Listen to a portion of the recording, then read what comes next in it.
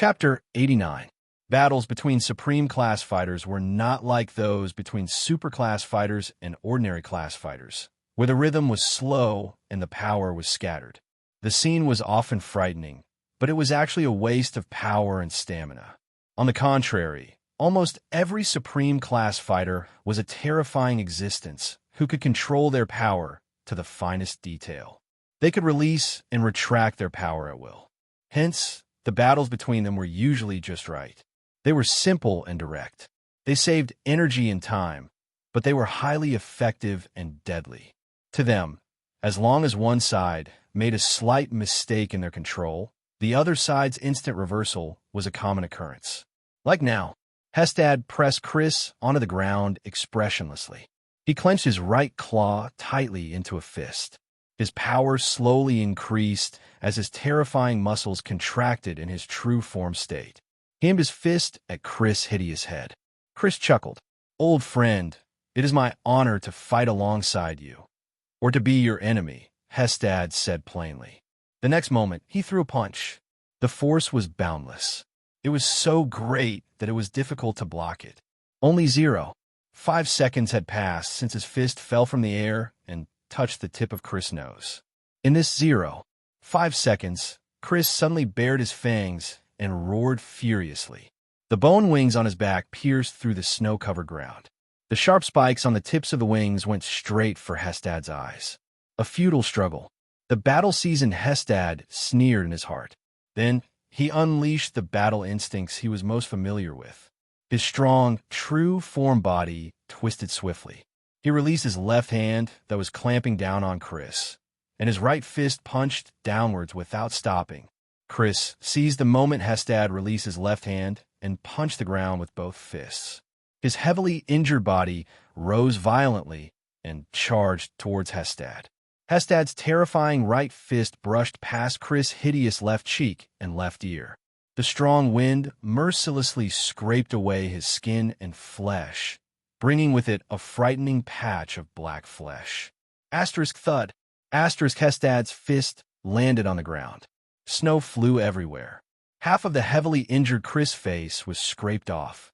He roared and used the recoil force to bend his arms into elbows and hit Hestad's armored chest with all his might. Hestad watched his old friends counterattack calmly. His chest pushed against Chris' arms. The muscles on his waist and legs contracted, and his bone wings spread out to maintain his balance. He absorbed part of the impact and diverted part of it. He only slid 2 inches backwards on the snow-covered ground, and Chris' attack was neutralized. Chris frantically flapped his skeletal wings, but he could no longer make Hestad retreat. "The struggles of a trapped beast," the gigantic Hestad said coldly. Before Chris could react, Hestad roared furiously and clenched his claws into fists. His arms exerted force toward the center. Hestad's pair of heavy punches, which had an astonishing momentum, came from the left and the right, heading straight for Chris' head, which was pressed against his chest.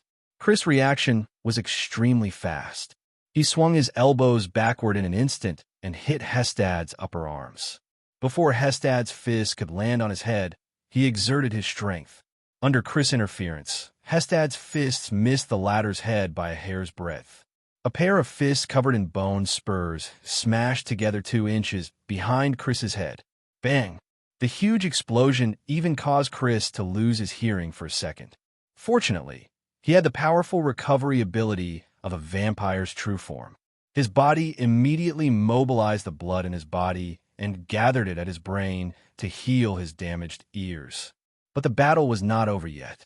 Hestad did not care that he had missed an opportunity to kill. He abruptly tightened his arms and trapped Chris in his embrace. "Do you prefer this way of dying?" Hestad said coldly. The muscles in his arms instantly tightened with great force. His terrifying arms strangled Chris' upper body and tightened even more. "After I crush all the bones in your body, I will mercifully dig out your heart." Asterisk crack, crack. Asterisk the sound of bones cracking could be heard inch by inch. Chris hissed in pain, but he could not break free from Hestad's embrace of death. Hestad laughed loudly and hugged Chris tightly as if he was hugging a comrade. Just like when they were young, They would hug each other without any ill feelings after winning a difficult battle. However, the glorious past had forever disappeared in the wind. Crack! Chris's bones were still shattering. Before you die, repent to his majesty. Hestad's arms tightened even more. At this moment, Chris, who was in extreme pain, revealed a smile with difficulty. Time, he said in pain, is up. Hestad was stunned. What time? He did not want to waste time. He prepared to continue exerting force in his arms and directly crush Chris in his embrace. But Hestad discovered to his surprise that the strength in his arms was actually becoming weaker and weaker. What's going on? Why is my strength disappearing? Hestad began to lose feeling in his arms. He furrowed his brows tightly and decisively let go of Chris. In the next moment, Hestad looked at his arms. His eyes were filled with disbelief and shock. Impossible. There was no other reason. Half of his arms had already been corroded by Chris's black blood without him realizing it. My true form armor. It's impossible for it to be corroded. Hestad clenched his teeth tightly, trying to understand this impossible scene. Hundreds of years of battles have proven this point, haven't they?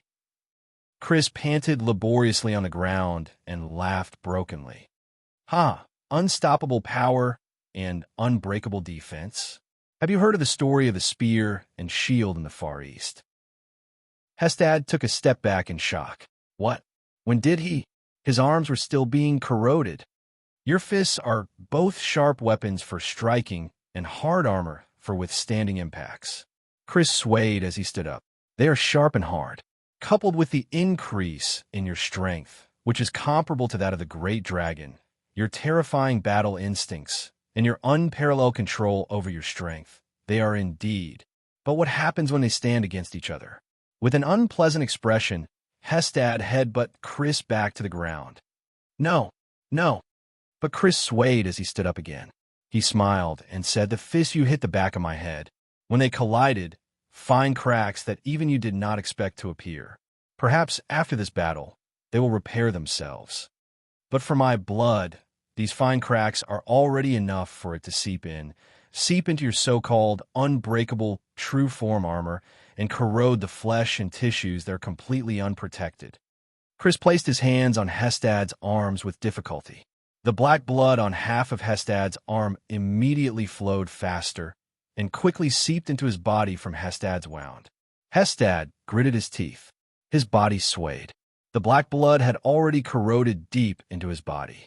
This is our end, tribesmen. Chris coughed out a mouthful of blood and laughed bitterly.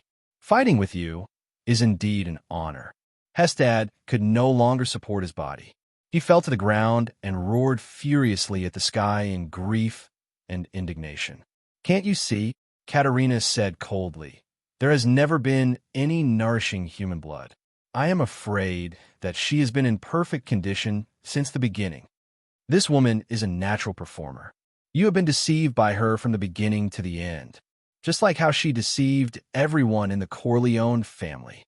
Thales stared at the adult version of Serena in a daze. Could it be that she was not seriously injured at all? So her little girl form, her so-called alliance with me. When did she start? Her first time in Mindy's Hall? Morat's visit? Vine Manor?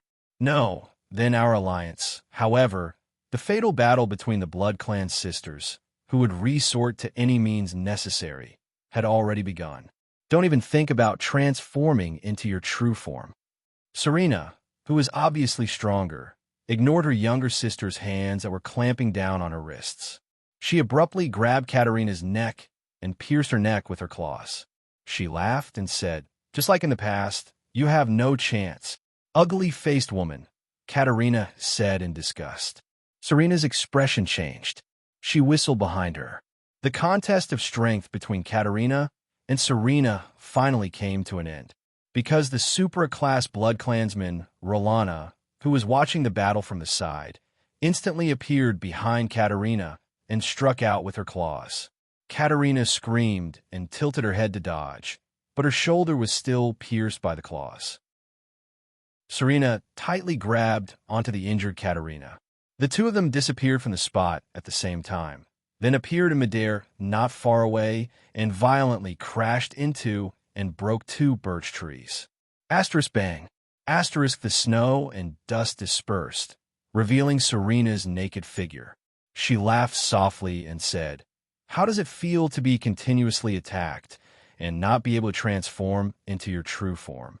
Rolana's expression was cold as she appeared beside the two sisters and held Katerina in a tight grip. Serena laughed maniacally.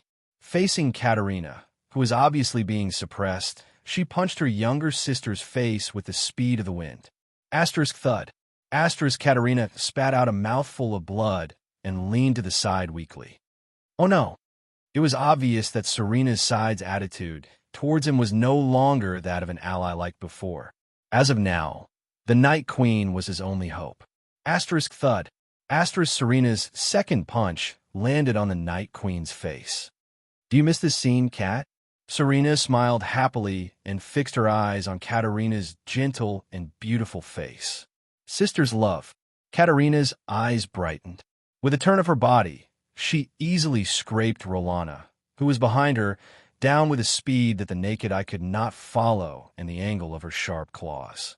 She even left a deep scratch on Rolana's chest that revealed her bones.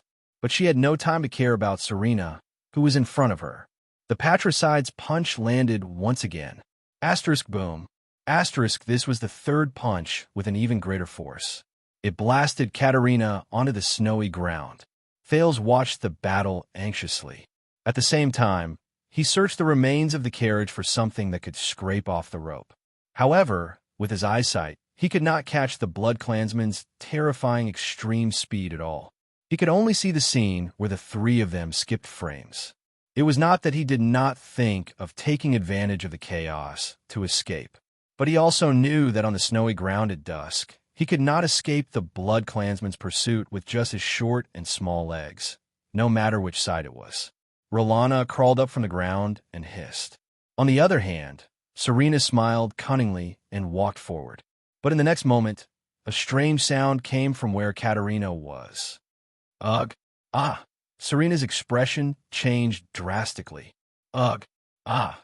When Thales heard that sound, he suddenly felt his entire body tremble. He could not help but feel as if the entire world was spinning. Ugh! He could not even maintain his balance while sitting on the ground. He swayed and fell. He could not stand up anymore. Thales was extremely flustered. What's going on? Ugh! Ugh! Thales struggled, but his consciousness was blurry. It was as if he had lost all sense of direction. When he stretched his hand to the left, it would reach to the right. When he raised his head towards the sky, he would drill deeper into the snowy ground instead. After twisting about randomly, he finally shifted his gaze to the battlefield. He shifted it to Katerina.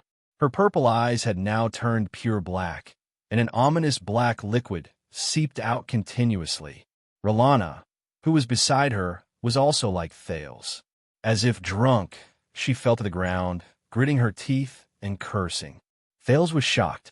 Katerina is crying? He instantly remembered Katerina's nickname, the Weeper. So, is this her ability? Black liquid flowed from Katerina's eyes. She let out strange and mysterious whimpering sounds. She slowly stood up and looked at her older sister. Tears of the bloody night. Serena swayed her body and said furiously, "It can actually be used without a true form?" Under the strange, crying sounds, Serena struggled to hold on. She wanted to punch her younger sister's chest before she fell. Asterisk thud. Asterisk Thales watched in astonishment as Serena's fist was firmly clamped down by a sharp white claw with bone spikes on it. Serena furrowed her brows. Katerina, who had been suppressed all this while, raised her rapidly changing head. Her ears were elongated, her fangs were sharp, and bone spikes protruded. Her entire face turned into a strange, pale white color. Thales watched in a daze as Katerina's entire body swelled and changed shape. She grew white bony wings and slowly turned into a huge white monster. It was the true form, unique to Supreme Class Blood Clansmen. Asterisk bang. Asterisk as Serena screamed in agony. Her younger sister's fist pierced through her abdomen. Ugh, yes, ugh, sister, ugh. The white true form Katerina widened her pure black eyes and spoke in a hoarse voice. My younger sister, loves you very much too, ugh. Serena screamed and swung her body frantically. However, she was helpless against Katerina's strange cries. Ugh, looks like you're not recovering well, sister, ugh. Katerina's current appearance was as if she was crying and talking at the same time. She appeared especially terrifying. On the contrary, ugh, I have improved too much. Ugh, the current me? I don't even need to transform into my true form to use the tears of the bloody night. Ugh, this is a forbidden ability that does not differentiate between friend and foe. As Katerina used the tears of the bloody night that she spoke of, she raised her fist that pierced through Serena's abdomen and pulled Serena in front of her. She revealed an expression that looked like she was crying and smiling at the same time. Thales closed his eyes in relief. Does this count as releasing an ultimate move in time? This change in the situation is really frightening. Katerina's bony wings slowly extended and spread open. The skin and flesh on her body began to fall. Very soon, she would completely transform into a pure, white, true-form blood clansman. However, now, Rolana, Serena said with her last breath. Katerina furrowed her brows. Rolana, who was lying on the ground, seemed to have adapted to the feeling of losing her balance and direction. She tightly hugged Katerina, who was still transforming. Princess Katerina, I am sorry. Rolana flashed a charming smile, which immediately turned into a bitter and pathetic smile. But this is for freedom. An ominous premonition assaulted Thale's heart. Asterisk bang. Asterisk in the next moment, Rolana's entire body exploded into black blood that filled the sky. It splattered all over a small corner of the world. Katerina, who had yet to completely transform, and the heavily injured Serena were drenched in black blood. Both of them covered their faces with their arms, resisting the black blood that filled the sky. A mere few seconds passed. However, the strange cries stopped abruptly. What replaced them was Katerina's screams. She raised her trembling hands and looked at the black blood on them. She hissed in disbelief. Foul blood poison. Katerina seemed to have been splashed with sulfuric acid from Thale's previous life. Her entire body trembled in the black blood, and her entire true form began to wither. Without the effects of the tears of the bloody night, Thale sat up and watched this scene in a daze. What is this? At this moment, Serena tightly covered the wound on her abdomen and let out a sincere, wild laugh that filled the sky. Ha ha ha ha!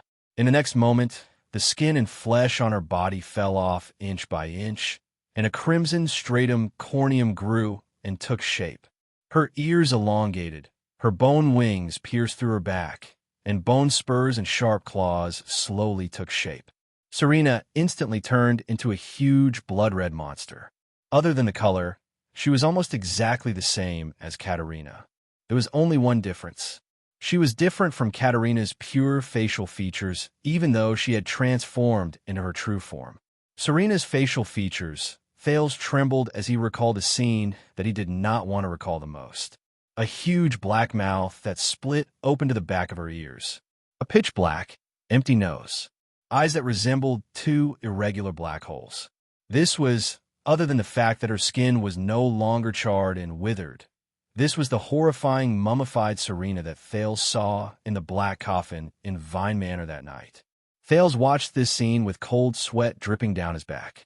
He suddenly understood the meaning of Katerina's so-called ugly woman. Really? So ugly. Serena, who had an inelegant true form, opened her huge mouth and revealed similarly irregular fangs. She let out a wild roar at Katerina, as if she had caught her prey. Asterisk roar. Thud.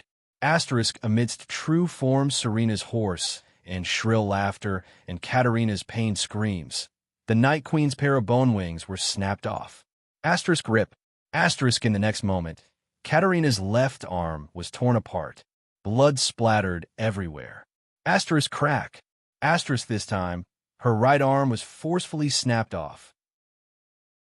Katerina, who had lost both her arms and wings, roared madly. However, the true form Serena only revealed a victorious smile and punched her into the snow-covered ground. Asterisk boom.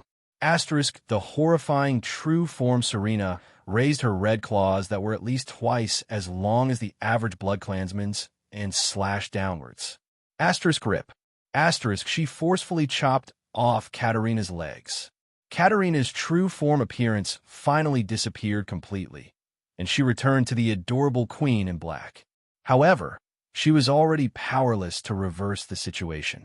Thales watched this reversal in a daze. Not good, he said in his heart. Not good at all. Katarina, whose limbs were all severed and her wings shattered, spat out a mouthful of blood indignantly. She watched as the true form Serena slowly returned to her normal appearance. The true form of a supreme class blood clansman is very terrifying, Serena said happily and enchantingly to her younger sister, who was lying on the ground, looking extremely miserable. However, very few people know that the process of transforming from a normal state into a true form is a process of changing the tissues in our body and undergoing blood transfusion and rebirth.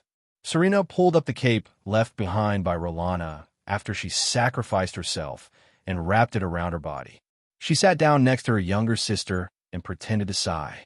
At this stage, the blood clansman's immunity towards special poisons is at its weakest, especially when there are blood clansmen of the same clan and origin who willingly assimilate the tainted blood poison into their bodies and then let you absorb it when you transform.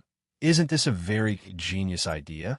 You know, I've always had a headache over that so-called forbidden ability of yours. Thales found a sharp wooden fragment and desperately cut the rope that tied him behind his back. However, this was not as easy as it was portrayed in the movies in his past life. He could not see the situation behind him and did not know the most effective way to cut. He could not even use much strength. He had to be faster. Otherwise, after Katarina, it would be his turn. What should I do? Thales gritted his teeth and thought frantically. Katarina, who was powerless to retaliate, said furiously, "You crazy bee asterisk tch. You actually used the lives of your subordinates. Do you know how painful it is to implant the tainted blood poison into your body? Ha ha. I love seeing you like this the most. The cute look when the tables are turned at a crucial moment, and you can only use foolish words to criticize me." Serena clapped and laughed happily. The Nightwing King will probably be very pleased to see how powerful I am. Right? Shut up. The Night Queen, who had lost all her advantages. Katarina hissed in indignation and resentment. You are not fit to mention him. You killed our father. Patricide. Father. Serena suddenly turned her head and was enveloped in an endless chill. You called him father, just because he bit you on the neck? Katarina, who was on the ground, seemed to have been hit in the soft spot.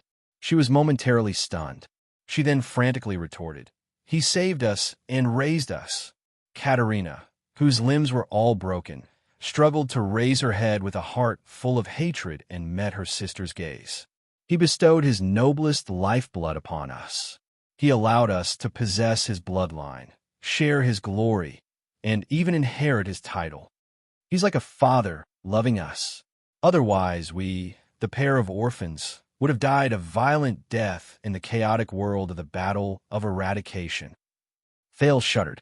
The Battle of Eradication? Serena's figure flashed in an instant. She grabbed the ladder's neck and lifted her up. Filled with disgust and ridicule, the patricide coldly said to her sister, Ignorant sister, you do not know anything. You only remember the doll he gave you. You only remember the love he gave you. Right, Cat? You will always be a crybaby who hides behind me. Do you think that I do not know what you think? Why think about him? Katarina's gaze seemed to have been frozen by something. She looked at her sister with a face full of suspicion. Serena spoke coldly. Every time that man returns to the castle, you're the first fool to pounce on him and act coquettishly. If there is any ignorant maid or knight who shows even the slightest bit of love for him, you will mock and ridicule them, secretly suppress them, and have the people below isolate them. Weeper, half of your tears are because you are afraid of me, and the other half is because you like him. Katerina trembled violently. Yes, I know. Serena sneered. Serena sneered and said, Kat, you do not only admire him, you worship him. Katerina struggled and revealed a look of disbelief. Under Thales's extremely shocked gaze, the patricide enunciated each word clearly. You still like him and desire him. You love him deeply.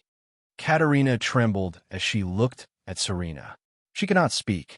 At this moment, Serena laughed maniacally in a deep and mysterious manner.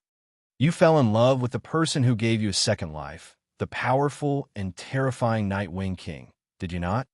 No. Katerina's brows struggled, as if she was immersed in an unbelievable pain. Is that not the case? Serena said coldly. You wish that you were his wife, his lover, and not his daughter. Watching this scene, Thales was stunned. This is serious Oedipus complex? Thales lowered his head and sighed. Unfortunately, his life and death were still in the hands of this queen. He struggled to stand up. Really? Why? Every time in the end, it's always me alone. To save the world? The heavily injured Katerina roared madly. Serena's gaze was cold. She stretched out her crimson claws and gently scratched Katerina's fair face. And your ugly and shameless feelings let it end here. At this moment, wait a minute. Serena furrowed her brows slightly and turned to look at Thales. Thales leaned against the wreckage of the carriage and struggled to get up from the ground. He furrowed his brows tightly and looked at the ferocious-looking Serena. Under Serena's gaze, he walked towards the black coffin, the legendary anti-mystic equipment, the Dark Knight Black Coffin. I heard that there is a mystic here. Thales Jadestar panted and flashed a bitter smile. And the kind that can be released? Chapter 90. The Tower of Eradication, the House of Legacy, the Truth Library. This was a huge warehouse. The red light of sunset penetrated through the original crystal drop glass roof and shone on the rows of giant bookshelves. The books and records made of all kinds of materials were illuminated, making them look dazzling. Can you be more serious? A thin, handsome, middle-aged man with short gray hair was holding an everlasting lamp. He stood behind a row of huge bookshelves and looked at the other side of the bookshelves with dissatisfaction. There was a sickly blonde young man leaning against a bookshelf. Eternal Star City's Level 2 police officer, Cohen Caribbean, raised his head with a tired expression and looked at his teacher, Zadie Tafner. The police officer raised his hand with his last breath. Hey, I asked someone to apply for a month's leave, and it took me 7 days to rush to the Tower of Eradication. I didn't even catch up on my sleep before you dragged me here. I only ate 2 pieces of bread in between. Cohen slapped his stomach and protested weakly. What's wrong with you? Can't you at least show some concern for the students? His teacher, the middle-aged man, Zadie Tafner, snorted. He put down the everlasting lamp and picked up another book without a care. You were the one who suggested to look at the Inheritor's ancient book. You knew Shao would not agree to it. You stubborn Far Easterner. I can only hurry up and come with you while he's not here. Thinking about Master Shao, who was one of the Inheritors, and his temper, Cohen leaned against the bookshelf behind him, feeling that he really could not bring himself to look for books. He said helplessly, Shao, didn't he give up the right to inherit the Far East No. 1 sword sect to come to the Tower of Eradication? I thought he wouldn't be so conservative after doing such a thing. How would I know? Shao's inheritance has all sorts of strange rules. In any case, I still haven't figured out the operating rules of those sects. If we're from the Far East Sword Sect, then, as a student, you should kowtow to me respectfully the moment you enter. If you disrespect me, like now, Zadie stared at Cohen fiercely, I can cripple your swordsmanship. Cohen rolled his eyes. Did you find any connection between the Disaster Swords and Blood Bottle Gang? The police officer asked listlessly. No, it's still the things that you and I both know. Zadie unhappily stuffed the ancient sheepskin book back into his hands. Because my efficiency is very low.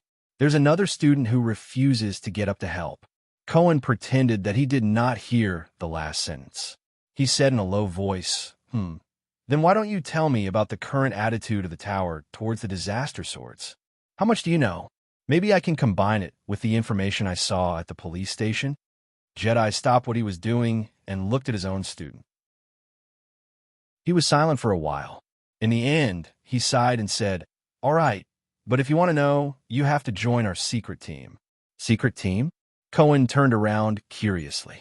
Simply put, it's a small group of people in the Tower of Eradication who have been given a special mission. Their goal is to fight against the legacy of the Sword of Eradication outside the tower, which is also known as the Disaster Sword. I'm in. Cohen's eyes lit up. He had to join. He had to understand more about the Disaster Swords and the violent power of eradication, even if for Raphael and Miranda. He secretly clenched his fists. So straightforward, Jedi said in surprise. Then he smiled happily. All right, this team has Chartier and me. Now, there's one more. Cohen opened his mouth wide. You guys, there are only 3 of us. A team of 3 to fight against the Disaster Swords? Cohen looked as if he had been tricked. He looked at his teacher in disbelief. You must be joking, right? What's wrong with 3 people? After all, we are a secret team. We have an official name.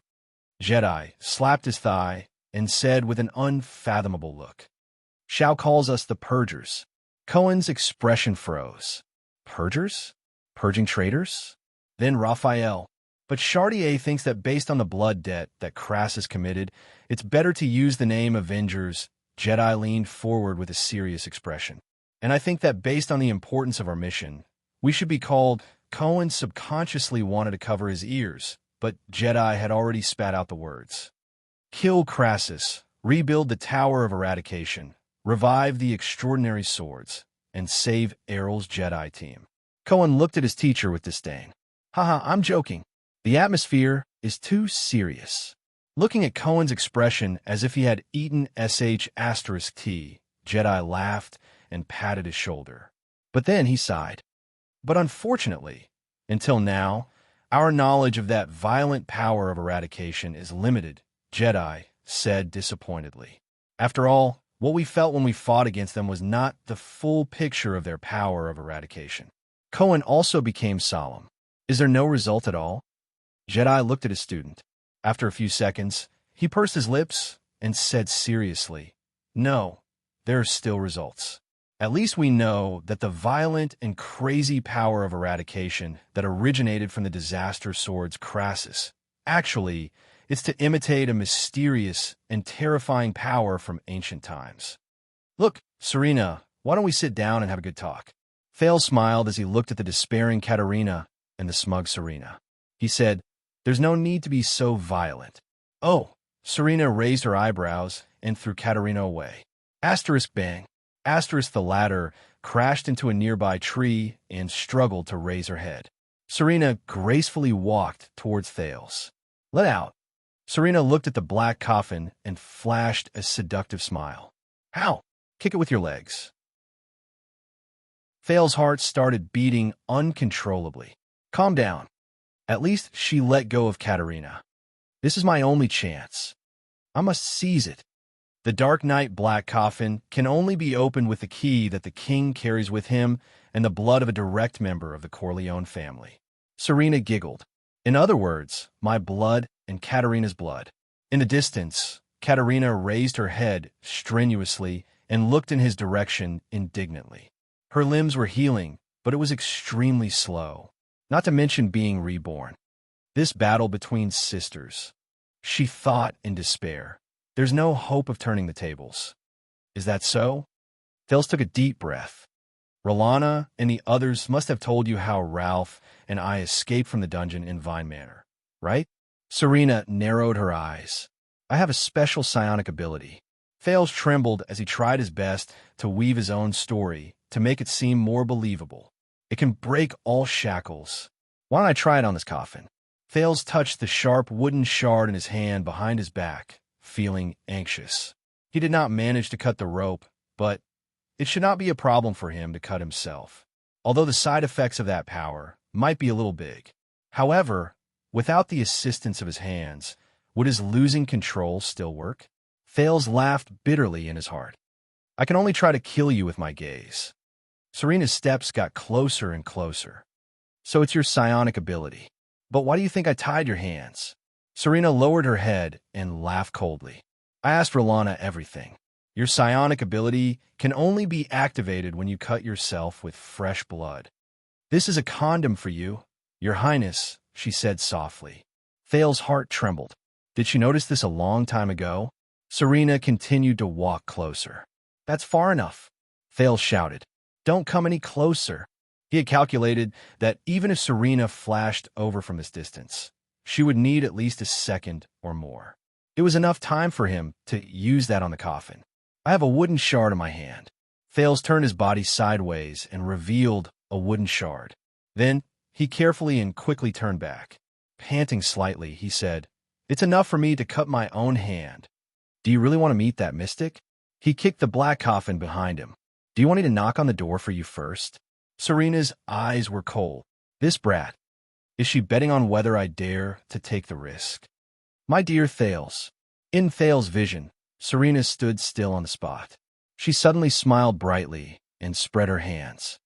You must have misunderstood. I don't plan to hurt you at all.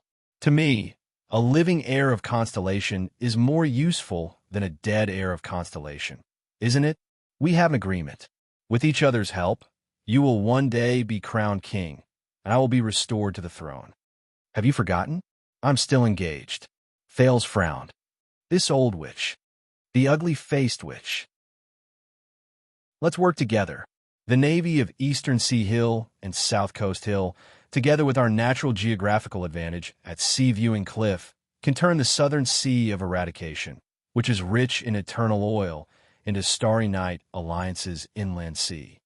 Serena extended her right hand and slowly clenched it into a fist.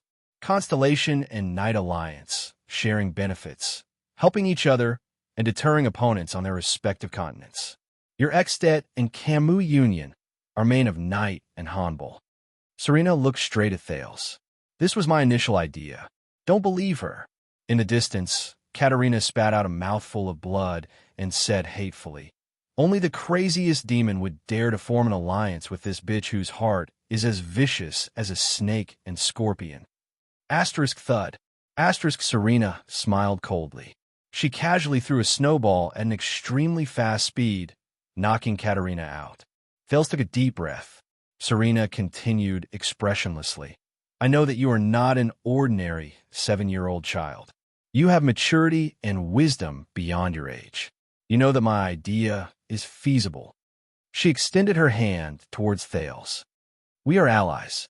Thales lowered his head. Allies. Hey, you wanted to kill me before, Thales said with a frown. It was to divert my younger sister's attention and defeat her in the end. Serena smiled. It was a pleasure working with you. But Thales raised his head slightly and shook his head slightly. Serena, this is the last time I call you that. Serena's expression changed. Let's end the deception here. Thales sighed and said, You have never treated me as an ally at all, ugly-faced woman. Serena's gaze turned cold. When we first met, your words were filled with lies. You said that you were the true heir of the Corleone family, the legitimate ruler of the Hill of Pain. Regarding this, I did not lie. Serena blinked her large, bewitching eyes. But Thales, who had a deep impression of her other side, was not swayed in the slightest. I am indeed the Night Wing King, King Laurie Corleone's first heir. Serena grinned and extended her index finger to wipe away a trace of blood on her cheek. She then stuck it into her mouth and sucked. This action made her even more alluring and enchanting. However, Thales was secretly anxious. How long can I stall for? What about Ida and the others? With Serena's speed, I only have one chance to use lose control, and the effect is uncertain. I must not use this trump card until the very last moment. But you did not mention the fact that you killed the previous king. Thales shook his head. In other words, you are not someone who covets the throne but killed the king's father. Your crime is unpardonable, and everyone has the right to punish you. Serena's bewitching smile began to freeze. Even if you become powerful, I am afraid that no one in the Night Kingdom will support your coronation. Thales raised his head to look at Serena, and enunciated each word clearly. It is impossible for you to return to the throne. The sun was about to set. There was silence on the snow-covered ground. Serena stared at him and did not shift her gaze for a long, long time. I have had enough of you. Serena's smile disappeared. Her voice was extremely cold. Self-righteous mortal. You are right. Even if I kill Katerina here, the Sacred Blood Army that is loyal to her, as well as the clans behind the warriors, such as Castigan, Sullivan, Loraloa, and those who covet the Blood Ocean throne, will not allow me to be crowned. So, your real enemies are the opposers who are practically everywhere in the entire Night Kingdom. Thales shut his eyes tightly and exhaled. So, you need the power of a country to destroy those opponents that you cannot defeat. Originally, I only wanted to borrow your power to intercept Katerina, but the assassination of the Extet diplomat group gave me a great revelation. Serena nodded with a frosty expression. The death of the heir triggered a war between countries. After all, the King of Constellation made a sacred oath in front of everyone. If you die, then the person who will avenge you will be the next king. Thales sighed. The next heir of Constellation died due to the Night Queen's shameless interception, and the latter disappeared without a trace. Serena shook her head and sighed. How many ambitious people do you think will attack the Night Kingdom at all costs, or at least make a related oath just for the throne of Constellation? After all, it will only take a week to cross the sea of eradication from Constellation's South Coast Hill to the Night Kingdom. War will cleanse the opposers of the Sacred Blood Army and give me a more obedient Night Kingdom. Serena took a step forward fervently, and the true heir of Corleone will turn the tide at the last moment. So, this is the purpose of the alliance, to use Constellation to cleanse your opposers. Thales looked at Serena's expression and said quietly, The Starry Night Alliance is a complete scam. You don't understand, childish brat. Serena sneered. The alliance is to fight against the enemy. Thales glanced at the unconscious Katerina. No, Serena said coldly. I mean, to ally with your enemy and betray him at a critical moment. Betrayal is the true meaning of an alliance. Thales furrowed his brows deeply. So that's how it is. This is her logic of survival. The Starry Night Alliance. Thales' first diplomatic attempt in his life had completely failed.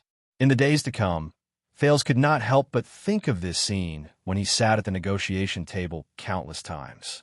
At the same time, he vigilantly thought of the true meaning of an alliance. Many historians were surprised at how the Starry Night Alliance could be so stable between two incompatible races during that era.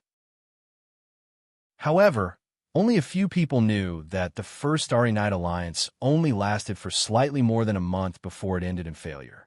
As expected, a cute, capable, yet arrogant and childish lowly vampire who had lived for hundreds of years suddenly appeared. She had red eyes and silver hair, called me brother in a coquettish voice, and even fought to marry me. Thales sighed. This kind of trick. I was thinking too much. Chapter 91.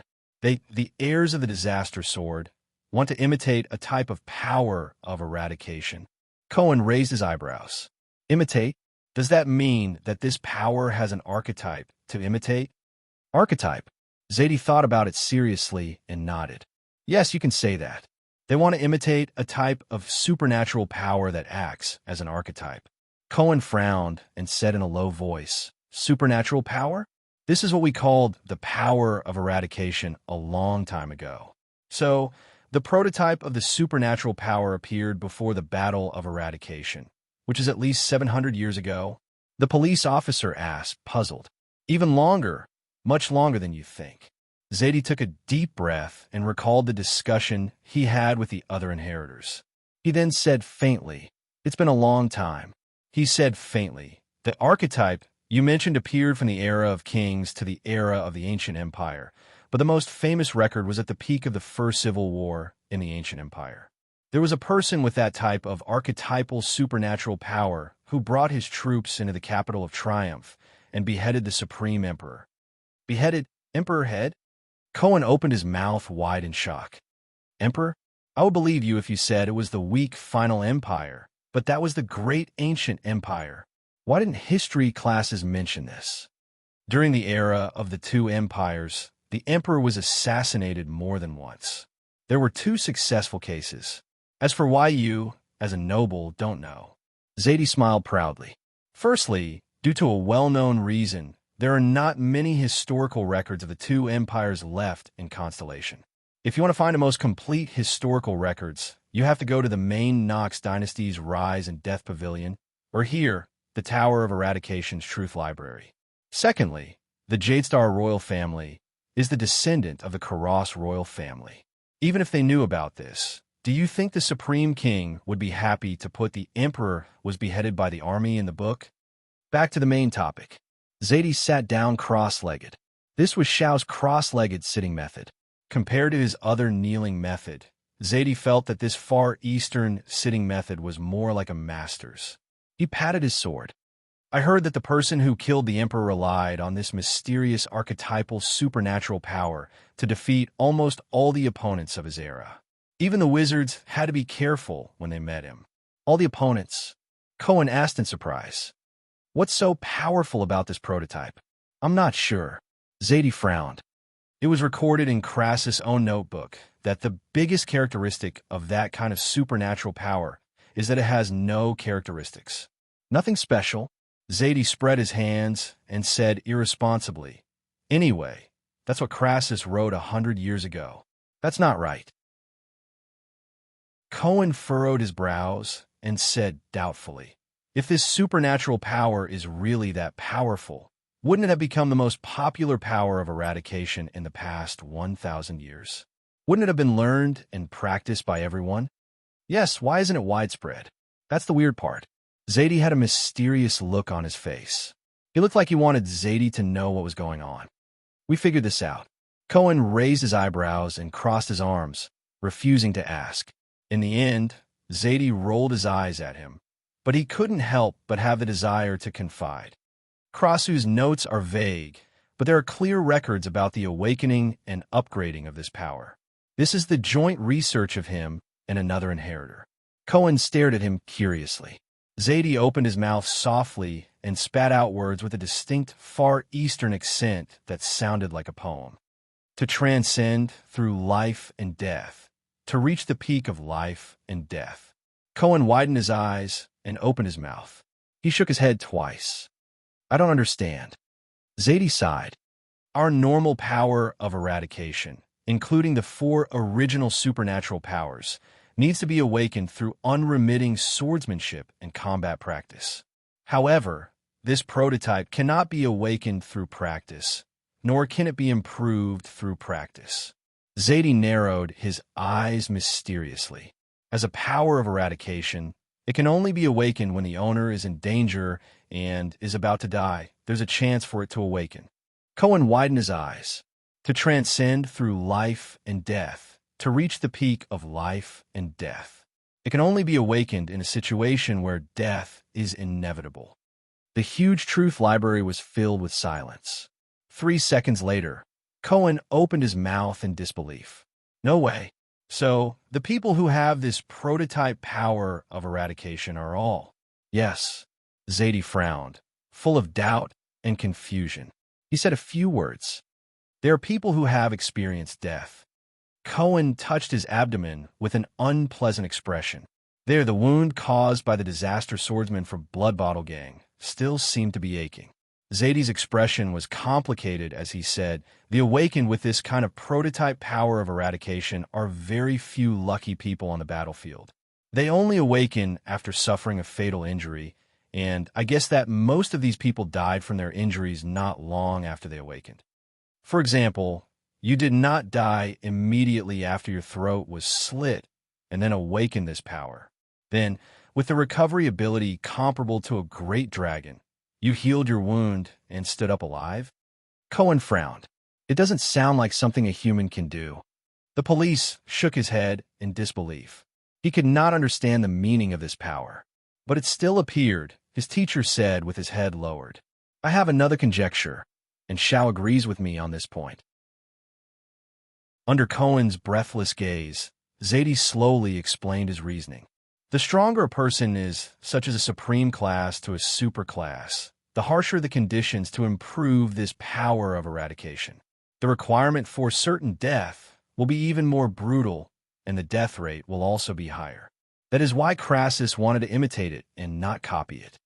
Cohen sighed. I guess that the crazy and ruthless aura is the side effect of this power of seeking death. Jedi nodded. So, even the lucky ones who survived, if they want to improve and become stronger after obtaining this power, they will have to go through even more tragic experiences of death again and again. Very few people survive, and the others, so Zadie sighed. It is impossible for it to be widely spread.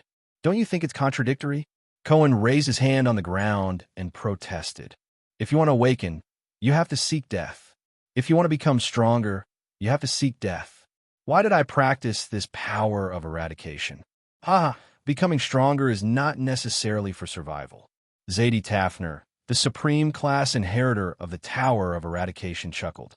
Don't underestimate people's determination to pursue power and become strong. Isn't Disaster Sword Crassus an example? Why do you think he imitated this dangerous power of eradication? Cohen furrowed his brows. Power? Become stronger? Raphael, why did you do it? Cohen touched his head and thought a question. Other than that Emperor Slayer, are there any records of other awakened ones? Who was the first awakened in history? Didn't I tell you? Zadie scratched his head in an inelegant manner. If Director Lorbeck was here, he would have recognized this scratching gesture that was almost identical to Cohen's. We went through all the ancient books, and Shao even went to the Rise and Fall Pavilion of Main Nox. The first suspicious record of it appeared during the Age of Ignorance. At the Iron Blood King's famous human's last line of defense, a heavily injured 16-year-old soldier awakened a supernatural power that could not be upgraded and became a joke. The second time it appeared was during the Age of Kings, on the eve of the Holiness Exorcism campaign. An ordinary 18-year-old infantryman came back alive from the Orcs' encirclement. After that, he mastered supernatural power and became a superclass. I guess, other than experiencing death in their young age, you still didn't find anything, right? Cohen scratched his head. Zadie stared at him for a long time. No, we did find something, Zadie muttered. These people have one thing in common. What is it? Cohen immediately became spirited and widened his eyes. Remember the guy who chopped off the Emperor's head? We have the life of that Emperor's slayer. Zadie sighed. He was also a knight and a Northlander. Cohen looked puzzled. Zadie narrowed his eyes. When he was still a page boy, the master of the knight he served died, and no one has ever taught that Emperor's slayer. Cohen shook his head. So, that Emperor's slayer. Zadie exhaled. He only learned one set of basic swordsmanship. Under Cohen's curiosity, Zadie's eyes shone brightly. The sword of origin of supernatural power. Cohen came to his senses and widened his eyes in shock until they could not be any bigger. Zadie gently held the hilt of his sword and uttered a word. Northland military sword style. Thales raised his head. If I die here, the war between Extet and Constellation will definitely break out, he said calmly. Constellation will not be able to take care of itself, let alone invade across the ocean. 200 years in prison have taught me one thing. The vampire gently tightened the cloak on her body. Her curvaceous figure was even more distinct and alluring, but her tone was a little creepy. Power in your hands is the greatest wealth. Don't underestimate the temptation of power, Serena said calmly. It can make people go crazy. Do you know how many casualties this will bring? Thales asked calmly. Yes, precious lives, bloody sacrifices. Serena sighed, seeming to be sorrowful. But as the Far East said, a great general achieves his achievements on 10,000 corpses. Thales raised his head and his gaze was firm. Life is not a toy that you can play with, ugly woman. Don't call me that. I will be angry, Serena said softly. Thales ignored her. You don't have that qualification. No one has that qualification. But Serena did not continue to talk to him. She only said slowly, I finally succeeded. Thales was puzzled, but in the next moment he understood. He suddenly realized that he could not move. Thales was so frightened that he broke out in cold sweat. What's going on? Thales wanted to use the wooden piece to cut open his hands behind his back, but even his fingers were stiff. Usually, halting vision only needs a few seconds to deal with weak people. Serena walked up to him without a care in the world. Under Thales' astonished gaze, she took the wooden piece from his hand. But you are indeed the descendant of the Emperor. It took me so long to stop you. Compared to my sister, this is not an ability that is practical in battle. Serena sneered. Why do I have to talk so much nonsense? Do you think you're the only one who is stalling for time? Serena said coldly. Every second I talk to you makes me sick, brat. Thales looked at Serena with a pale face, but his neck was extremely stiff. Serena smiled faintly. Are you ready to welcome your death, Second Prince? Are you ready? How could this be?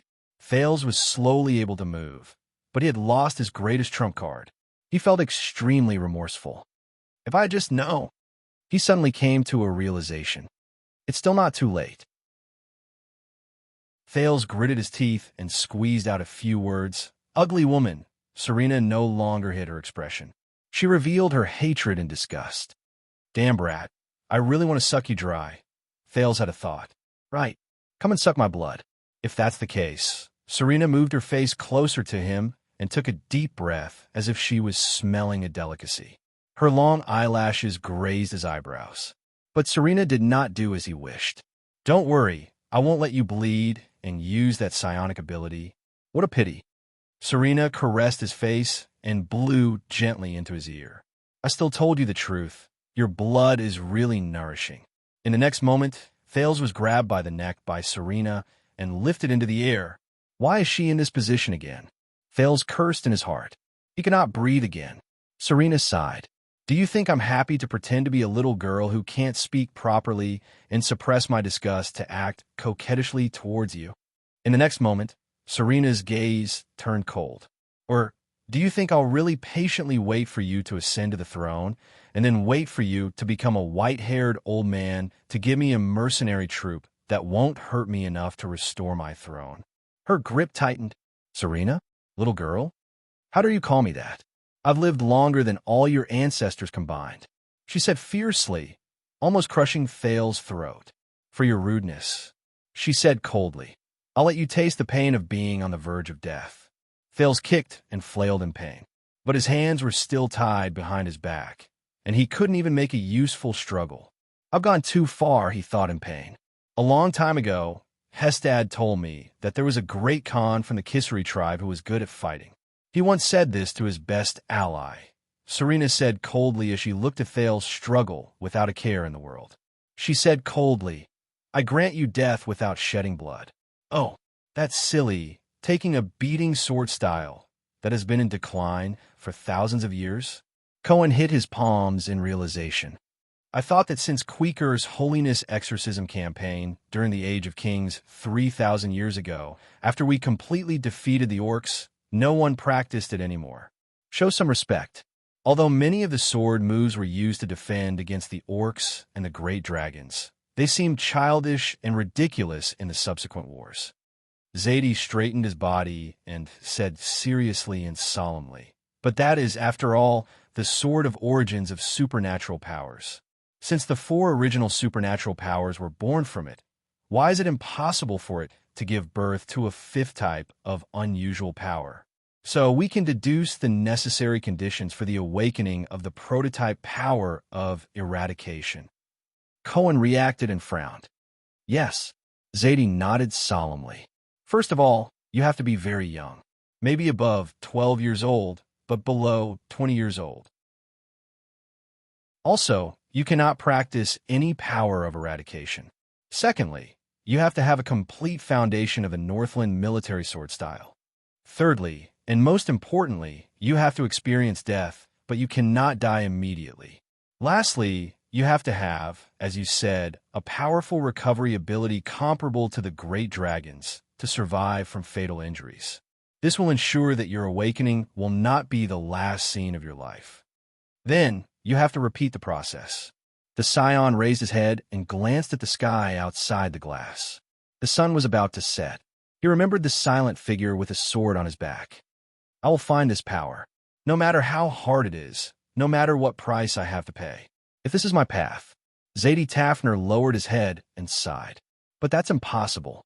There was a long silence. Teacher, this prototype power of eradication.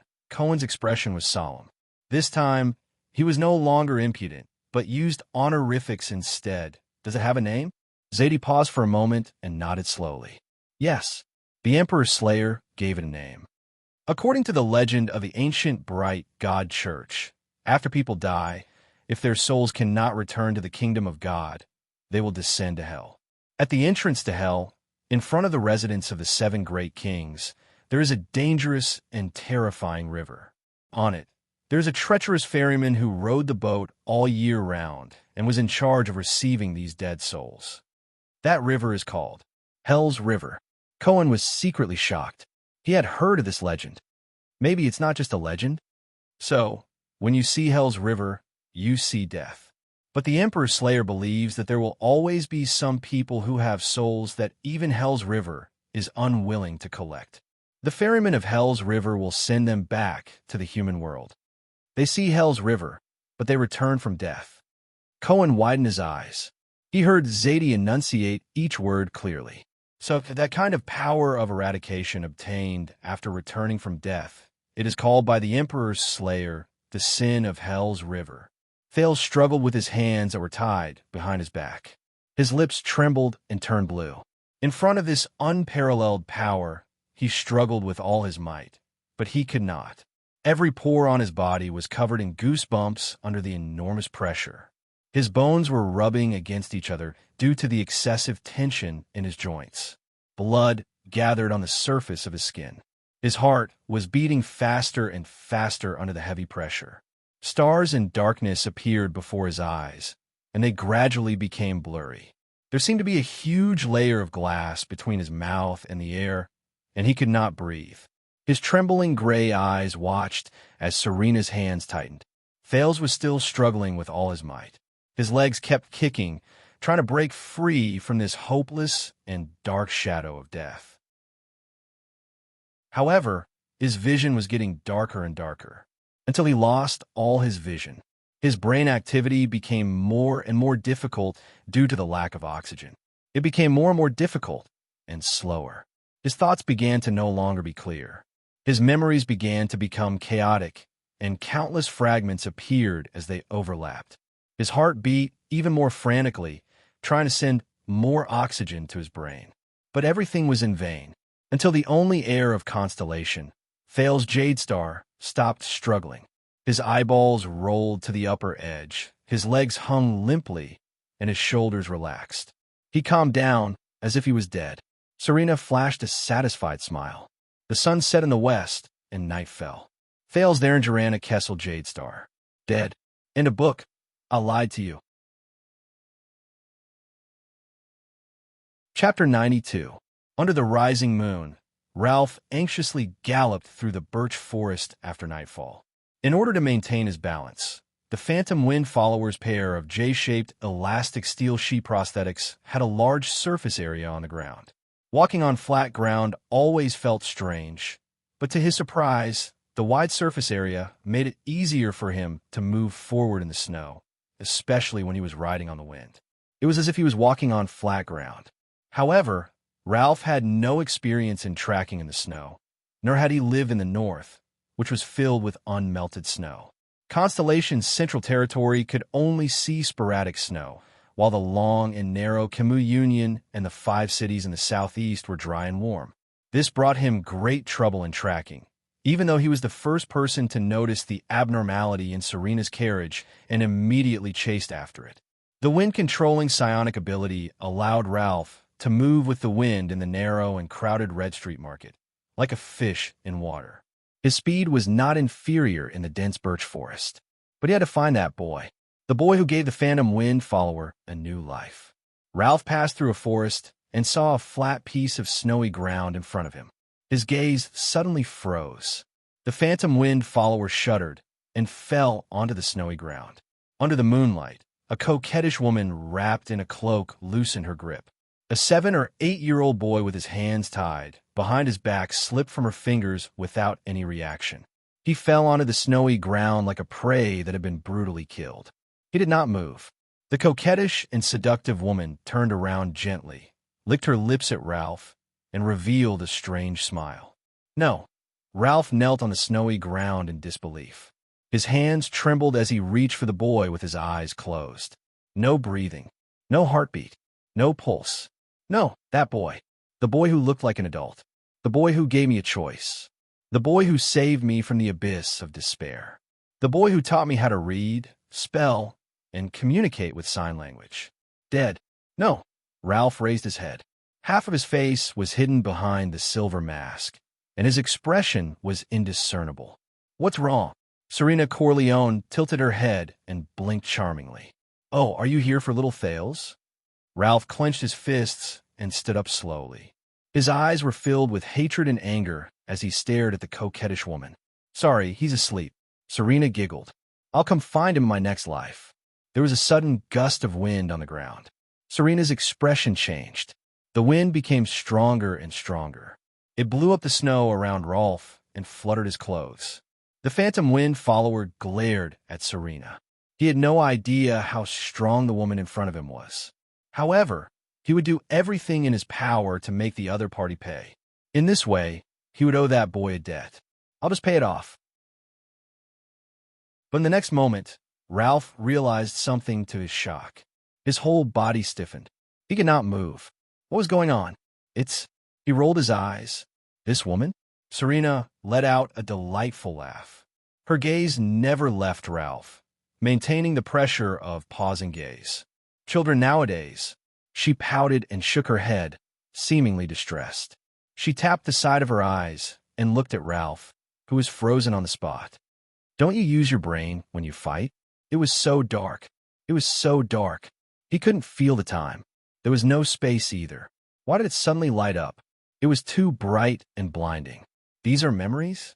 So many memories. One by one, familiar or unfamiliar scenes flashed past his eyes. It was chaotic. In the end, only messy voices were left.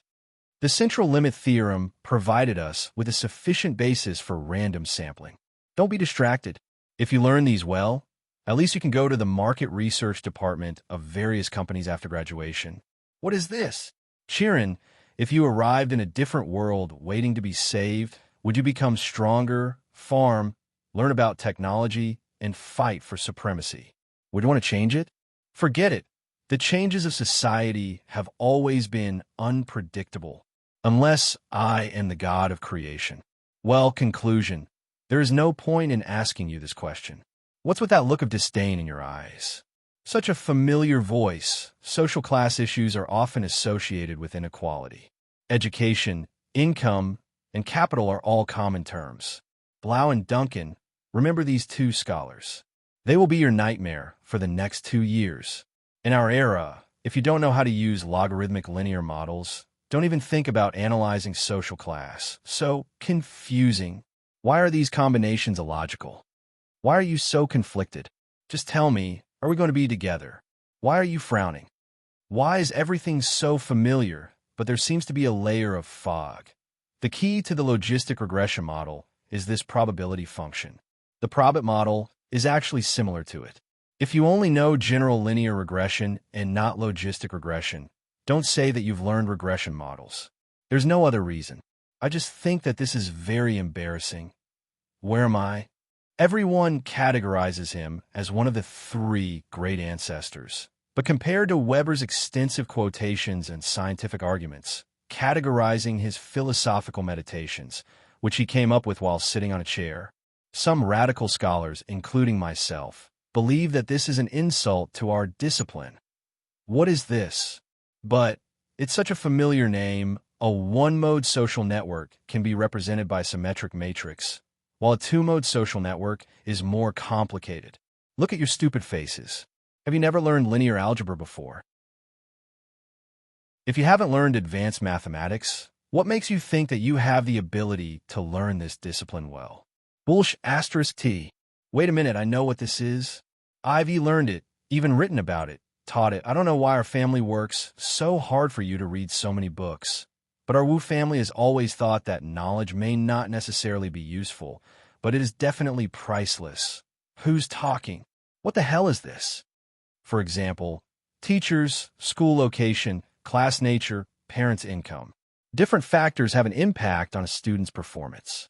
Some are at the individual level, some are at the class level, and some are at the school level. If we don't distinguish the effects of different levels and simply assume that they are effective in the same dimension, the conclusion that what has the greatest impact on a student's performance is unconvincing. Therefore, in education, a hierarchical linear model is often used to overcome this point. This principle is also applicable to our research. I know. I definitely know. Damn it. Why can't I remember? Marx and Weber had diametrically opposed opinions on the autonomy of a country. The difference between the two types of national power defined by man is, did you not read the text? Can't finish it? Then why don't you sleep a little more? Wait, who am I? Who am I? The people led by Scochipo began to reflect on the Marxist scholar's social schema and Parsons' macroscopic theory. Society embedded in history may not operate as they expected. Just like that, the tradition of historical analysis returned to our field of vision. What am I? Do not think that qualitative methods do not need to be like measurement. On the contrary, we do not have clear scientific standards like measurement research. So, we need to prove and explain the scientific nature of why we use this method and bring the research axis to your field. Otherwise, you're no different from writing a news report. Why don't you just change your major and learn journalism and become a reporter? I guarantee that you will earn more. But the voice that followed was even clearer, and it triggered his memories even more. Bess, no matter what method you use, make him stay in the capital city. He will live. Hold him, this is my blood. You know my temper. This is Thales. Send him to the 6th house. Look at your silly face. Brat, I guarantee that you will not live to the 2nd year. No, don't hit me. Don't. I'm just. Do you really not want to drink water? It's just next door. Listen to me. Let me think of a plan. My name is Karak. I heard that you are the leader of your house. From today onwards, you have to give me half of the money. This is the last potion. No more. You. Don't come here anymore. Wait. There are some old clothes here. You can take them. Brat, you have to call me Sister Jayla. Standing above the heavens, surpassing the gods, looking down on all living beings. You can say no, but you cannot refuse. This is only the first time you have lost control. I know that you have something that he doesn't. Didn't King Nuvan want fairness? Using my son's life in exchange for his son's life. An unprecedented amount of memories flashed in his mind. It almost squeezed his consciousness until it exploded. Suddenly, everything became quiet. Darkness descended again. He felt much more comfortable. He was sleepy. Maybe it was time to go. Go back to where he came from. Or sleep from then on. At this moment, two unfamiliar voices rang in his ears. One of them sounded old and experienced. Such a soul. Oh, it is of unprecedented quality. Yes, Mother feels it. The other voice was flat and shrill. Wait, the smell of danger is the same as 600 or 700 years ago. Thou art always cautious. Relax, Mother will handle it. Strange, Mother is hesitating. She doesn't like it or reject it. There are 4 forces pulling it, 2 going down, 1 going up. What a powerful life force. There is no one above to save it, but it is still rising. At this rate, it will rise back to the top in no time. And there is another force. Oh my God, why are you panicking? Have you ever seen such a mixed blood and mixed soul? How is it possible? Unless Alchemy Tower and Soul Tower work together. Don't lose your composure. Keep to your duties and mind less about the matters above ground. Moreover, the 3 great magic towers have been destroyed for 1,000 years. 1,000 years, is it? My long-term memory has deteriorated again. Mother has made a decision. Let it go, let it rise. Prepare to open the countercurrent gate. Countercurrent gate? It can't be, right? One just rose back more than 30 years ago. It's too short. Will Mother allow this frequency? At least wait until the last one falls back. Do not ask, do not speak. This is Mother's will. You can only obey. Then he felt that everything around him was shaking violently. Asterisk boom. Crack. Asterisk, it was as if something had suddenly shattered, and he seemed to hear a clear and crisp sound. In the next moment, as if he had emerged from the surface of the water, he smoothly inhaled a gust of air in the invisible pressure and darkness. It was not just a gust of air. It was a force that surpassed mortals. He, Thales Jadestar, remembered who he was again. At the same time, his senses returned. All the pores on his body seemed to have opened up in an instant, greedily accepting information from the outside world. His sluggish joints no longer rubbed against each other, as if they were lubricated by a force. The blood that had gathered on his skin returned to his blood vessels, as if it had received an order to provide nutrients for life. His heart, which had been beating too fast due to lack of oxygen, returned to a regular, slow beat. It was only stronger and more powerful than before. Thales felt it. A force started from an unknown corner of his body, rose rapidly, and instantly filled his entire body. The pain in his throat slowly disappeared. He could even feel that many of the small, hidden injuries in his body were slowly recovering. Soon, Thales felt the coldness under his body, the strong wind around him, and Serena's familiar laughter. Like a drowning person who had been saved, Thales opened his eyes abruptly. Immediately after, he looked at the sky while trembling, opened his mouth wide, and sucked in a breath of air that he had not breathed in a long time, as if he had been separated from it for many years. Phew! Everything was the same as before. He was alive. Chapter 93. On the snow-covered ground under the moonlight, Serena laughed maniacally and raised her deformed sharp claws. Looking at Ralph, who was struggling in the halted vision, she shook her head gently and said, "If you didn't see this scene, perhaps you wouldn't have to die. After all, I need enough witnesses from both sides to spread the word about everything that happened today." But because of the Blood Clansman's extraordinary hearing, the complacent Serena suddenly shuddered. Ahem! Want to spread the word? The words of the person involved are more convincing than the witnesses. Ahem! Serena Corleone turned her head in disbelief. It can't be?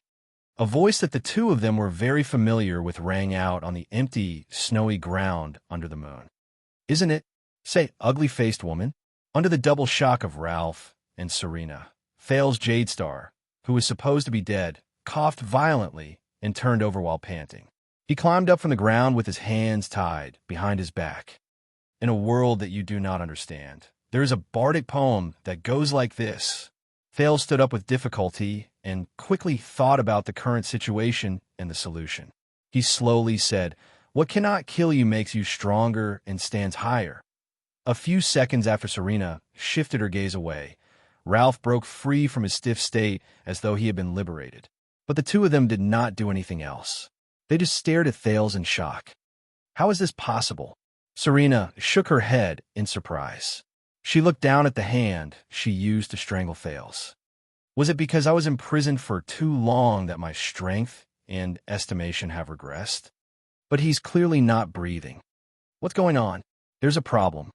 Ralph looked at Thales and flashed a gratified smile. He made a gesture. Do not look at her eyes. Thales returned a powerful gaze and nodded slightly.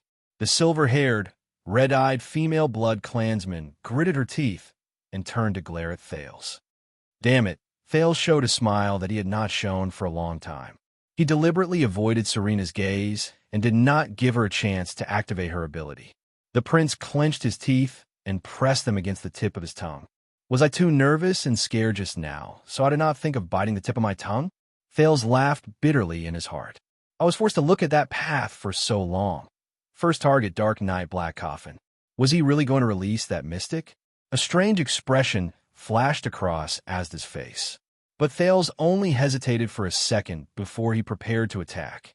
But just as Thales was about to bite the tip of his tongue and activate that taboo, something happened to his body.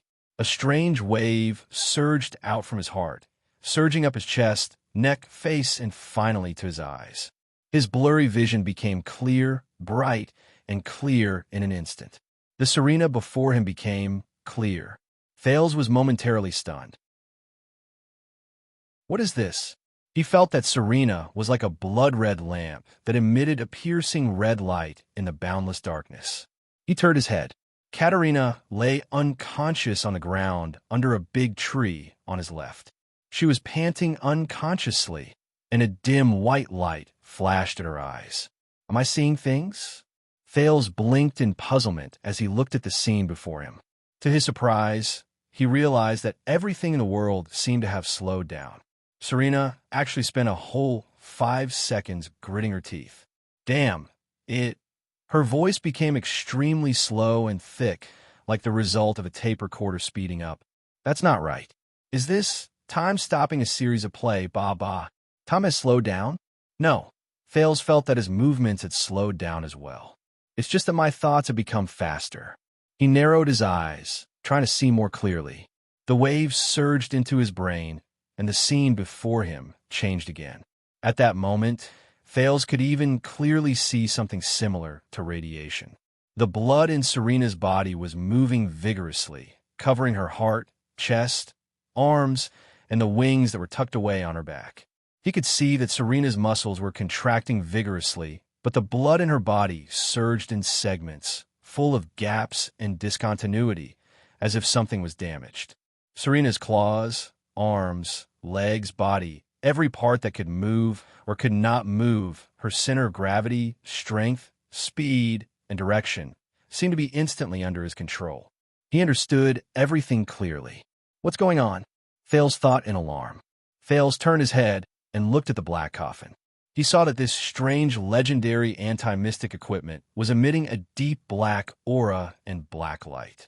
There were also strange waves of various colors surging out continuously. It seemed so ominous. If I use mystic energy to open it inside, his heart skipped a beat. Is there a better way to solve the predicament before me?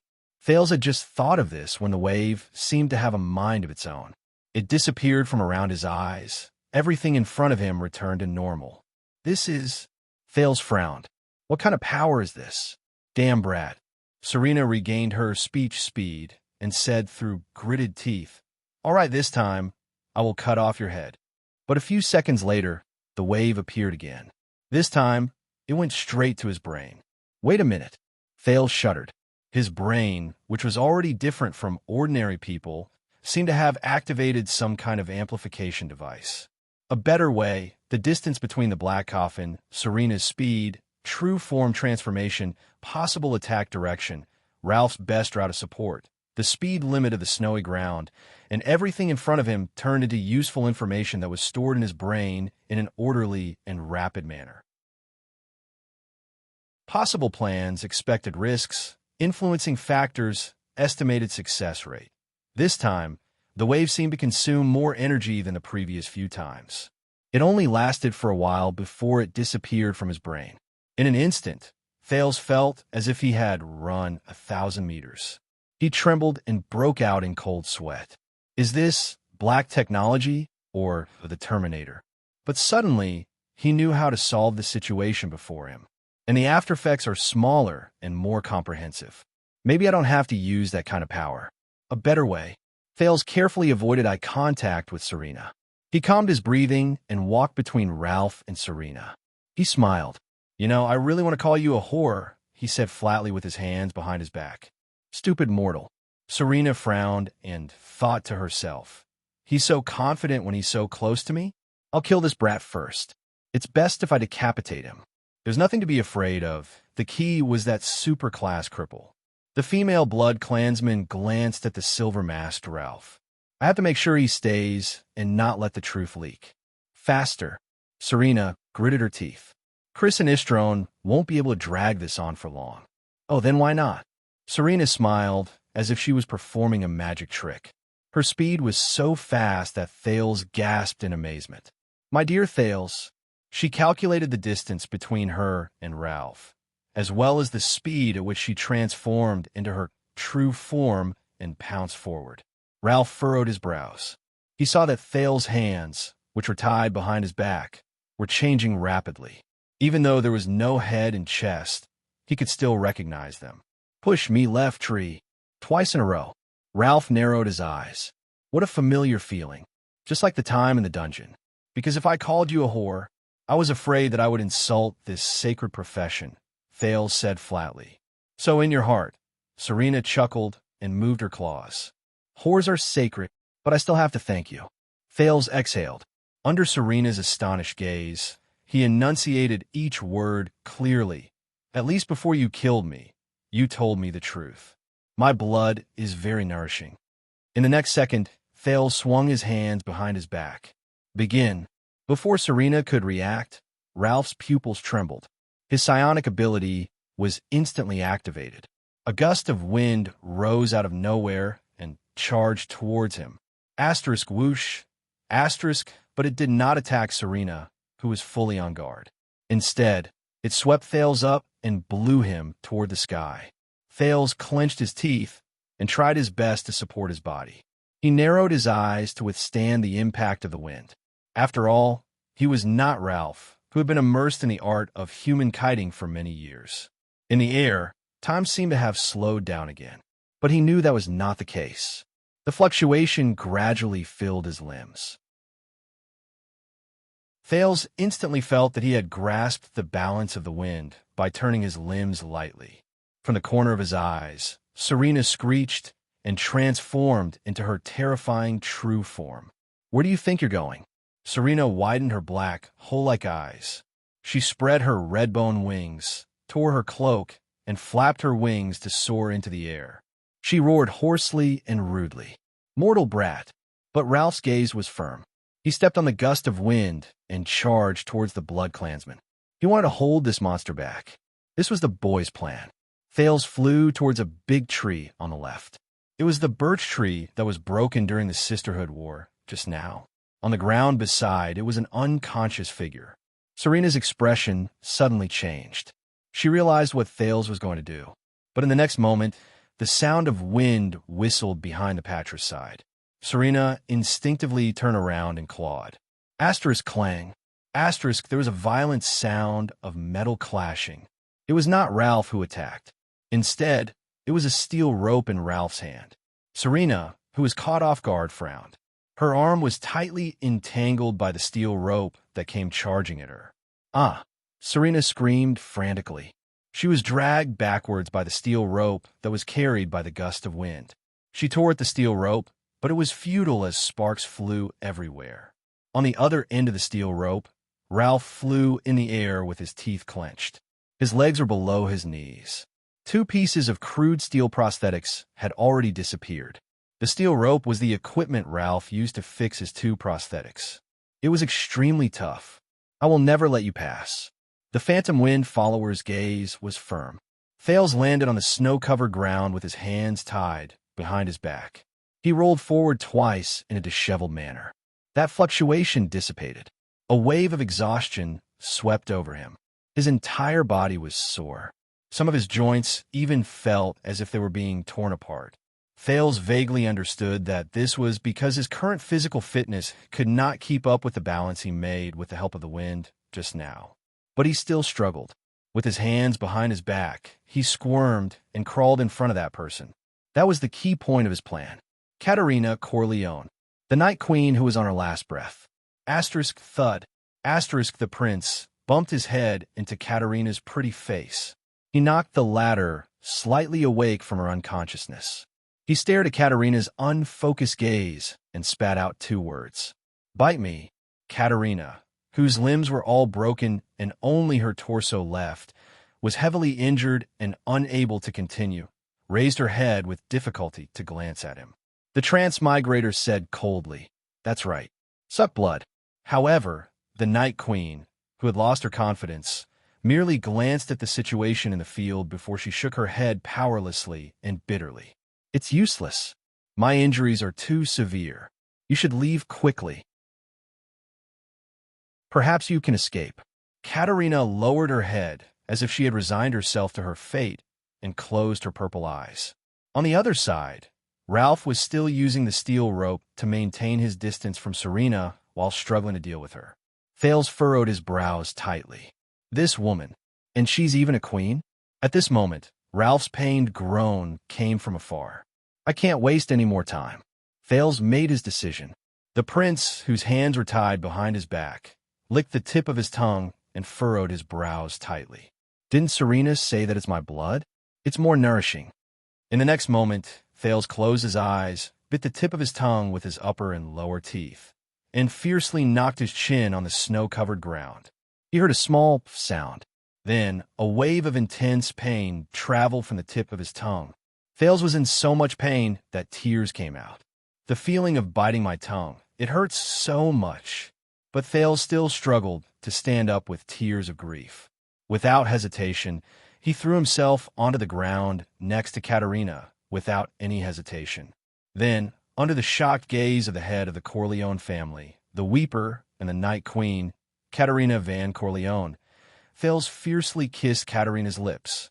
Katerina subconsciously wanted to struggle, until Thales' eyes widened in anger and stuck the tip of his tongue, which was filled with blood, into her mouth. A second passed. Katerina's entire body trembled. This is the taste of this blood, ah? Ralph's furious roar came again. Thales furrowed his brows and stared at Katerina's incredulous gaze.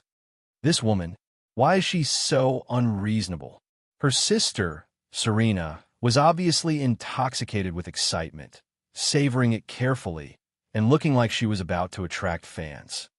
Could it be that she doesn't like? But he did not finish his thought, because in the next moment, Katerina struggled with her broken body and revealed a terrifying, thirsty, and bloodthirsty gaze. The purple-eyed blood clansman, who only had her torso left, suddenly turned around and pressed the 7-year-old child under her body. Asterisk thud. Asterisk the Night Queen lunged forward wildly. She bit Thales' mouth tightly, madly sucking his blood. Pain. Thales felt a sharp pain from his tongue. Once again, Thales cried in pain. Ugh. He desperately shook his head violently, forcing Katerina to let go of his mouth. Thales' tears flowed as he panted intensely. I was wrong. This is definitely crazier than her sister. Thales raised his head and furrowed his brows as he stared at Katerina, who was on top of him and had a fierce look on her face because she was disturbed from eating. In the next second, like an impatient lover, Thales anxiously extended his head and exposed the skin on his neck. He said to Katerina without a care in the world, Quick, neck! Hurry up! Katerina revealed a longing gaze. She lowered her head fiercely and used her teeth to tear open the collar on Thales' shoulders. Hey, you! Before Thales could finish speaking, Katerina angrily bared her fangs and fiercely bit his neck. She started sucking his blood. Pain, sucking sensation, dizziness, numbness, and pleasure all assaulted Thales' mind in an instant. Thales cried in pain and looked pitifully at Katerina, who was ravaging his body. Powerlessly and bitterly, he finished his sentence. Can I be gentler? Amidst the strong wind, Serena grabbed onto a tree and finally steadied herself. Damn bug. I played for long enough. In the next second, she raised her head ferociously, grabbed the steel cable fiercely, and pulled it. The great strength strengthened by the true form was activated. Ralph, who was at the end of his tether, was dragged along by the great force on the steel cable. He crashed into a birch tree beside him and fell powerlessly onto the snowy ground. Ralph climbed up with great difficulty, but he could only lean against the birch tree weakly after losing his prosthetic leg. Ralph used his psionic ability to breathe in a mouthful of cold air again. He stretched out his arms and flung out 2 hidden blades. He rose into the air again and faced Serena head-on. They fought at close quarters, but Ralph was caught by Serena's nimble claw in the blink of an eye and struck his first hidden blade at a tricky angle. The strength in Ralph's sword disappeared. Asterisk clang. Asterisk the blade, which was not as hard as the steel cable, shattered inch by inch. Serena's strength was ingenious. Ralph, who was in the air, suddenly froze. He had no choice but to first adjust the wind to reduce her strength. However, in an instant, Serena expressionlessly extended her long leg and stomped heavily on his other arm. Ralph grunted and flew backwards. His arm seemed to have been fractured. In the next moment, Serena's face was ferocious. She flapped her bony wings and instantly accelerated towards Ralph. Her sharp claws attacked. Asterisk clang. Asterisk, she crushed Ralph's last hidden blade with her claws. I miscalculated. Ralph thought disappointedly. I can't stop her at all. He remembered what the air mystic had told him a long time ago. I have seen quite a number of Supreme-class people. Their fighting styles are basically, as they said slowly at that time. They can control their attacks freely, meticulously, perfectly, and without any hesitation. The battles between Supreme-class people seem boring and simple, fast and monotonous. But this kind of terrifying control between the millimeters is far from what those brats in superclass who waste their energy or strength recklessly can imagine. As for your problem, if you encounter a Supreme class, Asda's blue robe was so distinct that Ralph could still remember his indifferent and colorless face. If you don't get close to them, you can use your psionic abilities to fight for a while. But Asda immediately raised his head and revealed a thoughtful expression. There is only one exception. If you encounter Black's sword, Ralph recalled that Asda smiled lightly at that time. Remember to write your will beforehand. Recalling the past, Ralph sighed in his heart. Damn it. As expected, Supreme Class and Super Class are not on the same level at all. I can't even stop him for a few minutes. The Phantom Wind follower gently closed his eyes. It ends here. At least the debt has been paid. But in the next moment, the sound of violent wind and the sound of hands clashing could be heard. Until the last sound. Asterisk splat. Asterisk Ralph opened his eyes in surprise. Damn it. Serena covered her left shoulder and flapped her bone wings. She screamed and retreated madly until she was a few meters away.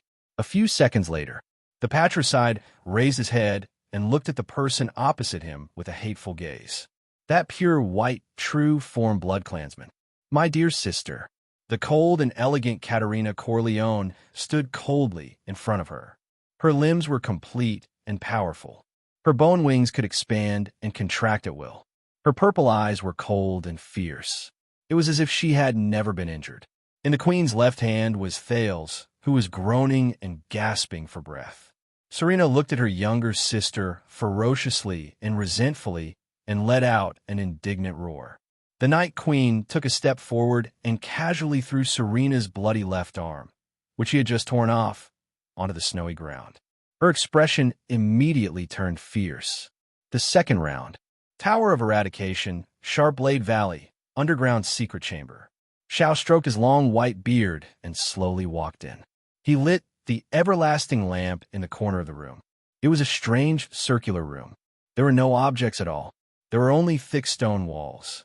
The stone walls were full of scratches of various colors. Some were deep, some were shallow, and their lengths varied. It was as if they were scratched randomly. Xiao turned around and looked at the other side of the room. It was a curled-up figure trembling in the corner of the room. Xiao looked at that person for a while and sighed slowly. It's getting worse? The figure trembled continuously and only managed to say after a long while, It's devouring me. Xiao's expression was solemn. Devouring? You mean it's corroding your body? The figure trembled and raised its head to laugh bitterly. It's more than that.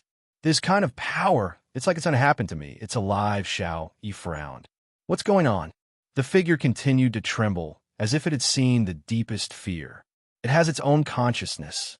Like a demon in the bottom of my heart, it's urging me, threatening me, scaring me. Go and fight. Go and fight. Go and kill. Can't stop. Can't stop until death greets me, or death rejects me again. Can't stop. Xiao closed his eyes and remained silent for a long time.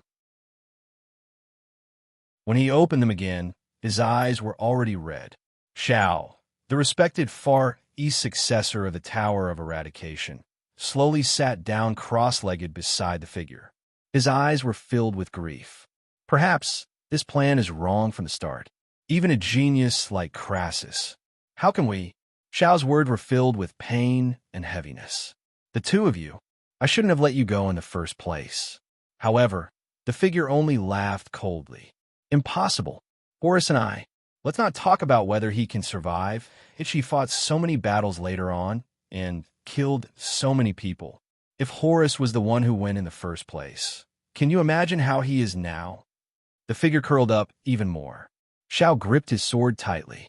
His heart was filled with regret and pain. He sighed for a long time. When the figure saw Xiao's expression, he tried his best to smile. Teacher, don't worry. Can hold on. Until I complete my mission, I can. Xiao extended his hand in anguish and placed it on the figure's shoulder. He could not help but say, You've worked hard, child. You've endured for more than 30 years. Chapter 94. When Thales woke up from his weak and unconscious state due to excessive blood loss, he realized that he was leaning against a huge birch tree. Ralph guarded him closely by his side. Seeing that he had woken up, the Phantom Wind follower heaved a sigh of relief.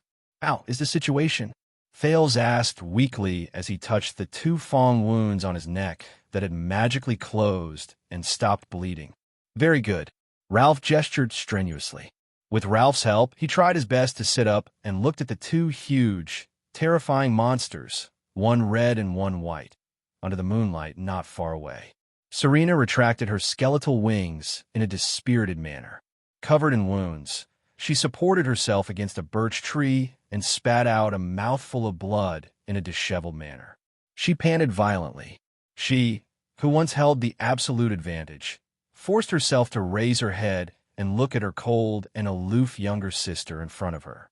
The true form Katerina only had a few scratches on her body. It seems that the victor has been decided, patricide sinner, the Night Queen said coldly and raised her pure white right claw. Are you going to surrender or be executed on the spot? Serena tried her best to support her body.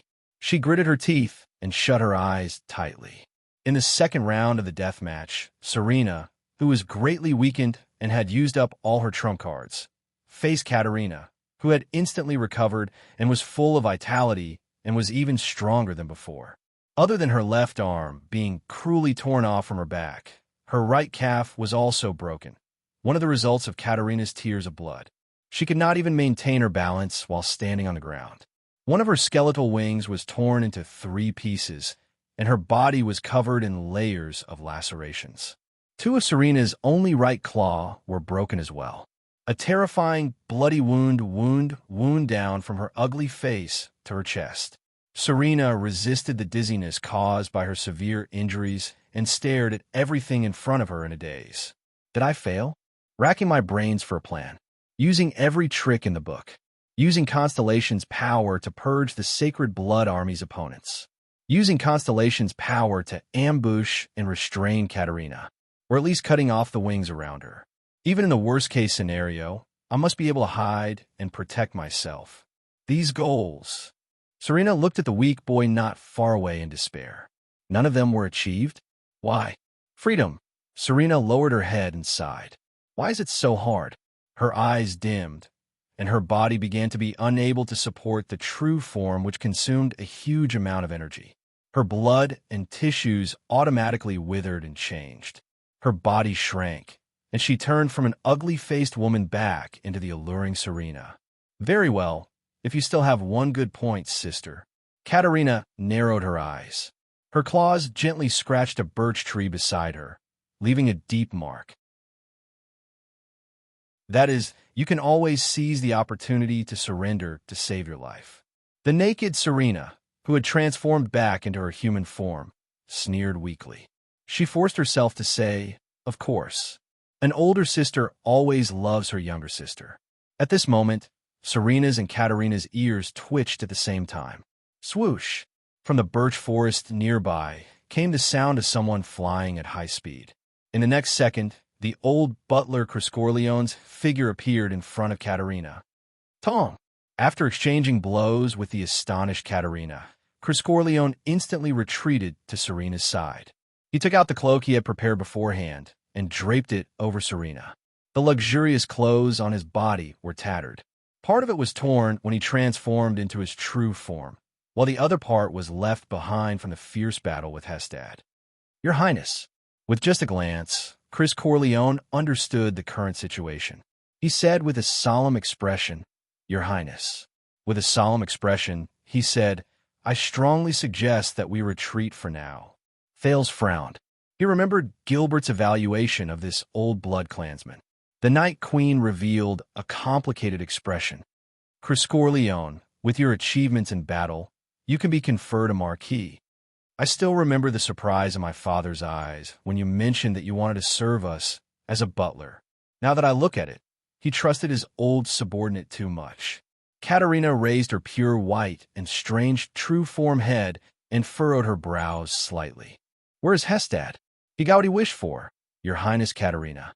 Chris Corleone turned around and politely bowed slightly to the second young lady of the family, the true head of the Corleone family. Hestad died in battle in a glorious and joyful manner. He left without regrets and was freed from the pain of immortality, leaving behind only us old comrades. Chris Corleone sighed secretly in his heart. To continue suffering in this world full of lies. Hearing the news of her subordinate's death, Katerina roared ferociously and spread her skeletal wings again. At this moment, there was a sound from the trees. Asterisk swoosh. Swoosh. Swoosh. Asterisk more than 10 human figures appeared behind Katerina one after the other, as if a frame skipped. The warriors of the Sacred Blood Army finally arrived late. Chris Corleone supported the ashen-faced Serena and observed the worsening situation. His expression was grave and solemn. Your Majesty, although the remaining 12 men and women of the Sacred Blood Corps had injuries of varying degrees, they all wore resolute expressions as they respectfully saluted the Night Queen. Katerina did not even look at them. She only nodded slowly. Surround them, the traitors, she ordered coldly. At that moment, she seemed to have returned to her proper role, the aloof and mysterious Night Queen who had spread her name throughout the 200 years of war in the Eastern Peninsula. The 12 figures instantly spread out and firmly surrounded Serena and Chris Corleone. Although no one gave them a second glance, Thale's heart still tightened when he saw these people appear. This is the Sacred Blood Army. They actually did not have many casualties in such an intense battle. Thales panted weakly and said to Ralph seriously, Be ready at any time and act according to the situation. Both sides have a very deep grudge against us. Do not let down your guard. Ralph nodded. Thales began to worry about the others again. The Sacred Blood Army has so few casualties. How are Putray, Waya, Cora, and the others, as well as Jade Star's private soldiers? Did I forget about someone? Strange. Who exactly did I forget? Thales scratched his head laboriously and vexedly, trying to remember. But soon, he would not have to be vexed anymore. Ahaha, you are here, boy. A loud greeting came from behind him. Thales sighed. So it's her. Thales' female protector on this trip, Ida, dragged the dying and powerless Simon Corleone out of the thicket like a donkey pulling a mill. She immediately attracted everyone's attention. I didn't expect you to still be alive, Ida said excitedly. Thales rolled his eyes.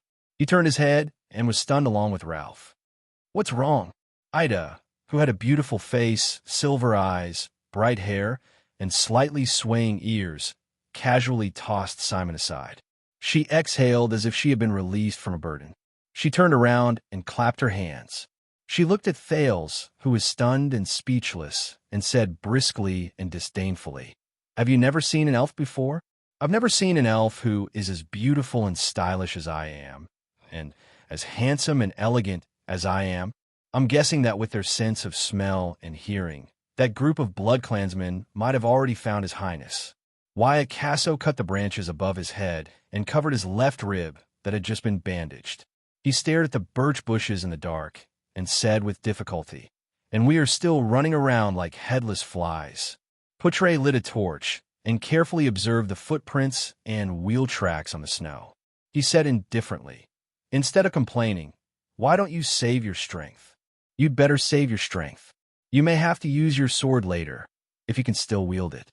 Behind him was a Jadestar private soldier who was left behind on the road. He was supporting Cora, who was almost unconscious. Damn it, I lost Prince Thales on my first escort mission. Wyatt sensed his injuries and sighed regretfully.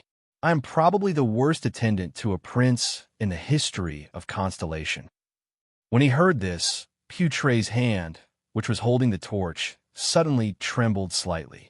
No, Lord Putre, the diplomat group's vice diplomat, said slowly, "You are not." Wyatt turned his head and looked at Putre in surprise. The vice diplomat, who had always been indifferent to others, showed an unusual expression of loneliness and sorrow. "Believe me, you are not the worst attendant. Once, there was a prince's attendant, who was much worse than you are now. It can be said that he was a complete failure." "Who?" Wyatt asked in a daze. "Which attendant?" Putre closed his eyes dejectedly and only shook his head.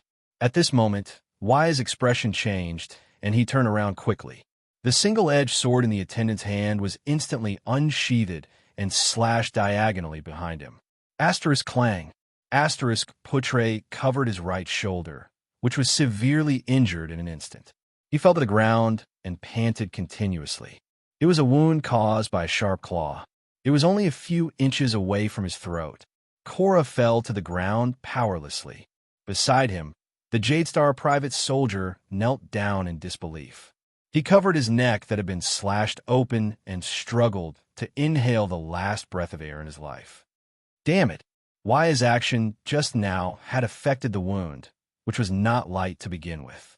He gritted his teeth and endured the pain. He supported himself with one hand on the ground and raised his head to look at the enemy who had suddenly appeared. Very good intuition, boy. The superclass blood clansman with extraordinary speed, blonde and handsome Istron Corleone, stood in front of them and licked his sharp claws that were covered in blood. He flashed a confident smile. At this age, with such skills and the power of eradication, you are one of the seeds of the Tower of Eradication, right? Istron took a step forward. His eyes shone with a cold glare. Will it taste even more delicious? No. Thales shook his head in resignation, letting go of the surprise and doubt in his heart. I have just never seen such a conscientious elf. The next moment, Thales' head was struck violently. Asterisk thud. Asterisk under Ralph's stunned gaze. Thales touched his head with tears in his eyes and looked at Ida pitifully. What kind of protector is this? Hey. What kind of expression and answer is that? Under Thales' tearful gaze and the hostile gazes of all the blood clansmen present, Ida snorted in dissatisfaction. She kicked the unconscious Simon Corleone by her feet without realizing it. I went through a lot of hardships, exhausted all my strength, and used all sorts of methods to capture this terrifying supreme class opponent alive. Then, I cleverly captured him as a hostage so that you would have more bargaining chips in your negotiations. Capturing him alive is even harder than killing him. I spent a lot of time. Yes, that's right. It's not because I got lost in the bushes. Ida raised her head proudly. Then, I immediately rushed over to provide support, to save you. Thales rolled his eyes in resignation again. Thank you for rushing over now. There is only one question. Thales held his forehead and sighed. Are you a police officer? A what? Ida was stunned when she came to his side. Thales supported his weak body and sat upright. His expression changed, and he said solemnly, You came at the right time. Capturing the enemy alive. Well done. Ida then curled up the corners of her lips and chuckled. Katerina turned her head and looked at the dispirited Simon on the ground. She then stared at Thales. You want to use him as a bargaining chip? Looks like you still don't believe us. Thales stared back at the Night Queen without showing any signs of weakness. Of course, you're Serena's younger sister after all. Enough. Katerina turned her head with a cold expression. She decided to settle the matters within her family first. She shouted, Serena Corleone, Chris Corleone, surrender yourselves. I promise that I will give you a fair trial according to our tradition. Chris looked at the Blood Clan warriors surrounding them and Ida in the distance. He sighed. He was prepared to change into his true form and fight for the last time. At this moment, Serena suddenly extended her hand and stopped her subordinate's movements. "Do you think this is the end?" Serena smiled wanly and looked at her younger sister, who was certain that victory was within her grasp. Katerina furrowed her brows. "It has come to this. What other trump cards does she have?" Thales suddenly remembered what Serena had said. "War will purge the Sacred Blood Army's opponents and give me a more obedient knight kingdom.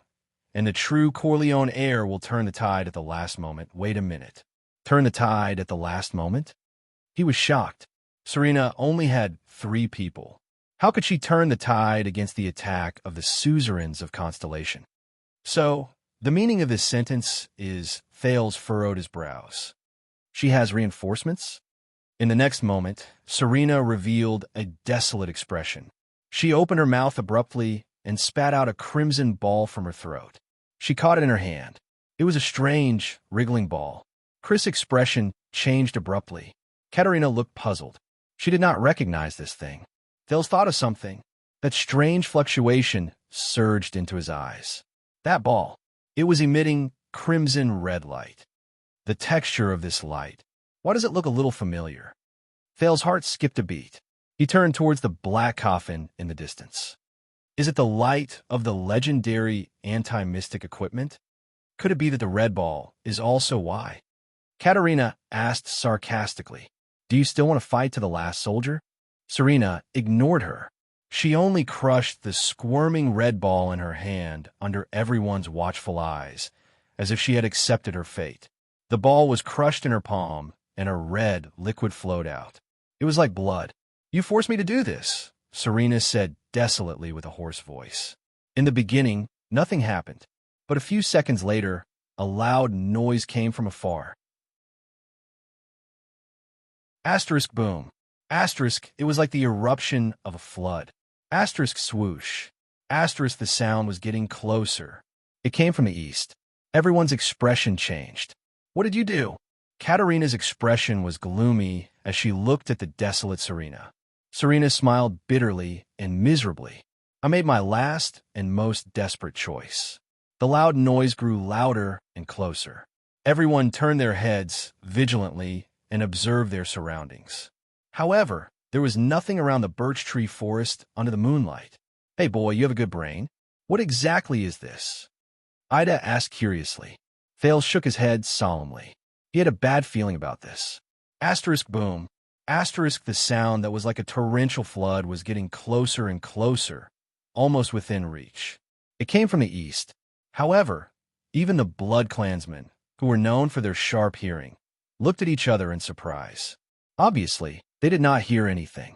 Finally, after a few seconds, the sound gradually became softer, gradually weaker.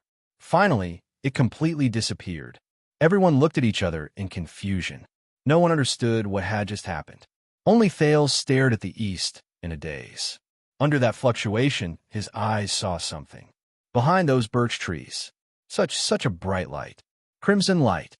Suddenly, under everyone's bewildered and uncertain gazes, rustling sounds came from the direction where the strange noise disappeared. It came from the birch trees in the east. Rustle. It was as if someone was walking in the snow. Their footsteps were unsteady, as if they were not used to the snow. A normal person? A commoner?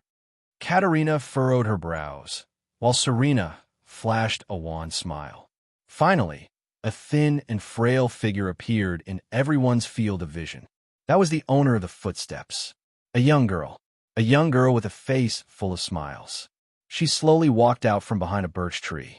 Seeing her, the heavily injured Serena Corleone trembled uncontrollably. Everyone else revealed surprised and puzzled expressions as they looked at each other. Only one person? Who is she? The young girl quickly swept her gaze across the entire place and said gently, "Oh, so it's here." Katerina furrowed her brows deeply. Who is she? Is she Serena's reinforcement? A delicate girl? No, it's better to be careful. After all, she's Serena's backup plan. Katerina quickly considered the situation. The young girl flashed a smile. It was bright and dazzling, pleasant and gentle. However, Thales instinctively felt an unprecedented sense of danger. "Can you give me that box?" This was promised a long time ago. The young girl smiled and pointed into the distance. Thales turned his head. His face was pale. The young girl was pointing at the dark night black coffin. Katerina's expression was solemn as she cautiously took a step forward. "No matter who you are," the queen said steadily, "I advise you not to interfere in matters here." The warriors of the Sacred Blood Army had cold and stern expressions as they looked at the reckless young girl. Under Katerina's telepathic instructions, one of them nodded. 5 Blood Clan warriors instantly disappeared and blocked the path in front of the young girl. They stared coldly at the young girl. "What? You want to say no?" The young girl seemed a little surprised. "Why are there people like this every time? I will be very distressed." "Don't say no." Under everyone's bewildered gazes and expressions, she immediately smiled and shook her head. "Don't." The young girl happily revealed her pearly white teeth. "It will hurt." Thales looked at the strange confrontation between the nameless girl and the Blood Clansman in front of him, puzzled. The way she speaks, this attitude where she talks to herself. I seem to have heard it somewhere before. At this moment, a voice that was mixed with fear and trembling traveled into the air. "Run." Everyone turned their gazes. The Supreme Class Elite, Simon Corleone, who had just woken up, sat up. At this moment, he was staring at the young girl with widened eyes. His face was filled with uncontrollable panic, like a mouse that had seen a cat. "Run, Simon." Katerina could not stand it anymore. She shouted sternly to stop him. "You have forgotten yourself." The Blood Clan warriors looked at each other. They could not believe that their commander was in such a state. But that was not all. In the next moment, the battle-hardened Supreme Class Elite, the Marquis of the Corleone family, one of the terrifying 4 wings of Night King, the famous flashing wing Simon Corleone, actually moved his buttocks on the snowy ground like a child. He curled up and trembled. "No, all of you do not know. All of you do not understand. It. The young girl looked at Simon tenderly and grinned. Simon immediately shuddered. He trembled, and under everyone's incredulous gazes, his handsome face twitched. He shook his head desperately, sat on the ground, and stomped on the ground as he retreated. It was as if he had seen the deepest nightmare. With a sobbing tone and a distorted face, Simon screamed shrilly in a shrill and fearful voice. "Run." In the secret chamber. Take a breath and repeat what you said in detail. In the darkness, Black Prophet Morat Hansen held his staff tightly. His expression was unprecedentedly grave. His right-hand man, Raphael Lindbergh, was leaning against the wall, panting as if he had just run all the way here. He said anxiously, gasping for breath, "Don't worry." Panting, he said anxiously, "Because the prince's diplomat group is heading north. We placed them at the border between Constellation and Ekstedt. The people who are searching for Ramon are also preparing to withdraw, but both of them have not returned 1 day ago. Someone found one of their corpses." Raphael lowered his body and held onto his knees. He clenched his teeth and panted, trying to calm down this breath of air. And then, Murat asked calmly, "How did they die?" In the next moment, It's... Raphael raised his head, panted, and said through gritted teeth, "It's that." Murat's pupils shrank. He tightened his grip on the staff in his hand and listened to Raphael finish the word.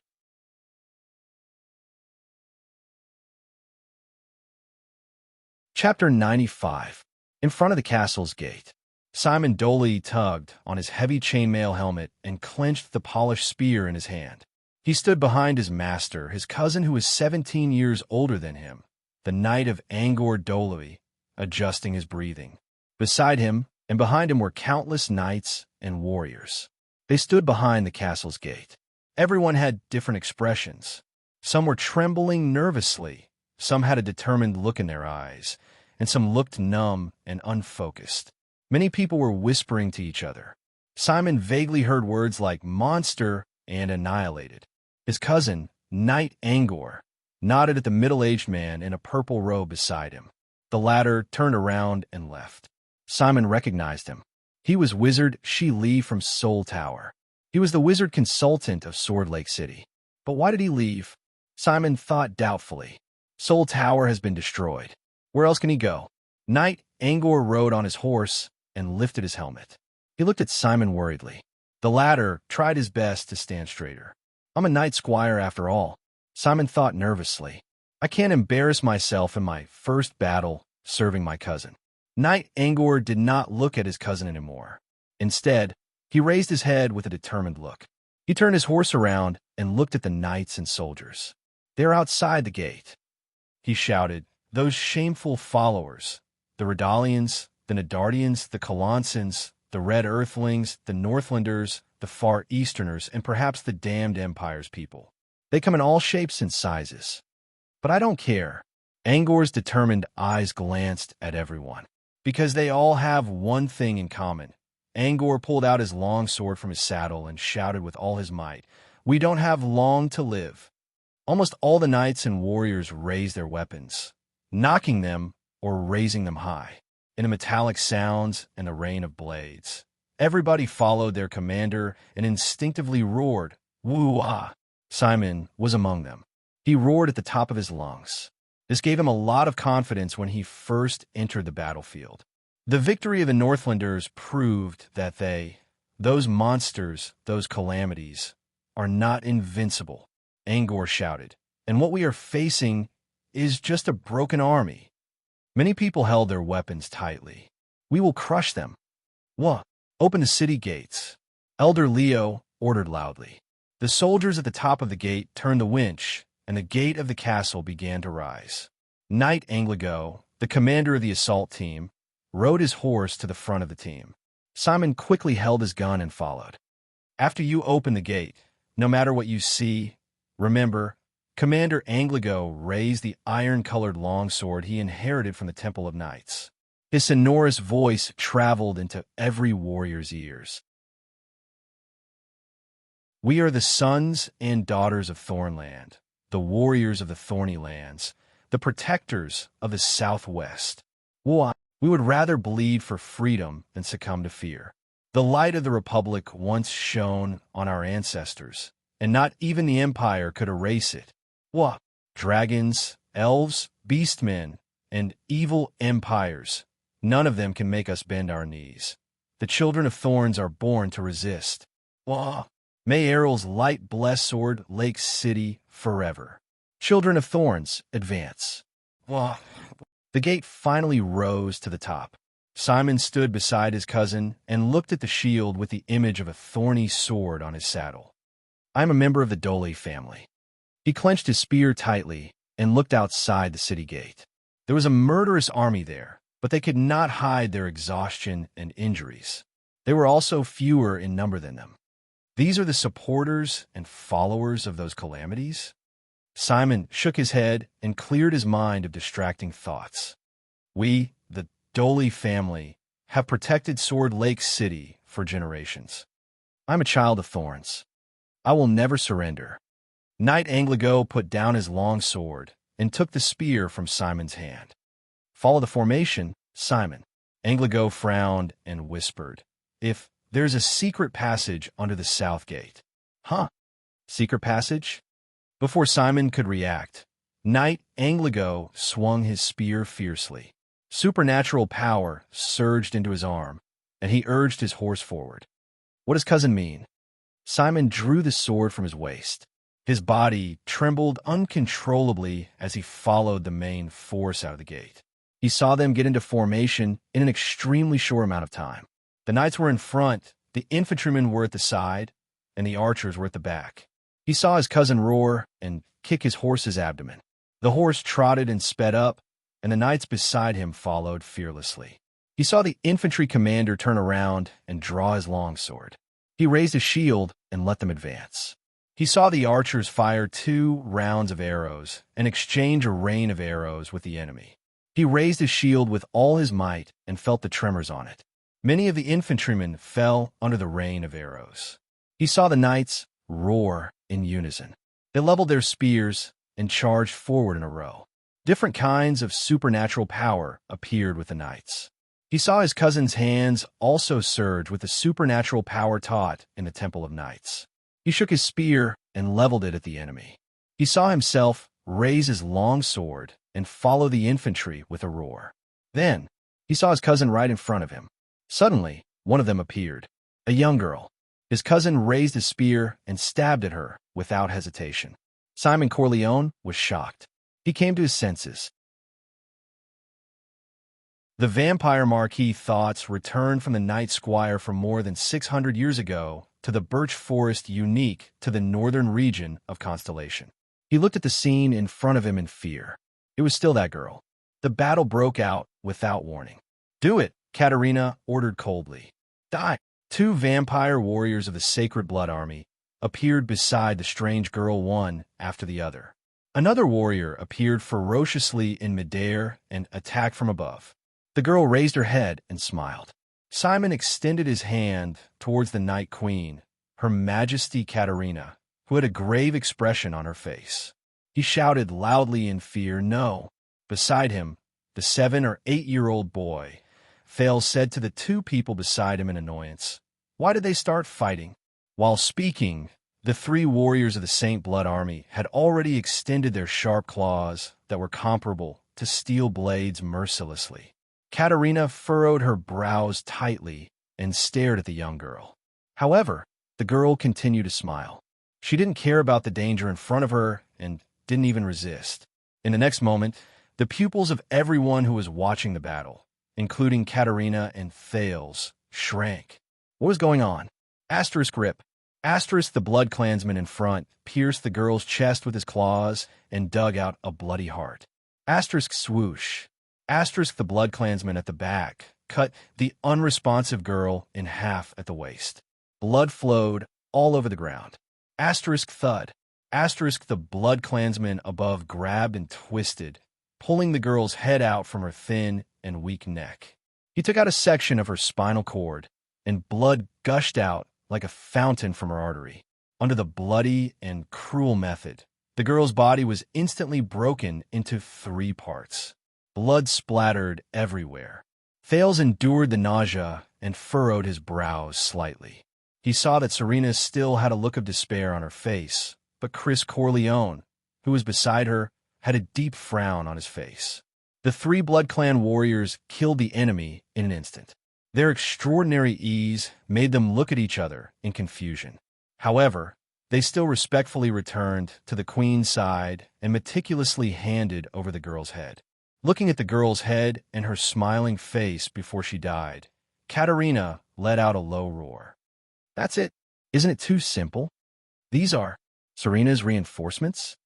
Only Serena, who was surrounded, chuckled strangely with lifeless eyes. Everyone felt that something was strange. At this moment, Ida widened her eyes and shouted, "Something's not right." Those who had long been suspicious looked at the girl's corpse on the ground at the first instance. However, nothing had changed on the 2 parts of the headless corpse. In the next moment, the situation in the field changed abruptly. A few tragic howls suddenly rang. The ones who screamed were the 3 Blood Clan warriors who attacked and killed the girl. The 3 of them clutched their chests and abdomens tightly and bowed deeply.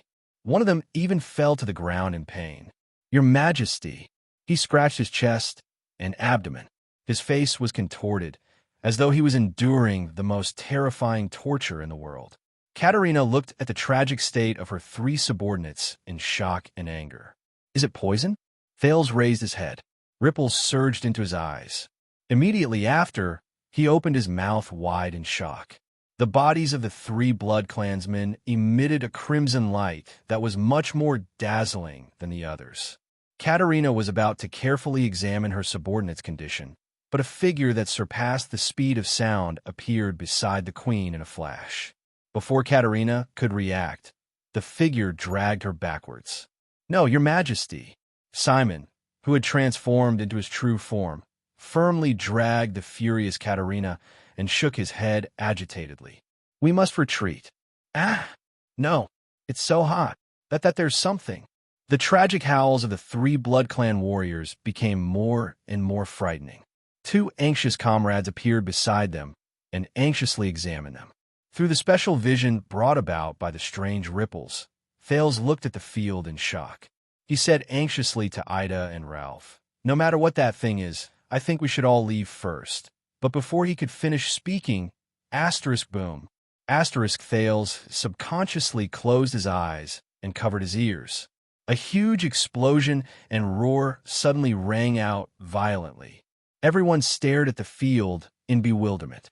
The three elite Sacred Blood Army warriors exploded like balloons. They exploded into countless broken limbs and bodies of various sizes. Thousands of crimson drops of blood splattered in all directions. The two comrades who were nearby and were affected by the explosion fell powerlessly on the ground. After twitching for a while, they also started to howl in pain. "Damn it!" Katerina roared furiously and shook off Simon. But immediately after, something even stranger happened. The blood and broken limbs all over the ground seemed to have a life of their own. They moved on the ground and gathered in one spot. The blood all over the ground flowed happily and gathered into a blood-red sphere. Thales furrowed his brows. He swore that he saw the most disgusting scene in his life. A BloodClan's broken hand relied on its fingers to pull on the ground and crawled agilely towards the blood-red sphere. With all its strength, it leaped into the sphere that seemed to be made of blood. It was not just the broken hand that could move on its own. There were also rolling calves, moving lips, shrinking and moving stomachs, thriving organs, and even lively eyeballs, a brain that rolled strenuously, and a spinal cord that slithered forward like a snake. All of them were like servants who were summoned by their master, happily fusing into the crimson sphere of blood. Boom. The two BloodClansmen who were howling in pain on the ground immediately exploded into blood-stained limbs that scattered in all directions. Their blood and broken limbs also came alive in an instant and fused into the large sphere that had expanded to the height of a human. Katerina looked at everything in front of her in astonishment. This was beyond her understanding of the world. The BloodClansmen looked at each other for help and fear. Simon stared at the sphere and recalled the most unbearable and terrifying memory. B*TCH. What did you do? The queen roared at Serena in a frenzy. However, Serena only laughed miserably. As long as we all die here, we will be freed from his curse. Chris sighed at the side. Thales, who had a strong urge to vomit, covered his mouth. What the hell is that? Thales said incoherently as he pointed at the sphere and the broken limbs that were jumping happily around it. He looked at the strange scene before him in disbelief. I don't know. Ida looked at it in a daze, as though she was scared silly. But I don't want to die in that way. Ralph, on the other hand, had a horrified expression as he gestured frantically. Terrifying. At this moment, the sphere finally stopped expanding. The crimson sphere slowly shrunk. At the same time, a hand suddenly stretched out from the ball-shaped blood. It was a person. Everyone was dumbfounded as they watched the strange, smiling girl walk out of the sphere, naked with her head and body covered in crimson blood. I told you. The girl closed her eyes and smiled. It will hurt. What on earth are you? Katerina gritted her teeth and shouted angrily. The girl raised her head and wiped away the area around her blood-filled eyes, revealing her skin and eyes. She looked at Katerina. Aren't you His Majesty? The girl laughed and said, Why? Did they not tell you when you ascended the throne? Katerina had a puzzled look on her face. Ah, I suppose you did not ascend the throne normally? The girl smiled gently, but immediately shook her head. Her smile was strange. Or could it be that Be*-starred Bloodthorn has already given up on all of you? At that moment, shock and fear erupted from Katerina's eyes. Thales furrowed his brows. Bloodthorn. It's that title again. And this girl? I hope she is not what I think she is. Thales gritted his teeth. He decided to ignore what was happening here and run away first. At this moment, the girl took a step forward. Everyone's nerves tightened, and they subconsciously wanted to retreat. Only one person, under the watchful eyes of the crowd, walked forward step by step, mournfully. It was Serena. Behind her, Chris's gaze showed hesitation and reluctance. According to the agreement, I brought you the dark night black coffin. Thales watched in bewilderment. Serena lowered her head with a pale face and trembled as she knelt down. Lady Blood Mystic. At that instant, the surroundings were deathly silent. Thales opened his mouth wide and covered his face with his hands. Guess what comes? He turned to Ralph. Is that your former boss? Thales furrowed his brows tightly. However, the latter's face was also ashen. He gestured. I have never seen him before. Thales gestured back with an unpleasant expression. All right, run. Ralph tightened his grip on the steel prosthetic leg under his feet and carried Thales without batting an eyelid. Yes. The Blood Mystic flashed a charming smile. You're late for the promise of 200 years. I'm very sorry, sir, Serena said bitterly. When I attacked, the Blood Mystic clearly did not intend to listen to her explanation. She only smiled and looked at the black coffin in the distance. So how do we open it? Katarina's expression changed, but Serena did not look at her younger sister. She closed her eyes and said without any reluctance to leave. With my blood. Very well, the Blood Mystic repeated with a smile. With your blood. The Blood Mystic gently extended her hand towards Serena and touched Serena's face. The next moment, Serena suddenly revealed a pained expression. But at this moment, an unexpected figure roared and charged over without any hesitation. Ah! Chris Corleone roared as he transformed into his true form and flapped his bone wings. Gee! He cut off the Blood Mystic's hand with one palm. Then, under the Blood Mystic's surprised gaze, Chris turned around and threw the dejected Serena more than 10 meters away. This is... Serena was startled. She looked at the old butler while she was in midair. Chris, she muttered. Your Highness Serena. Chris Corleone violently grabbed the Blood Mystic's other hand and shouted angrily, You can't give up. Why did you set foot on this path? Serena shuddered. She gritted her teeth, and her body fell with a loud crash. But the next moment, the Blood Mystic's severed hand was pressed against Chris' body. The latter immediately howled in pain. He closed his eyes and knelt down abruptly, as if he was being tortured. His pair of bone wings twitched continuously. Immediately after, Chris's entire body emitted crimson smoke. Look, your blood is boiling. The Blood Mystic, who had lost both her arms, bent down and looked at him with a smile. Your life is burning. Asterisk swoosh. Asterisk the next moment. Simon Corleone dashed to the Blood Mystic's side at an undetectable speed with an expression as if he was facing death with equanimity. With a karate chop, he cut off the blood-red girl's head. Simon gritted his teeth and suppressed the fear in his heart. He turned his head and said, You're really lousy, old man. Only then did Chris relax. His face was ashen, and he could not stop panting. He laughed bitterly and said, The one who saved me was actually you, Simon. Shut up, old man. Simon's gaze, which was mixed with fear and hatred, shifted from the Blood Mystic's body to Chris. Among the three of you, I hate you the most. Katarina's voice rang out just in time. Leave 5 people to cover the retreat. She flew into the air and madly roared her orders. The rest of you, take the black coffin and retreat immediately. The Sacred Blood Army did not hesitate. Among the remaining 7 Blood Clan warriors, 2 figures flew and rushed towards the black coffin. One in front and one at the back, they carried the black coffin. However, in the next moment, a head strangely grew out from the chest of the blood-red girl's body.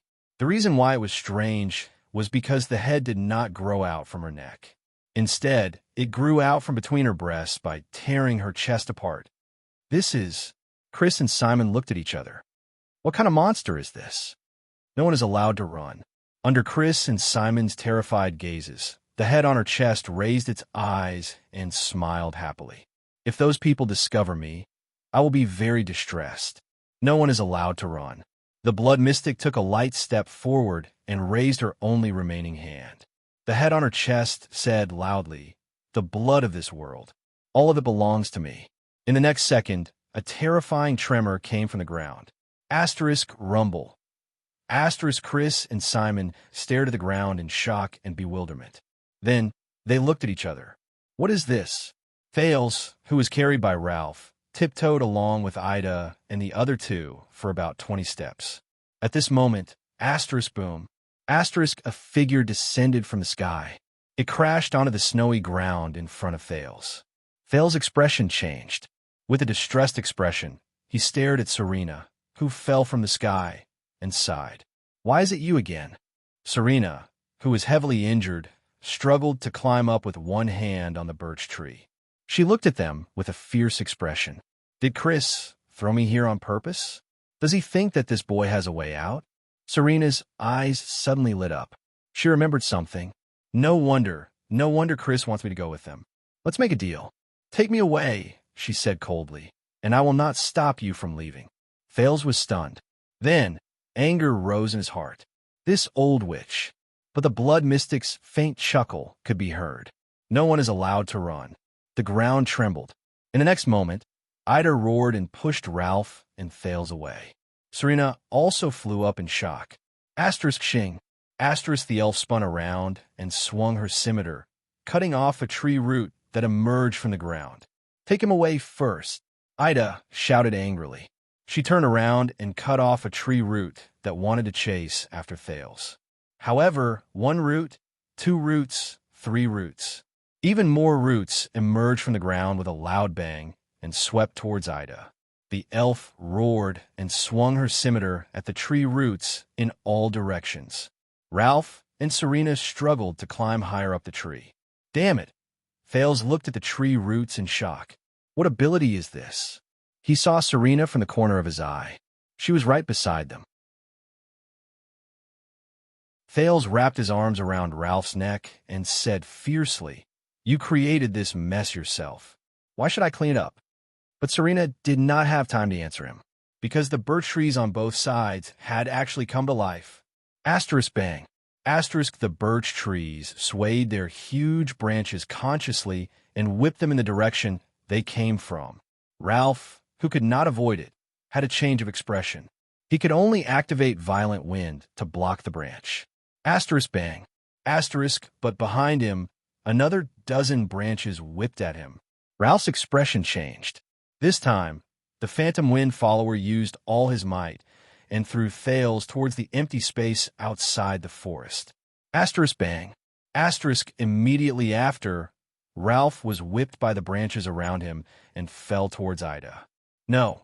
Thales looked at the snowy ground that was getting closer and could only close his eyes, until he was held in an embrace by an arm. Bang. Serena carried Thales with one arm and fell onto the snowy ground, rolling twice. Thales panted as Serena carried him. The two of them looked at each other and snorted. I just saved your life. Of course, I could take it back, for the sake of your life. Serena said fiercely, Hurry up and take me away. I know you definitely have a way. Morat already said that your relationship with the mystics is unclear. Bullsh T. Thales was also in a bad mood. He clung to Serena's neck awkwardly, completely not in the mood to feel the softness of her chest. He could not help but curse and interrupt her. You're the one with an unclear relationship with the mystics. Your whole family is with the mystics, but they met a group of acquaintances. Ugly-faced woman, how dare you come back? Katerina, who was in an extremely bad mood, had already returned to her human form. She landed on the ground and said angrily, And you, brat, do you have a death wish? Behind her, 2 blood clansmen carried the black coffin and rushed over. I didn't want to either. Thales gritted his teeth. It's all thanks to your good sister. Bang. In the next moment, a few more tree roots emerged from the ground. Be careful, Thales cried out in alarm. Katerina quickly flew over, but watched in shock and anger as the 2 blood clansmen carrying the black coffin were tightly entangled by the tree roots. The 2 blood clansmen who were entangled by the tree roots immediately let out a deafening roar, but it quickly turned into a pained howl. Thales and Serena flew over to dodge the tree roots. They watched in horror as countless small roots grew out of the tree roots that entangled them and pierced into the skin of the two blood clansmen. The flesh and blood of the two blood clansmen rapidly shriveled and dried up, turning into the same color as the tree roots. They then merged with the tree roots and drilled into the ground. "Are you sure that she is the blood mystic?" Thales furrowed his brows and shouted, "Not the tree mystic." Compared to the air mystic and Asda's clear abilities, which he had seen before, he completely did not understand what the blood mystic's abilities were. Blood, resurrection, corpse fragments, and now trees. My God, what else can she do? Also, Thales sighed. He suddenly sincerely felt that compared to the blood mystic, Asda was a good person in every aspect. Both of them are good people. Compared to that kind of death, pinchball is really a VIP treatment. Serena carried Thales and flipped onto the black coffin, avoiding the attack of the two tree roots. "I don't know." She gritted her teeth and said, "I'm not a prophet." The tree roots seemed to be extremely wary of the black coffin. They did not dare to enter the vicinity of the black coffin. They only paced back and forth, as if they were consciously waiting. Katerina also flew onto the black coffin. The two sisters' gazes met. Hatred and disgust surged into their hearts at the same time. Both of them roared. "Crybaby, ugly-faced woman." 5 blood clansmen flew up. The strange-looking blood, Magus sneered. She raised her severed hand. Before the 5 blood clansmen could get close to her, their bodies trembled and they fell to the ground, convulsing beside the mystic. In the next moment, all of them moaned in pain. "Monster!" Chris pounced forward with a furious roar. His corrosive, strong, acidic blood spread out and instantly corroded half of the blood mystic's body. "Ah, you're using blood to deal with me?" The blood mystic smiled. The strong, acidic blood that filled the air trembled, and all of it flowed into her body. Chris watched in bewilderment as the blood mystic absorbed his blood. As if she had inhaled the best drug, the blood mystic opened her mouth and praised in an exaggerated manner. Then, without a care, she plucked off her crooked head. She pieced it back on her own neck. "Monster?" The blood mystic shook her head. Feeling the connection between her neck and head, she exhaled and looked at the 5 blood clansmen moaning in pain. She smiled slightly. "Don't say that." She chuckled and said, "Aren't all of you about to become monsters as well?" Simon flew behind the blood mystic. He was about to attack when he saw the scene in front of him in horror. The 5 moaning blood clansmen suddenly started to howl. One of the blood clansmen watched in horror as a bloody mist burst out of his chest. A blood-red hand suddenly grew out of the exploded hole and kept twisting. It looked like the color of a newborn baby. "Ah, no!" This warrior was originally the most determined of the soldiers. At that moment, when he saw the strange arm that kept twisting in front of his chest, he started to cry and scream. "Save me!" I suddenly opened on the back of the hand. Then, as if it had a mind of its own, the hand grabbed the warrior's head. Asterisk bang. Asterisk it tore his head off while he was still alive. Blood splattered everywhere. Chris and Simon stared at this scene in a daze. The other 4 warriors met a similar fate. A strange tentacle grew out of one's eye and dug out her heart. Another person's spinal cord was pierced by hair that suddenly grew out of nowhere and was torn into a dozen pieces. Another person's shoulder actually grew another head that looked exactly the same. It laughed at him until the warrior chopped off the head on his shoulder out of fear and died mysteriously. There was one person who was the most terrifying. 2 mouths with fangs grew out of his palms and pounced on the warrior's body and started to eat him alive. "Ah, what is this? No, no, let me go. Monster, die, die, don't. Ah, asterisk boom." Asterisk Simon could not take it anymore and attacked decisively. He tore the blood mystic's body into 2 again. Then, he turned around and freed the warrior who was being eaten by his own hand. But Simon did not come out of it unscathed. The sharp claw he used to tear the mystic apart instantly started to twitch and expand. Asterisk rip. Asterisk Simon frowned and cut off his own arm without hesitation. "I thought you were too afraid to make a move." Chris sighed and stood up shakily. "Yes, of course I'm afraid. Simon looked at his severed arm that had fallen to the ground and started to move around. He also looked at his entire body, which was trembling almost uncontrollably. But Simon clenched his remaining claw tightly. He closed his eyes and said through gritted teeth, "But there's still hatred, cousin." An entire Sword Lake city was destroyed by such a monster, ha. Chris laughed bitterly. He looked at the blood-red ball that rose again and spread his wings. "Looks like my ability is useless against her." "Nonsense, she can't be killed at all." Simon clenched his teeth and panted. He moved his claws. "If you're afraid, you should run for your life. Leave her to me." Chris snorted coldly. "You mean leave you to her?" The two of them looked at each other and suddenly smiled at the same time. "I really miss the old days," Simon said softly, feeling much less nervous and trembling. "Only the three of you," Chris said quietly. Chris silently said, expelling the huge shadow of darkness that had haunted the four of them in the past from the bottom of his heart. "Guess how long we can stall for?" Simon clenched his fists. 3 minutes. Chris frowned deeply as he watched the blood-red girl walk out of the blood ball again. It was the blood mystic. "I haven't exercised my muscles for a long time," she said with a chuckle. "My pets too." The expressions of the two blood clansmen froze. Asterisk boom. Asterisk a loud sound rang. Under their terrified gazes, a monster that looked like a large, blood-red octopus emerged from the snow and rose from the ground. It was as tall as a few men and formed by countless severed limbs. It flung out a large tentacle and lifted the blood mystic. Asterisk roar. Asterisk the blood-red tentacle monster extended 2 more tentacles and attacked the 2 supreme class blood clansmen. "Is it that?" Simon asked with a pale face. "It seems so." Chris sighed and prepared to dodge in advance. He was not as fast as Simon.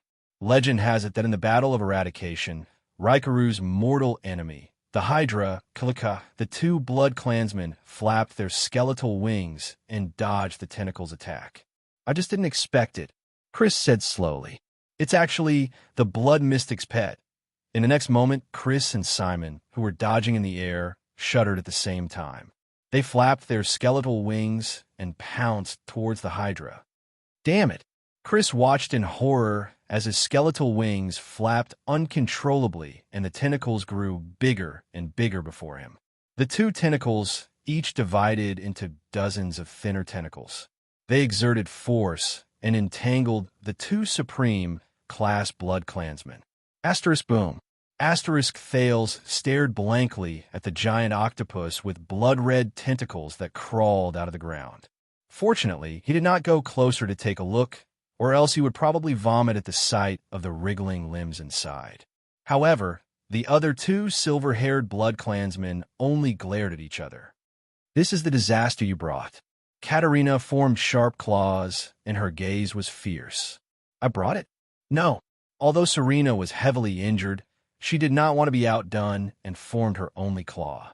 "I am your disaster, am I not? Betraying our family to the mystic. Is your brain not working properly?" Katerina bared her sharp fangs. At least I won't be caught by you idiots." Serena bent down and prepared to attack. "Stop." Thales, who was between them, looked at the tree roots that were glaring at him covetously. Then he looked dejectedly at the huge, blood-red octopus in the distance. Stroking his weak heart, he raised his hand and said weakly, "Intermission. Once we're out of danger, you guys can find a place to chop them into pieces." "Okay." The sisters snorted coldly and turned their heads away. Asterisk bang. Asterisk when the 3 of them saw the 2 supreme class blood clansmen being entangled by 2 tentacles, their expressions instantly changed. Serena turned her head and said coldly, "It's up to you, Brad. After all, you have a bad relationship with the mystic. How could you say that?" Thales said angrily, "You are the one who made a deal with the mystic and took the coffin." At this moment, Thales thought of something. He turned towards the black coffin under his feet, then looked around at the tree roots that kept twisting but did not dare to approach him. "Hey!" Thales extended his hands and poked the blood clansmen on both sides. "I heard. This broken coffin is a legendary anti-mystic equipment. Thales remembered Yodel's dusk short sword and the ending when it pierced through Asda's chest. The prince turned his head to the left and right and looked at the two sisters. According to you, this is the only weapon that can fight against the mystic? Katerina stared at Serena with hatred and shook her head coldly. It's useless. The Dark Knight Black Coffin's function is only to imprison. Thales was stunned. He scratched his head and asked, imprison? Is it not enough to imprison? That disgusting pervert. Under Thales' puzzled gaze, Serena stared at Katerina in disgust and said to him, Idiot, she means that the Dark Knight Black Coffin has already imprisoned a mystic. If you want to imprison the blood mystic,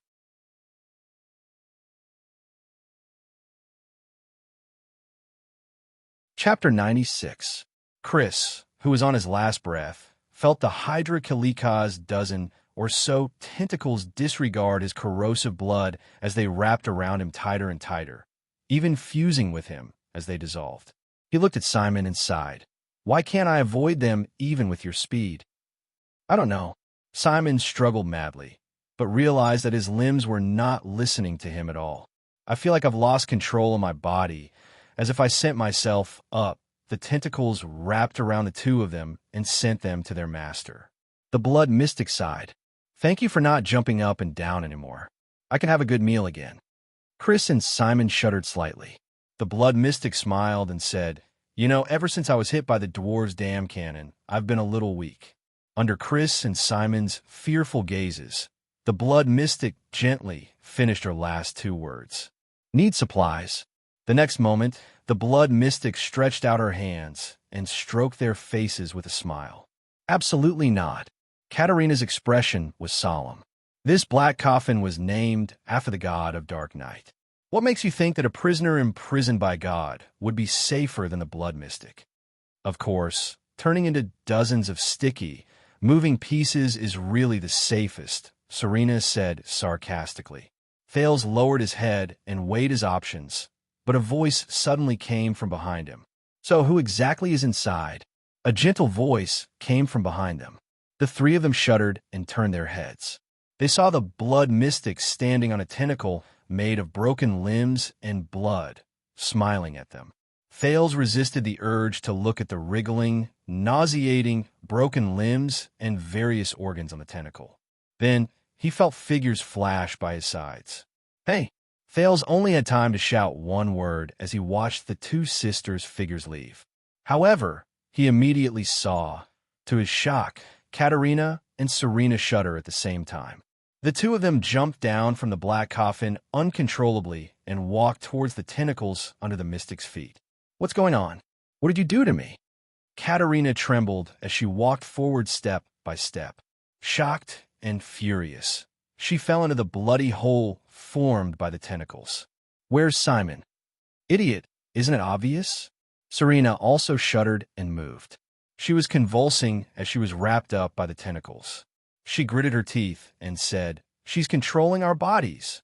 I've just recovered some of my strength.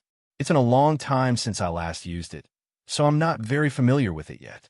The blood mystic smiled and wrapped the two sisters in a tentacle made of severed limbs. Don't be impatient. I still need your blood later. The girl turned her head to look at Thales. The boy felt his skin crawl as he stared at the mystic. His heart started beating violently again. The last time this happened was in a chess room in Red Street Market. The tentacles moved, and the blood mystic's face, which was drenched in blood, slowly approached him. You. The girl scrutinized him. The mystic took a deep breath. The blood flowing your veins feels strangely familiar. Bloodline? Thales was instantly shocked. That was right. I have one last trick up my sleeve. He cleared his throat. Although I can't remember, for the sake of this bloodline, I won't let you suffer.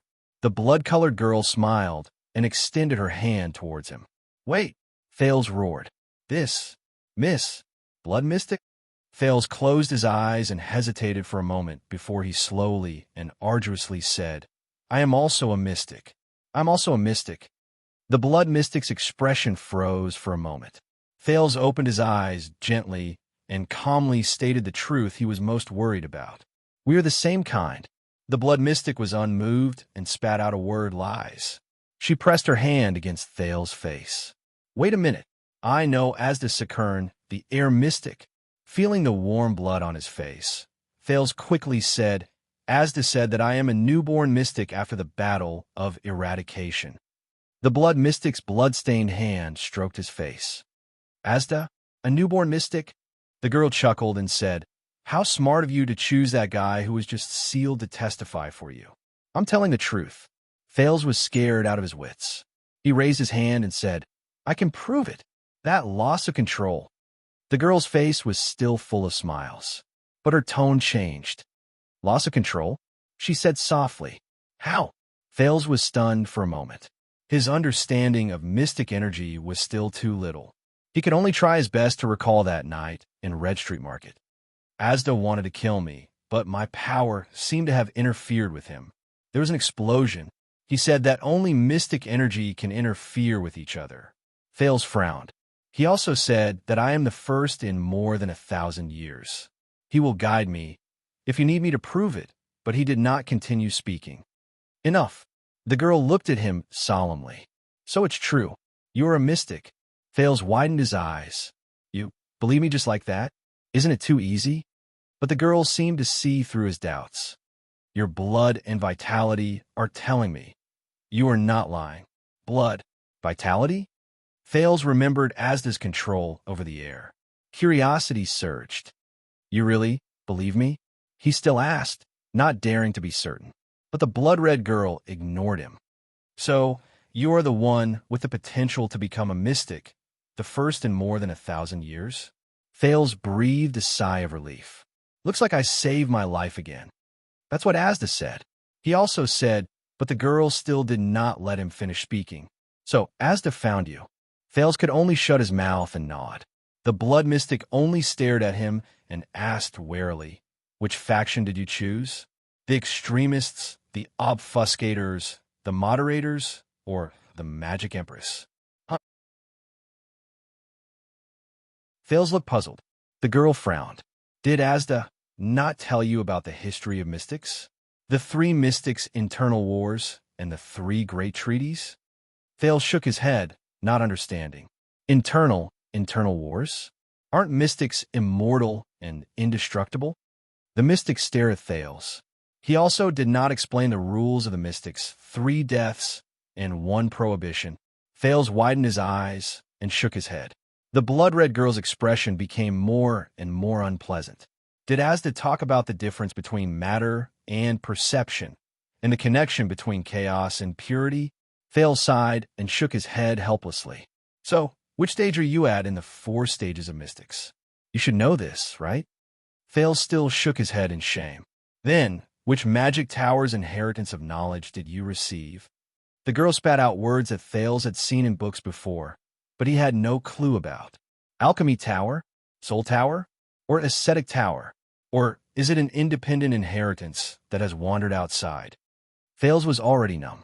He just shook his head mechanically. The girl looked at him in disbelief. "So, you don't even know the connection between mystic energy and magic, and the difference between mystics, wizards, and witches? Wait, do you know about wizards?" Thales stared at her innocently. "You don't know anything. How did you become Asda's so-called newborn mystic?" The mystic sighed. Thales lowered his head and spread his hands in secret. "No teacher, no education. It's not my fault. You're no different from a normal person now," the mystic said quietly. Thales did not know how to answer. Silence. Giza suddenly chuckled and said, "Asda, did that fool go to the capital because of you?" "Well," Thales scratched his head. "I don't think so. We bumped into each other by accident. But he was indeed sealed because of me," he thought to himself. "But of course I can't let you know." The girl suddenly said softly, "Giza." Thales was stunned. He raised his head. "What?" The blood mystic looked up. "Giza Streelman. That is my name. If you're also a mystic or a candidate to become a mystic, then you have the right to know my name." Both of them were silent for a moment. "Very well." Her hostility disappeared. Thales felt assured. "Then the next step? Miss Giza," Thales said cautiously. I have a few friends. Why? The blood-red girl. Giza interrupted him with a smile. Huh? Thales was puzzled. Giza looked at him with a meaningful gaze. If you are determined to become a mystic, why are you mingling with humans, elves, and blood clansmen? Damn it. Who wants to become a mystic? A mystic who is treated like a rat on the street every day? But of course, he cannot say that. Thales scratched his head. I was born there after all. Giza shook her head and laughed hoarsely. You can't get rid of your past either, can you? Just as Thales was thinking about how to answer, something unexpected happened. In the next moment, the blood mystic, Giza pressed her hand against his face again. Thales cried out in surprise. Don't worry, I will act quickly, Giza said calmly, her words filled with a frightening chill. You will die without a sound. Die painlessly. Thales' pupils instantly shrank to the smallest. Wait, why? He shouted angrily. Why do you want to kill me all of a sudden? Are we the same kind? Thales asked in shock and anger. Your goal is to save the mystic in this coffin, isn't it? If you want to save him, why do you want to kill me? Giza stared at his twisted expression, which was filled with resentment. She gently caressed the side of his face and revealed a gentle smile. Who told you? Giza glanced at the black coffin and said gently. I want to save the mystic in this coffin? Thales shuddered violently. No way. She's not here to save him? Then why go through so much trouble? A thought immediately came to his mind. Thales trembled and asked in disbelief. The civil war of the mystics you mentioned just now? Giza smiled softly and did not answer. Thales suppressed the panic in his heart and tried hard to organize his words.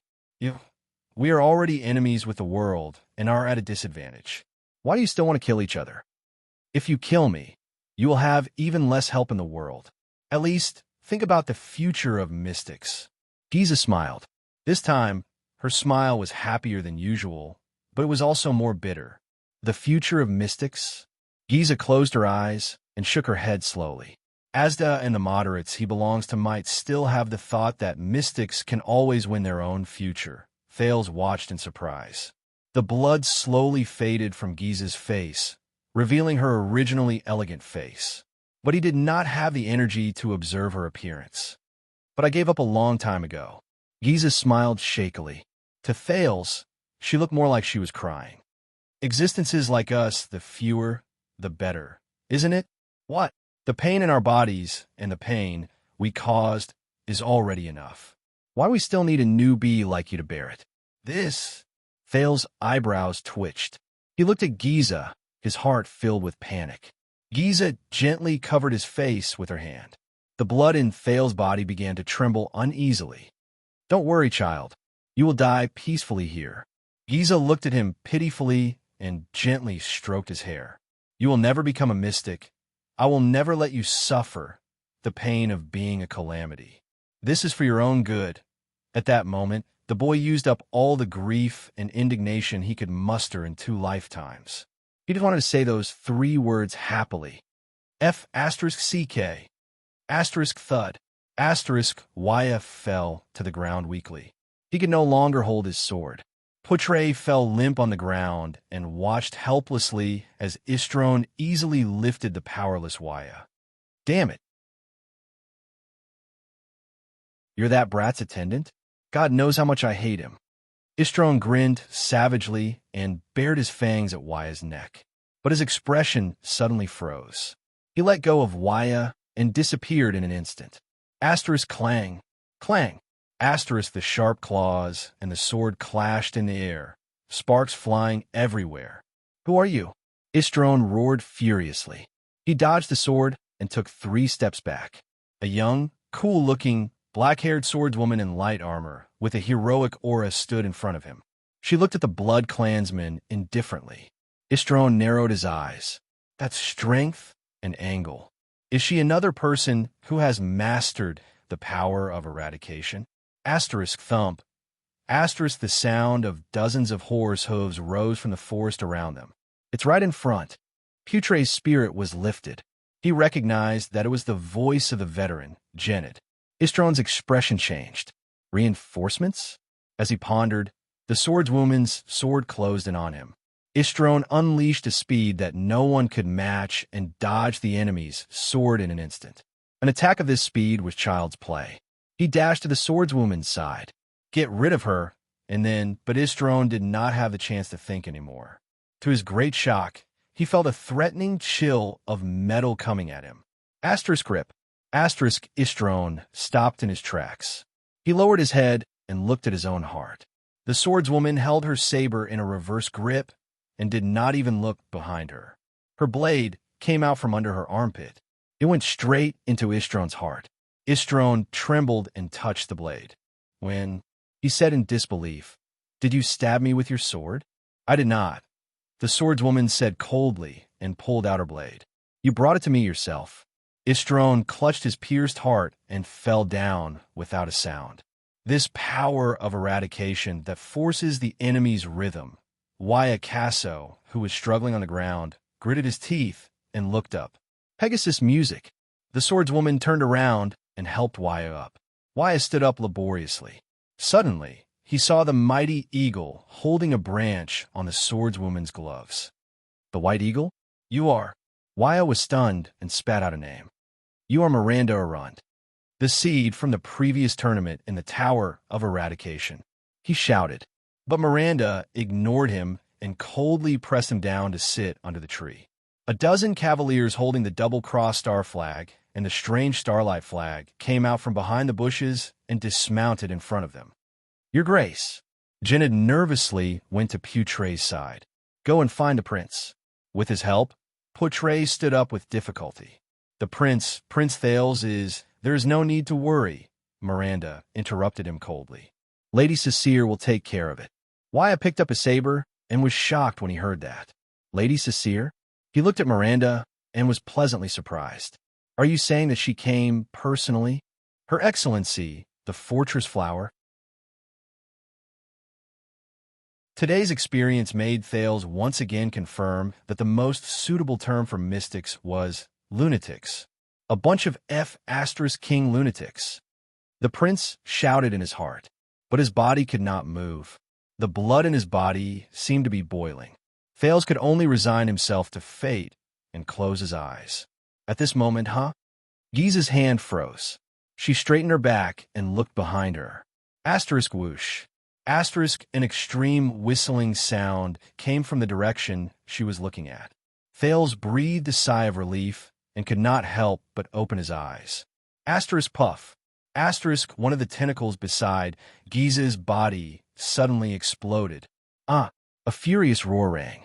A blood-drenched female warrior in full armor held a two-handed broadsword that was half the height of a person.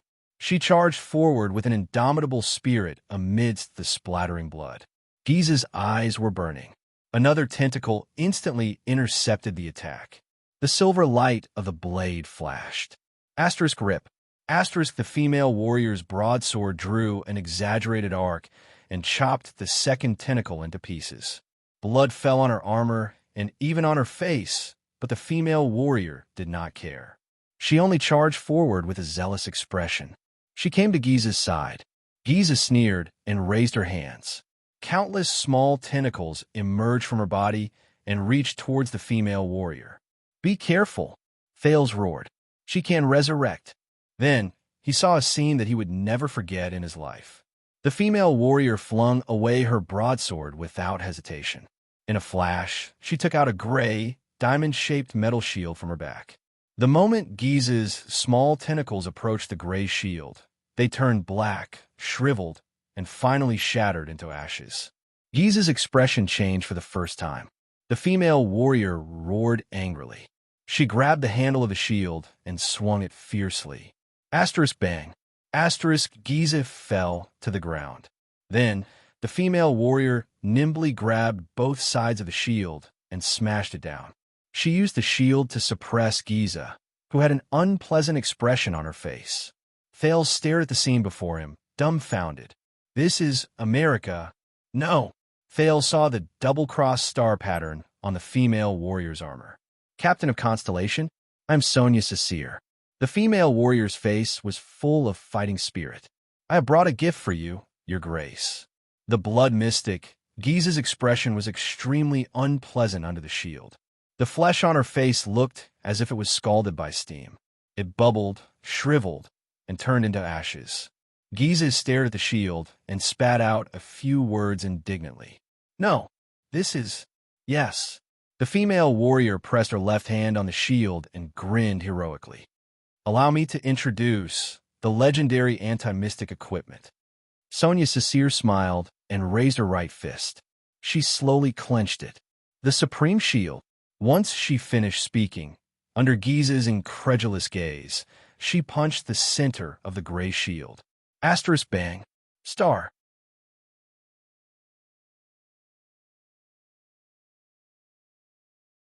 Chapter 97. Thales jumped down from the black coffin and stared at everything in front of him in a daze. The flying ashes turned to ash, and no flesh remained. The severed limbs on the ground gradually withered and turned to ash, blending into the snow under the moonlight. It's over? Giza, the blood mystic, that lunatic disappeared? The Hydra's tentacles loosened and withered. Katerina and Serena both fell to the ground and coughed violently. Ida helped the ashen-faced Ralph out of the thicket on the side. Those branches, there were at least 100 of them. Ida said with lingering fear, why did they suddenly wither? But Ida was immediately stunned. She pointed at the female warrior and shouted in an exaggerated manner. Ah, strange woman, you're here. The female warrior put the shield back on her back and laughed. It's been many years, forgetful Ida. Aida's expression immediately darkened. The female warrior pulled out the two-handed broadsword and swung it twice, as if it was light with one hand to shake off the blood on it. Her expression was indifferent, but her gaze was sharp. She immediately turned around and looked at Thales. Thales also looked curiously at the person who suddenly appeared and saved his life. There's no doubt that she's a soldier, Thales told himself. Her armor was covered in bloodstains left behind by mystics, but she had a steady and determined aura. She did not appear disheveled at all. Instead, she gave others the impression that she had been through hundreds of battles. She had short, neat, brownish-yellow hair, but there was no need to describe her heroic appearance. Because when she appeared, her aura, which was filled with an iron-blooded fighting spirit, made one only notice her warrior side and forget her pure appearance. They stared at each other for a few seconds. The female warrior suddenly grinned. She boldly stuck the two-handed broadsword on the ground and knelt on one knee. So you're Thales, child? My prince? Yes, I am Thales Jadestar. Thales flashed a smile. Thank you. Thales had a strange feeling. Although they all knelt on one knee before the prince, Gilbert's was filled with politeness and respect, while Yodel gave him a sense of trust. However, the female warrior in front of him was filled with a kind of casualness and elegance. The female warrior's next action confirmed his suspicions, because she actually raised her hands, which were covered in blood and covered in iron gloves, and ruffled the hair of the second prince of Constellation. Good job, kid. She laughed heartily, her voice sharp and valiant. Many of my recruits would have vomited in fright if they had encountered such a situation. Thales saw stars from the rubbing. He felt the greasy blood on his hands and said awkwardly, this lady. The female warrior laughed and interrupted him. I am Sonia Cecere, little lord. Sonia's words did not show the slightest bit of awareness that she was a little lord. She was in a good mood, and she even punched Thales' shoulder, causing the weak man to cough violently. The Broken Dragon Fortress that is temporarily guarding the border between the two countries. Thales snapped back to reality. Why you are the fortress flower? Even though he had been prepared for this, he was still a little excited when he saw Sonia in person. The fortress flower. During his lessons in Mindy's hall, Gilbert would occasionally explain the current situation of Constellation to him, such as the famous three marshals of Constellation. Although Constellation suffered heavy losses during the disaster of the Bloody Year, it also gained many talents in many aspects, such as government affairs, diplomacy, military affairs, and war. Many members of the king's party and the new nobles became pillars of constellation from unknown pawns under such circumstances. The cunning fox Gilbercasso was one such example. Amidst the blood and fire in the battlefield against Extet, the western desert orcs and the barren bone people, as well as the southwest rebel army, many young people who were born commoners rose to power and were conferred titles. After the Bloody Year, King Kessel expanded the regular army of the royal family. He even recruited many commoners and young people to guard the four corners of the kingdom. These people were basically soldiers who had been through hundreds of battles and had once shone brilliantly on the battlefield. 12 years had passed. Their encounters were all different, but there were three people who stood firm and withstood the test of time. They grew into military commanders who could take charge of an area on their own. They were the three marshals of Constellation, whose names shook the entire kingdom. The subjects of the kingdom gave them resounding nicknames. Even their original names were rarely mentioned. The Kingdom's Wrath, the Legendary Wing, the Fortress Flower. Among them, the Fortress Flower, Lady Sonia Cecere stepped onto the stage of Constellation's history when she followed Duke John on his expedition against the Southwest rebel army. Since the Bloody Year, she led the regular army of the royal family to guard the bitter, cold northern territory, keeping an eye on the great dragon of the North's every move. Many Constellationates believed that if the Fortress Flower was still blooming in Broken Dragon Fortress, then Constellation's northern territory would stand firm. Of course, there were also many noble women in the capital who always gossiped behind her back. Every move she made was like a man. No wonder the lady who wielded a sword in battle could not get married until she was over 30 years old. And now, the legendary Fortress Flower was standing in front of Thales. Araka will definitely regret not bringing troops to rescue you. Sonia knocked on her shield proudly. Among the three of us, I am the first to seal a mystic, but in the next moment, Thales saw Sonia's expression change. What's wrong? Thales asked in bewilderment. Something's wrong. Sonia clenched her fists tightly and raised her shield. She looked around vigilantly. She is not sealed. Asterisk bang. Asterisk before Thales could react. Sonia suddenly picked him up and jumped up from the ground, avoiding a blood-red tentacle that pierced through the ground. Thales looked at the tentacle before him in disbelief. Isn't Giza already? The tentacle abruptly split into dozens of smaller tentacles. Thales only felt that the moment it split, he lost all feeling in his body, as if he had been injected with anesthetic. Is this the feeling of having your body controlled? Thales trembled as he let go of Sonia's arm, but the latter did not seem to be affected at all. She extended her arm and hugged him even tighter. Sonia gritted her teeth and roared furiously as she took out the two-handed broadsword from her back. She swung one arm and drew a beautiful slash. In a flash, she cut off countless small tentacles that had split off. A few of them swept toward where they were originally, the Dark Knight Black Coffin. Many of the tentacles had just touched the Black Coffin when they shrank, withered, and turned into ashes, as if they had just touched the Supreme Shield. But even more tentacles coiled around the Black Coffin, as if they were unafraid of death. As they withered and reconnected, they actually withstood the corrosion of the legendary anti-mystic equipment and lifted the Black Coffin. Black Coffin. In the distance, Katerina saw this scene. The queen roared anxiously, "Don't let her take it." Sonia was as calm as ever. She moved swiftly and swiftly. With her left hand holding Thales, she threw the broadsword far away like a boomerang with her right hand. Asterisk crack. Asterisk, she forcefully cut off the tentacles that coiled around the Black Coffin. Asterisk thud. Asterisk, the Black Coffin fell to the ground again. Sonia stepped forward and quickly leaped onto the Black Coffin.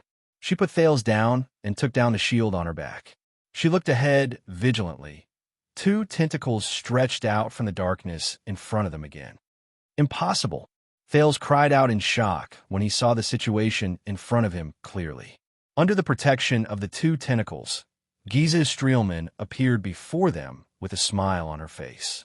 She still looked like a naked girl covered in fresh blood.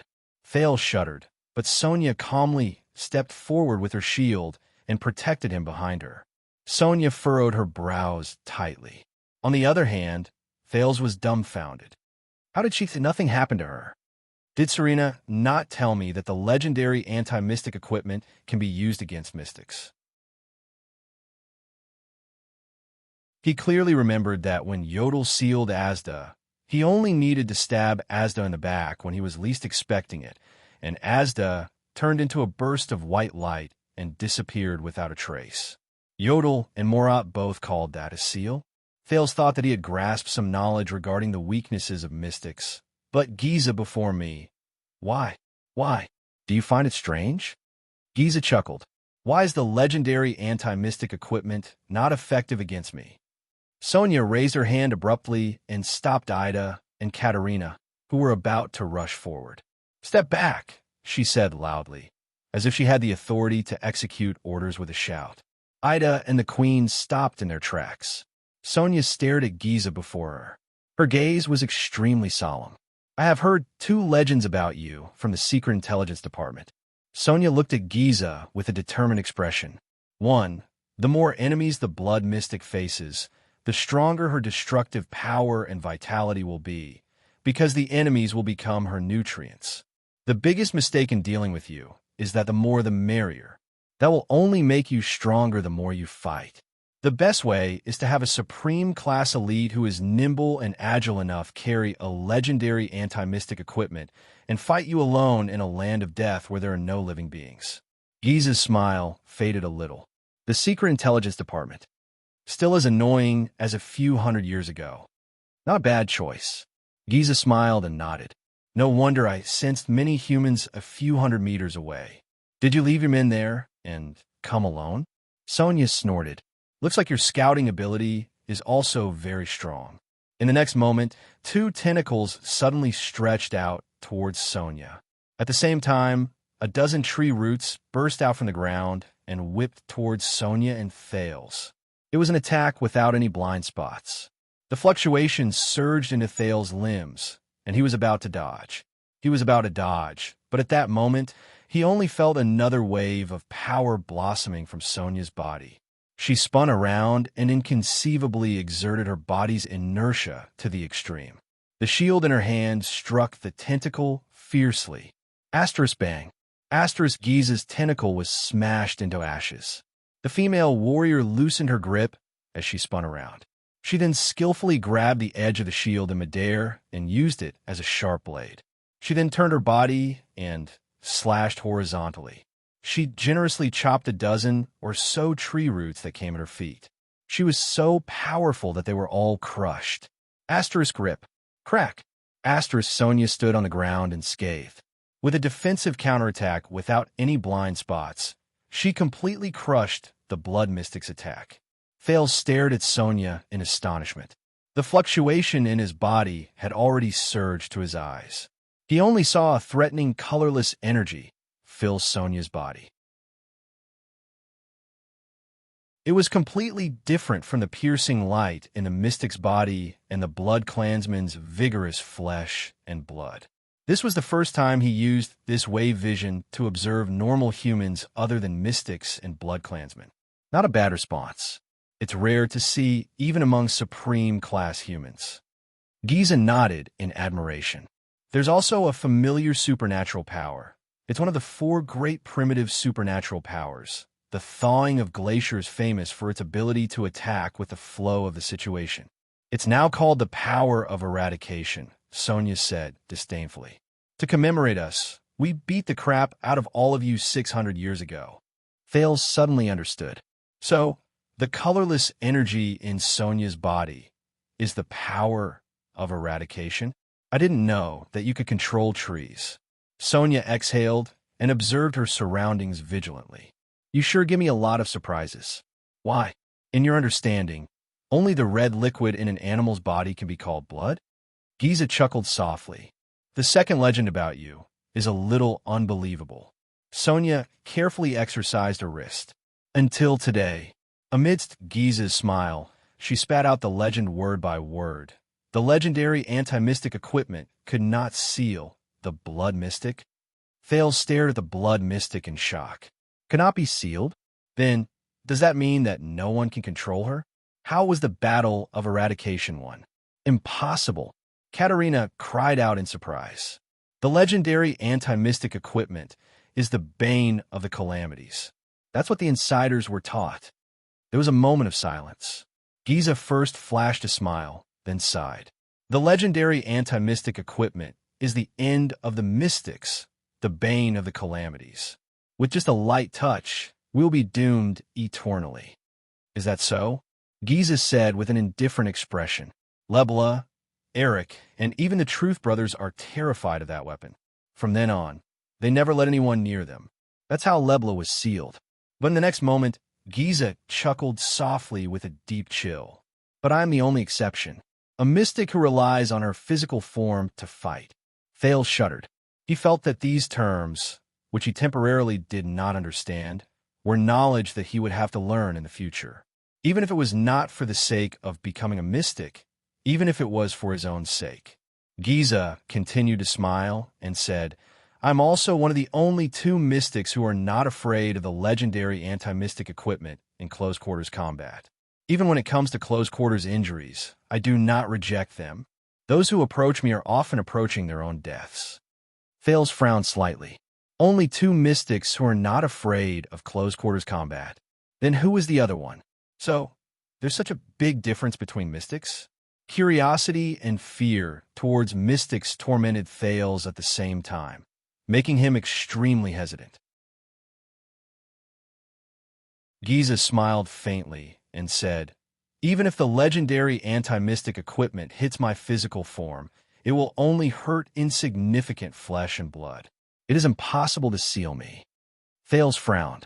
No, something's wrong. He was puzzled until Sonia raised her eyebrows and snorted confidently.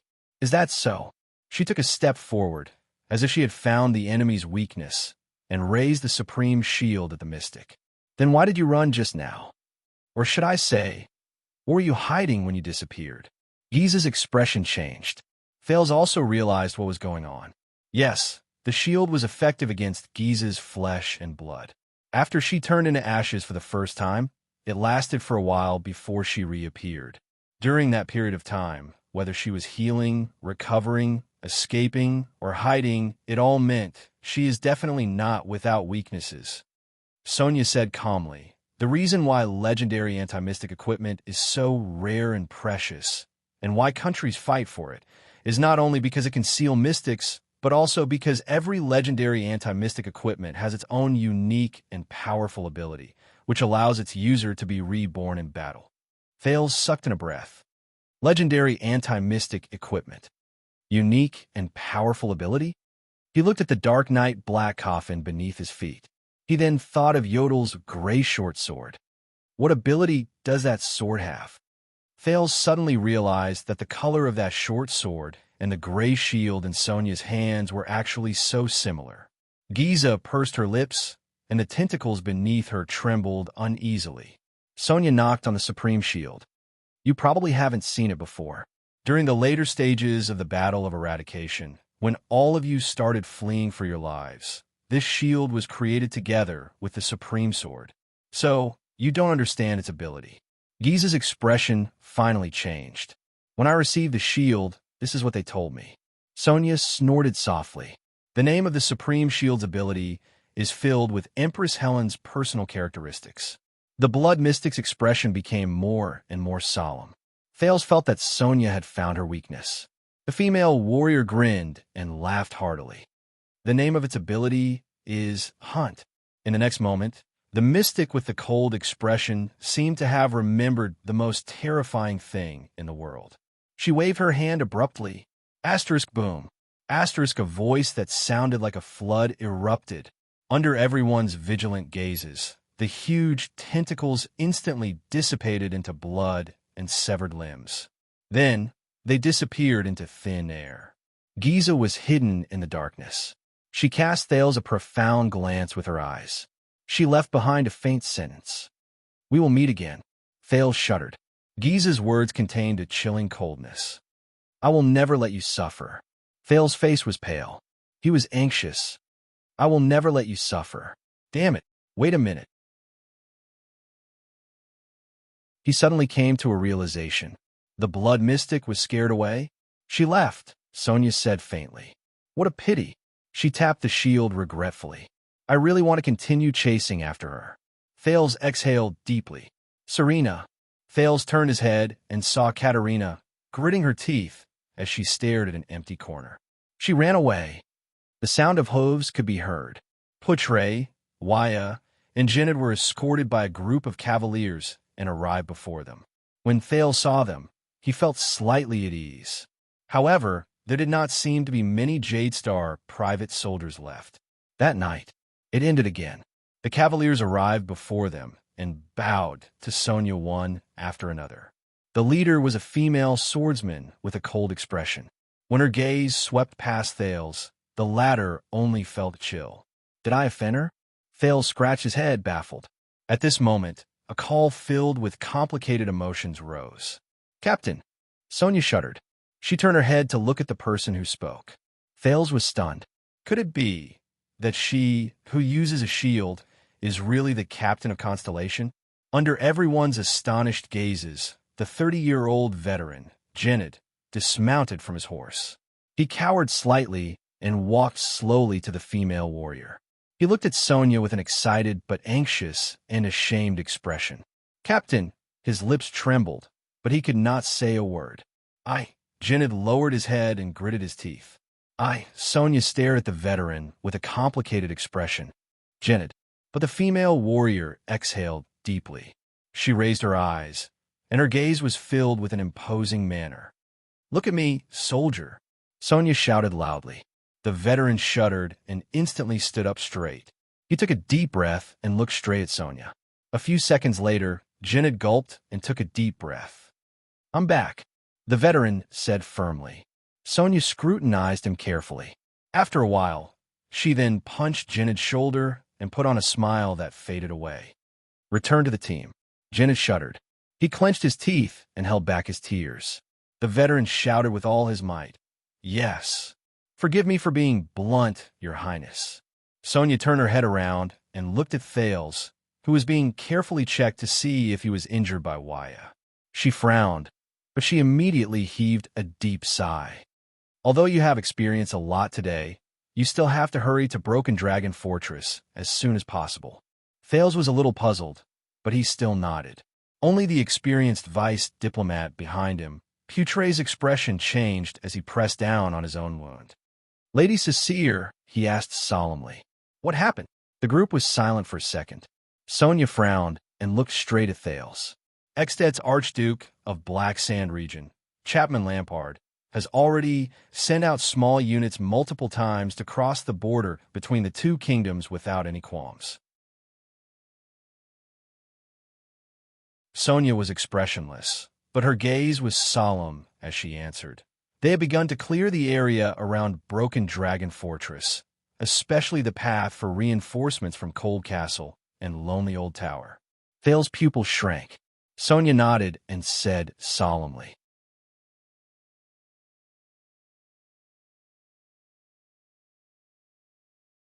Chapter 98. Broken Dragon Fortress was built on the northern plains, the border between Constellation and Exted. The main body of the fortress was located on a highland, only a few hundred meters away from the border between the two countries as stipulated in the Fortress Treaty. The Third Peninsular War more than 300 years ago created the legend of Chara, Kaplan, and Midir, the three heroes of the Western humans. However, after the war ended, Exted's hero, Chara, and Constellation's Oathkeeper, Midir, broke off their friendship and broke up their brotherhood, which caused countless historians and bards to lament. It also caused the alliance between the Great Dragon and Constellation to turn against each other. Hence, Broken Dragon Fortress was built on the border between the two countries. This was a building that had both political and military purposes. 12 years ago, the famous Fortress Treaty between Constellation and Exted was signed here. The northern plains, which stretched for several miles, was the only place between the two countries that could bypass the snow and pine forests and send a large number of troops to the border. However, the defenders of Broken Dragon Fortress could clearly see any troop of more than 10 people from Exted's side on the plains. On Constellation's side, the Arund family's Cold Castle and the Zamunto family's Overwatch City were in the southwest, while the Freeze family's Lonely Old Tower was in the east. All three parties could rush to the fortress aid at any time. If any castle was in danger of being besieged, Broken Dragon Fortress could also send a timely warning. Broken Dragon Fortress was not a lone fortress. It was formed by the largest and most sturdy main body of the star-shaped fortress on the highland, 8 medium-sized fortresses that guarded the periphery and provided cover for each other, and 12 simple sentry posts further away. To take down Broken Dragon Fortress meant that they had to charge through countless trenches and barricades, remove the threat of crossbows in the 8 medium-sized fortresses, and then follow the only 3 narrow slopes to reach the main body of the fortress. They had to brave the bombardment of the mystic guns on the star-shaped convex wall and launch a siege against the fortress walls that were more than 10 meters tall with limited terrain. If the army bypassed the fortress and went straight south to the important cities of Constellation, then this fortress that could accommodate 10,000 people had sufficient supplies and could be used by the garrison to attack at any time would instantly become a major threat, like a thorn in the back.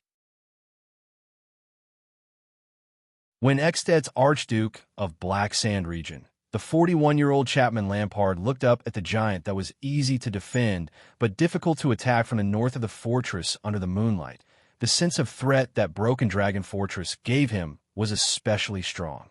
Since 12 years ago, when he had a fair duel with his older brother in front of his father and the entire family, and pierced his older brother's heart to win the right to inherit Black Sand region, Chapman Lampard's ambition grew uncontrollably. For example, he wanted to bring the glory of the common elected king into the Lampard family's embrace, turn Eksted's capital into Black Sand City, and bring Constellation's northern territory under his jurisdiction so that the ancient Northland territories that were scattered between the two countries could be reunited. The Archduke himself wore a thick robe lined with heavy chain armor. He rode on a sturdy Northland horse, and the knights behind him held flags that were painted with the image of an iron fist that represented the Lampard family. Not far behind them were densely packed military camps. From time to time, small groups of Sentinel riders or infantry troops who received missions would leave the camps and cross the border without a care in the world. A strong and heroic knight in gray helmet, Lord Tolja, one of Eksted's 5 war generals, galloped over from the front. He reined his horse in front of Lampard and bowed respectfully. Lampard nodded without any expression on his face. Regardless of whether it is the merchant groups, hunters, supplies, or the other party's patrols, we have already cleared all of them and placed our scouts there. If Cold Castle's Arund and the other 2 families come to reinforce us, we will know immediately. The knight in gray helmet, Tolja, said in a low voice, "Are we really going to attack?" Of course. We have more than 13,000 men. We have light cavalry scouts, heavy knights, elite light axemen, double-handed heavy swordsmen, and enough archers. We have also prepared mystic guns, catapults, and other siege weapons. The person who answered him was a knight in plate armor behind Archduke Lampard. He was the Archduke's supporter and the Archduke's #1 vassal, Count Levon. We have the advantage in terms of both quantity and quality. Defeating them will be a piece of cake. That is a field battle. But as long as they are holed up in Broken Dragon Fortress, it will be difficult for us to win easily. Tolja shook his head. Since the fall of the previous time, they have strengthened their fortifications. I suspect that they have equipped half of the mystic guns and city-guarding crossbows in the kingdom. Forcefully attacking the city will only bring about huge casualties. Also, as long as those 2 people are still in Broken Dragon Fortress, even if the enemy is a motley crew, we still need to be extremely vigilant, Tolja thought to himself. Dressed in plate armor, Count Levin's expression was firm. We have mobilized so many troops, it is impossible for us to return empty-handed. If we can occupy Broken Dragon Fortress, I think we can accept some casualties. Our enemy is not only the fortress, but also the weather. The few of them turned their heads and saw Archduke Lampard, strategist, Viscount Kent Vita, riding his horse towards them. The day before the bitter cold winter will come earlier than usual. It is not a good time to advance. The delivery of supplies is not optimistic. Once the siege fails, the war will be at a stalemate. If we wait until spring, we will have a greater chance of taking down the fortress. It is precisely because we do not have enough supplies that we need to end the war quickly. Count Levon still insisted. Fighting in winter is our advantage. The Constellations are hit harder by winter. 12 years ago, we attacked the fortress at this time. That winter was the warmest in decades. Tolja shook his head solemnly. Also, at that time, they could not even take care of themselves. There were no reinforcements in the Northern Territory, but at that time, we gathered the armies of 7 archdukes. Moreover, we could only replenish our supplies on the spot after we have breached the fortress and moved south. Archduke Lampard slowly raised a hand and stopped his 3 subordinates from arguing. What happened after that? The Archduke's voice was dull and hoarse. It had a power that could make people calm down without them realizing it. King Nuvin's envoy has arrived. We cannot hold him back for too long. After all, we are mobilizing our troops in the name of avenging Prince Mariah. Viscount Kentvita bowed. Moreover, I heard that the Prince of Constellation is on his way and will arrive soon. Lampard pondered and asked, Prestige Orchid Region's Alceus and Reformation Tower's Trentida family have not replied? As Archdukes of Southern Ekstedt, they should have enough benefits to mobilize their troops. They must have received news of the Prince of Constellation's envoy. Viscount Kentvita answered seriously. Even though they have the benefits of taking over the Northern Territory, their hesitation will not be any less than that of the other archdukes. I am afraid we have to rely on ourselves. After a while, Archduke Lampard exhaled and looked at the broken dragon fortress opposite him. He sighed. Rely on ourselves? Cecile, that woman only has around 800 men, but there are at least 300 elite veterans from the Starlight Brigade among them. They are experts at galloping on horseback and fierce soldiers at attacking and defending the city. All of you have fought against her, so you know better than anyone else. Murch has just arrived with more than 2,000 men.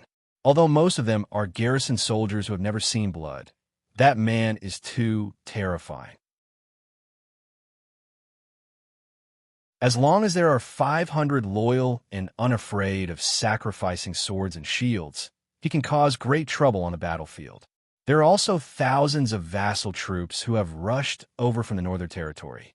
Although they are at odds with the fortress because of Arun's imprisonment, and most of them have already withdrawn, Arun's only daughter is still in the fortress.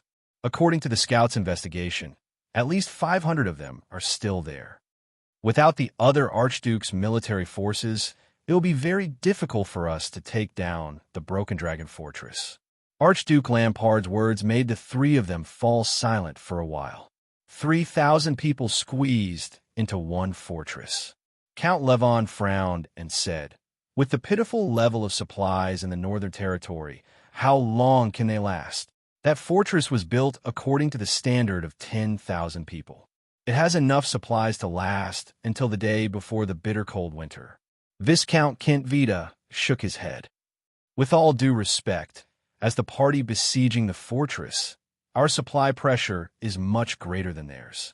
12 years ago, all of Ekstedt was behind us, but now, because that damned prince is coming to apologize, we are isolated and helpless, just like the Northern Territory. In less than 2 weeks, the day before the bitter cold winter will arrive. Tolja also nodded and agreed with the wise general's words. In a situation where we can't wait for a good opportunity, I don't recommend attacking forcefully. When that prince arrives, all the more we can't send out our troops. Count Levon said indignantly. In another 10 years, Constellation will slowly recover from its weakened state, and the other countries will also be free from their own troubles. Also, he paused for a moment. If Nuven VII can't live until then, Ekstedt might have to choose a king. Are we going to give up on this opportunity? Count Levon said hatefully. The 3 of them did not speak. No. Chapman Lampard exhaled softly and stared at the fortress in front of him. We are Northlanders. Lampard thought of his elder brother. He thought of his elder brother's gaze as he gripped his sword with his blood-stained hands and laughed boldly as he died. Northlanders never wait for opportunities, nor do they give up on opportunities. Archduke Lampard turned his head. His unsmiling face revealed a coldness that was colder than the weather. We create opportunities. The moon had already set in the west. Broken Dragon Fortress was in front of them. Its magnificent star-shaped outline could already be vaguely seen under the moonlight. Thales looked at Sonia and Ida, who were watching vigilantly from afar. He then turned towards Katerina, who was surrounded by the elite warriors of Broken Dragon Fortress, and the two Blood Clan warriors who were only found after the battle behind her. Are you sure you want to leave now? Thales furrowed his brows as he looked at Katerina. Perhaps the Blood Mystic is waiting on the way back. Katerina still had that indifferent expression on her face as she shook her head. Now is the best time to leave. At least the Blood Mystic will not dare to stay too close. It's too risky, Thales said seriously. You know, the Blood Mystic came for the Black Coffin. Believe me, since the Blood Mystic has already appeared and brought such great trouble, there will be people who will take care of her whereabouts and goals, such as your secret intelligence department, Katerina said coldly. Although mystics are terrifying, there are still powers in the world that can restrain them. You're talking about the legendary anti-mystic equipment? Thales pondered and said, but after all, they are rare and there are only a few of them. You are still young. There are still many secrets that you do not know. Katerina's words made Thales scratch his head. You only need to know that every time a mystic appears in public, it is a risk. After that, there will be a long period of silence and hiding. What threatens them is not only the legendary anti-mystic equipment. The two of them stared at each other for a second. All right, since you insist. Thales sighed. You must know that the supreme class beside you has died in battle. Serena may still be hiding in the dark, eyeing you covetously. Besides, you are escorting the legendary anti-mystic equipment after all. Thinking of Hestad and Simon, Katerina's gaze dimmed, but she immediately raised her head. I long for Serena to appear. The Night Queen revealed a hateful gaze.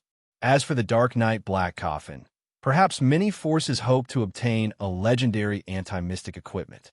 But rest assured, among those who understand its value and origin, no one would have the guts to covet the Dark Knight Black Coffin, except for the terrifying mystics. No, Katerina secretly said in her heart. Perhaps those relatives in Grand Banquet Hill are the exceptions. After all, guarding the Dark Knight Black Coffin can be said to be the oath of all Blood Clansmen. Thales rolled his eyes. Another secret that I do not know? He nodded. Even though our misfortune today can be considered to be due to each other, including the debt of blood, hatred, and favors, I still hope that we do not become enemies. Of course, it is best that we do not meet again in the future. Katerina stared at him fixedly for a few seconds. It was so long that Thales raised his eyebrows. Do you know, Katerina said quietly, perhaps we can really become allies. Thales widened his eyes. I heard Serena's words. The Night Queen said flatly. The structure of the continent has changed. You are in contact with the Mainz Knight dynasty, and Ekstedt is on good terms with Hanbol. Since Constellation is destined to be enemies with Hanbol, then we have a common enemy. Thales furrowed his brows. Almost forgot. This is a queen. After we form an alliance, we will rope in the Mist Island's merfolk leader. That way, it is not impossible to chase away Hanbol and the Trade Federation's whaling ships and turn the Southern Sea of Eradication into our inland sea. Think about the eternal oil that Hanbol and the Trade Federation have embezzled together, please, because of your dear sister. Thales exhaled and shook his head with lingering fear. Right now, I really have a deep fear of the word ally. For your own good, and for my own good, can we talk about this when I grow up a little? Katerina, who was inexplicably interrupted, was stunned for a moment. She could not close her parted lips in time. When he saw those lips, for some reason, Thales remembered how they tasted. Ahem. Thales patted his head and chased the messy thoughts out of his mind. He had enough troubles, and he could not even take care of himself. The Night Queen, who had always been unsmiling, suddenly curled up the corners of her lips slightly. Thales was a little surprised. It was the first time he saw the unsmiling Katerina reveal a smile. "I'm sorry."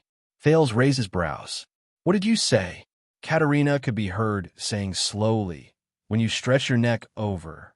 My original plan was to suck all of your blood dry." Thales quivered. "What? After all, we have already formed a grudge in the previous battle." Katerina returned to her ice-cold expression and continued to speak. Thales felt a chill run down his spine as he watched the queen narrate how she wanted to suck him dry. "As long as I get rid of Serena, then go back and annihilate the rest of your subordinates and clean up the traces, no one will know the reason for the Prince of Constellation's death except for Covendier." Thales revealed a look of disbelief. "Is this the farmer and the snake? But your life is very tenacious. You did not die of blood loss like I expected." Katerina said coldly, "So, my attempt to kill you failed. I think you have the right to know about this." Thales' expression changed several times. He sensed the weakness in his body and touched the 2 holes on his neck that had already closed. Then, he raised his head and stared at Katerina with a surprised and furious expression.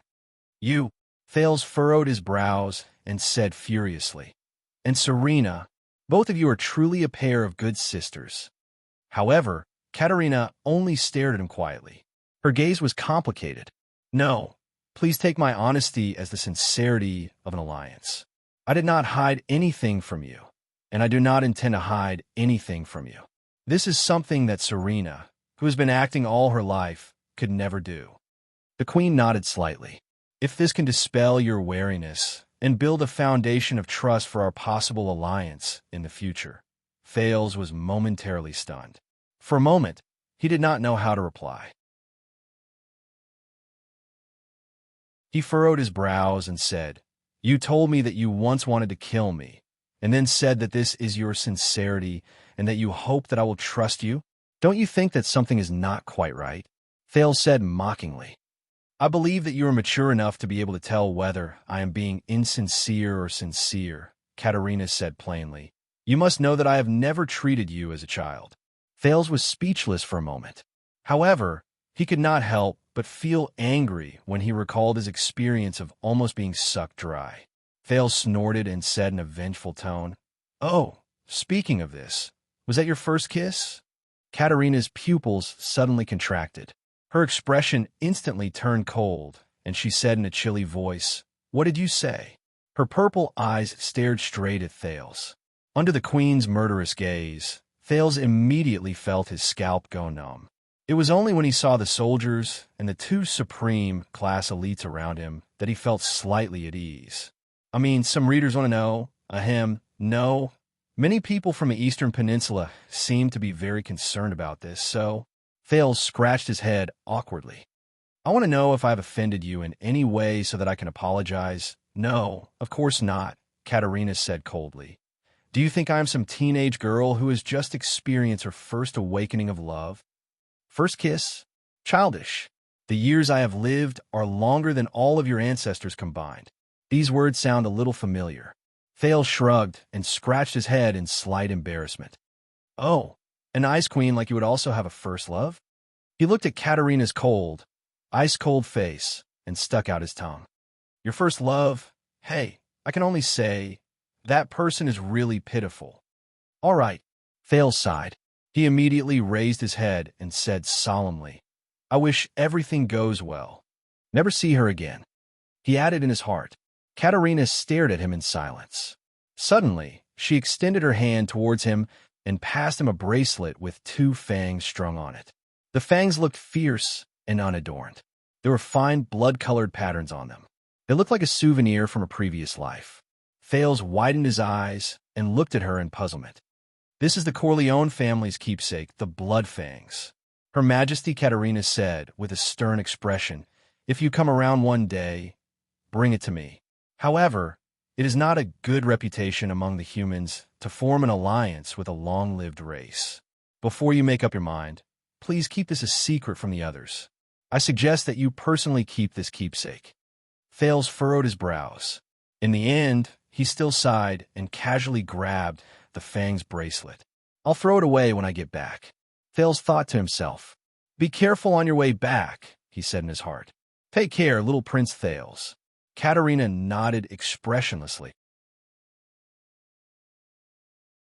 She turned around and walked towards her subordinates in the black coffin. Do not forget that this is the inland sea that belongs to us. Thales rolled his eyes behind her back. In the next moment, the Night Queen and her subordinates disappeared from his sight along with the black coffin. Thales sighed emotionally for a second before he turned around and left. At this moment, the Blood Clan's unique secret voice transmission faintly flew into his ears. But that was indeed my first kiss with a member of the opposite sex. Thales shuddered and staggered. Didn't we agree that this is not the world of the little white literature? He sighed and looked into the darkness where Katerina left.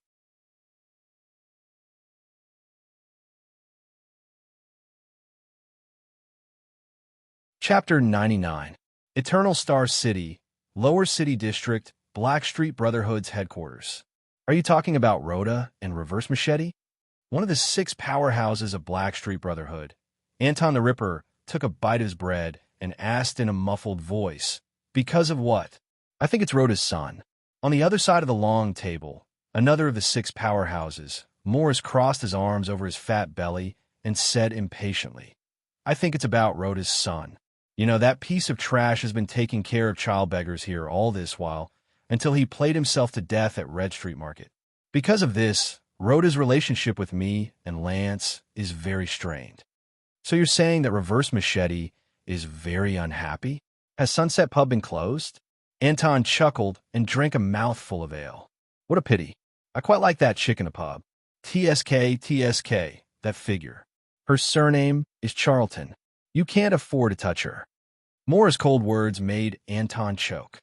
I haven't been back for a long time, so I'm not really sure. Anton swallowed his bread. After the incident in Sarah Dukedom, the Charlton brothers still haven't shown themselves? Morris shook his head. Prison Lock Sickle has been tracking them for a few years. For this, they did not hesitate to cooperate with the people from the Secret Intelligence Department. They fought against young Charlton twice, but they did not gain any advantage. What about Senior Charlton? Anton immediately asked, the one who killed 80 the second. It's best not to mention him. Morris sighed. You know, back then, in front of the palace gate, whether it was intentional or not, he saved Black Sword's life.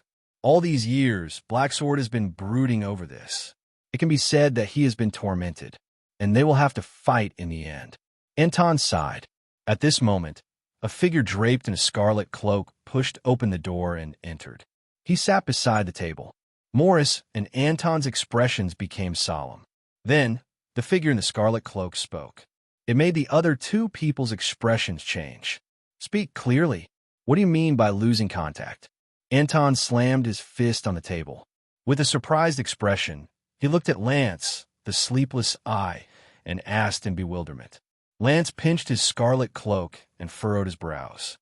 What I mean is, he pinched his scarlet cloak and furrowed his brows. Since 7 days ago, we have not received any messages from Ramon. The last time he sent a message, he was at the eastern border of Constellation and Extet. There is only one explanation. He has met the enemy. Morris crossed his arms and muttered. His mission is only to divert the Secret Intelligence Department's attention with the news of the reappearance of wizards so that we can safely obtain the equipment. When the Black Prophet finds out that he's not a wizard, he'll naturally give up on hunting him, right? The plump man shook his head and looked puzzled. He's just an ordinary gang doctor. Neither the secret room nor the Secret Intelligence Department have any reason to arrest him. No, of course they don't have a reason. Unless this is a move by our opponents against the Brotherhood, or even the sponsor behind us. Many people are suspecting our backer, Lance said darkly. No, of course they don't have a reason. Unless this is a move by our opponents against the Brotherhood, or the sponsor behind us. Many people are suspicious of our backer. Against us and the sponsor? Anton was shocked. If they're against us, are you talking about Blood Bottle Gang? Although the Air Mystic does not usually appear. After the incident at Red Street Market, They have indeed become quieter than before. Catherine and Nikolai are abroad. Lance shook his head. I have news that they have found the blood mystic. I am afraid that their counterattack against us will begin soon. I am worried that they may have discovered Ramon's importance to us. He tapped the table lightly. If the blood mystic is the one who takes action. Sigh. The key is our sponsor. Morris pondered solemnly. If Ramon falls into their hands, it will definitely endanger the sponsor's safety. Maybe we should give the sponsor a warning? We cannot take the risk of being exposed by contacting the sponsor. Lance's eyes shone. I suspect that this may be a trap. Morat likes to play this kind of bait game the most. Maybe the Secret Intelligence Department has eyes and ears all around Blackstreet, waiting for us to make a mistake. What's more terrifying is if it is not Morat and his Secret Intelligence Department, but the masterminds from back then. Lance did not reveal his thoughts, but he did not voice his worries. No, without Ramon, our research on the Mystic's weaknesses will definitely come to a standstill. We have only made some progress in the past 11 or 12 years. Anton clenched his fists tightly, and we do not even know the origin and abilities of that equipment. We have not been able to unearth anything. Also, he knows too many secrets about us and even our sponsor. Morris immediately raised his head with a solemn expression. Can we use the manpower at the border between Constellation and Extet? For example, Anton, the drug smuggling team under your command? It will be very difficult. Anton the Ripper gritted his teeth. The atmosphere there has been tense recently. The merchant groups are afraid that Constellation and Extet will go to war, so they no longer go to the surroundings of Broken Dragon Fortress. My men have also withdrawn a long time ago. Anton's face was ashen as he said, also, if the blood mystic is not much weaker than the air mystic, forget about our subordinates. Even the few of us will be sending ourselves to our deaths if we go. Maybe there is a way, Lance said quietly. The other two looked at him. Lance, the sleepless eye, said faintly, if it is the border between Constellation and Extet, Blacksword is not far from there. We can go there to search for Ramon, and I have already handed that equipment to him. If he really runs into the blood mystic, let's take it as a test to see the performance of that equipment in advance. The sun had just risen. Thale's face was downcast, as he was protected by Sonia on the horse. The group passed through the sentry post, the fortress, walked up the narrow slope, and slowly entered the magnificent Broken Dragon Fortress through the southern gate. It was much colder here than the birch tree forest. The snow was also much thicker, almost reaching the ankles of an adult. This was a very large fortress, but the two-layered city wall made the space between the fortress gate and the inner city wall seem rather narrow. Thales dismounted with Sonia's help. Waya, Ralph, and Cora, who were seriously injured, were taken away by the soldiers to be treated. He observed a corner of the fortress where the layout of the buildings, the personnel, and the sentry posts were all orderly. The soldiers on duty were either patrolling the main roads in the fortress, the walls on several sides, or standing guard at various spots. The quartermaster in charge of logistics and supplies was urging the civilian laborers who transported the supplies back and forth. In a few rather large stables, the cavaliers were skillfully brushing their mounts.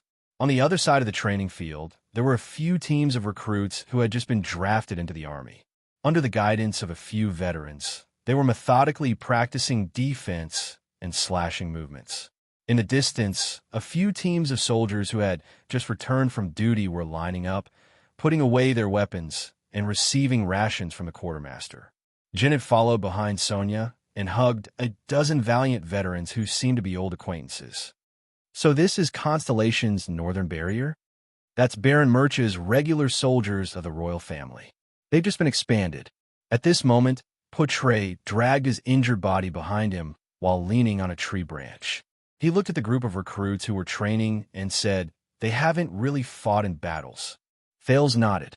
I thought you would at least leave her, that important queen, in Broken Dragon Fortress. You know, our strength is already stronger than hers. Poitret said quietly, and regardless of whether she was deceived or not, she still attacked the diplomat group's convoy and committed a heavy debt of blood. And then? Capture her and spank her? Thales shook his head. She is an important political figure in the Eastern Peninsula. We would need a lot of legitimate reasons to keep her, and there would be a lot of trouble in terms of diplomacy. It also involves mystics. It involves my secret. The less trouble, the better. Portray raised his eyebrows. Thales sighed. Believe me, the real culprit is still out there at large. Letting Katerina go is also creating trouble for him. Zayn's face appeared before his eyes. No matter why you want to kill me, I will not sit still and wait for death. Also, Thales thought, I might have found the key. The key is in the conversation on the day of the journey. Something must have touched Zayn's nerves. Otherwise, he would not have done such an unwise act, deceiving his allies and endangering himself. And she still has that black coffin with her, Thales continued. His words made Portray frown slightly. With that thing by her side, it is equivalent to the blood mystic coming for us again. Although she will definitely come for me. I will never let you suffer. Thales sighed and thought worriedly. Do not worry. Portray seemed to have seen through Thales' thoughts. He said slowly, Exted also has its own legendary anti-mystic equipment. They even have more than Constellation. It is the country with the most legendary anti-mystic equipment in the world. After all, in the Battle of Eradication, Northland spared no effort in fighting against the Calamities. Thales nodded reluctantly.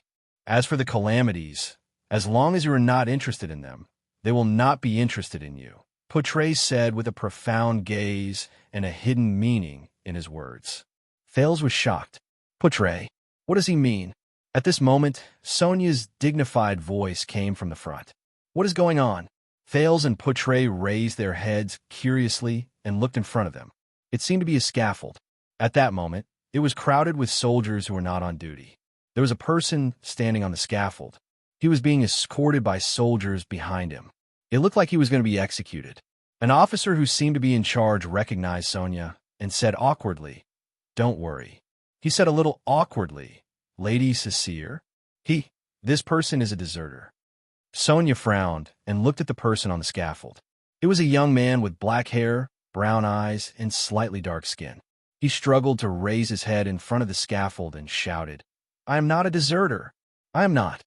He wore a tattered cotton shirt, and his hands were tied behind his back. He still shouted at the onlookers indignantly, They are alone. They are alone. I'm going back to save them. I did not escape. Just look at the blood on my blade, and you will know. Thales looked at everything and whispered to Portray, Have we already engaged the enemy? Have we already engaged the enemy? I am afraid that it is a clash between small units, Portray muttered. It seems like Lampard is still unwilling to give up. Thales sighed in his heart.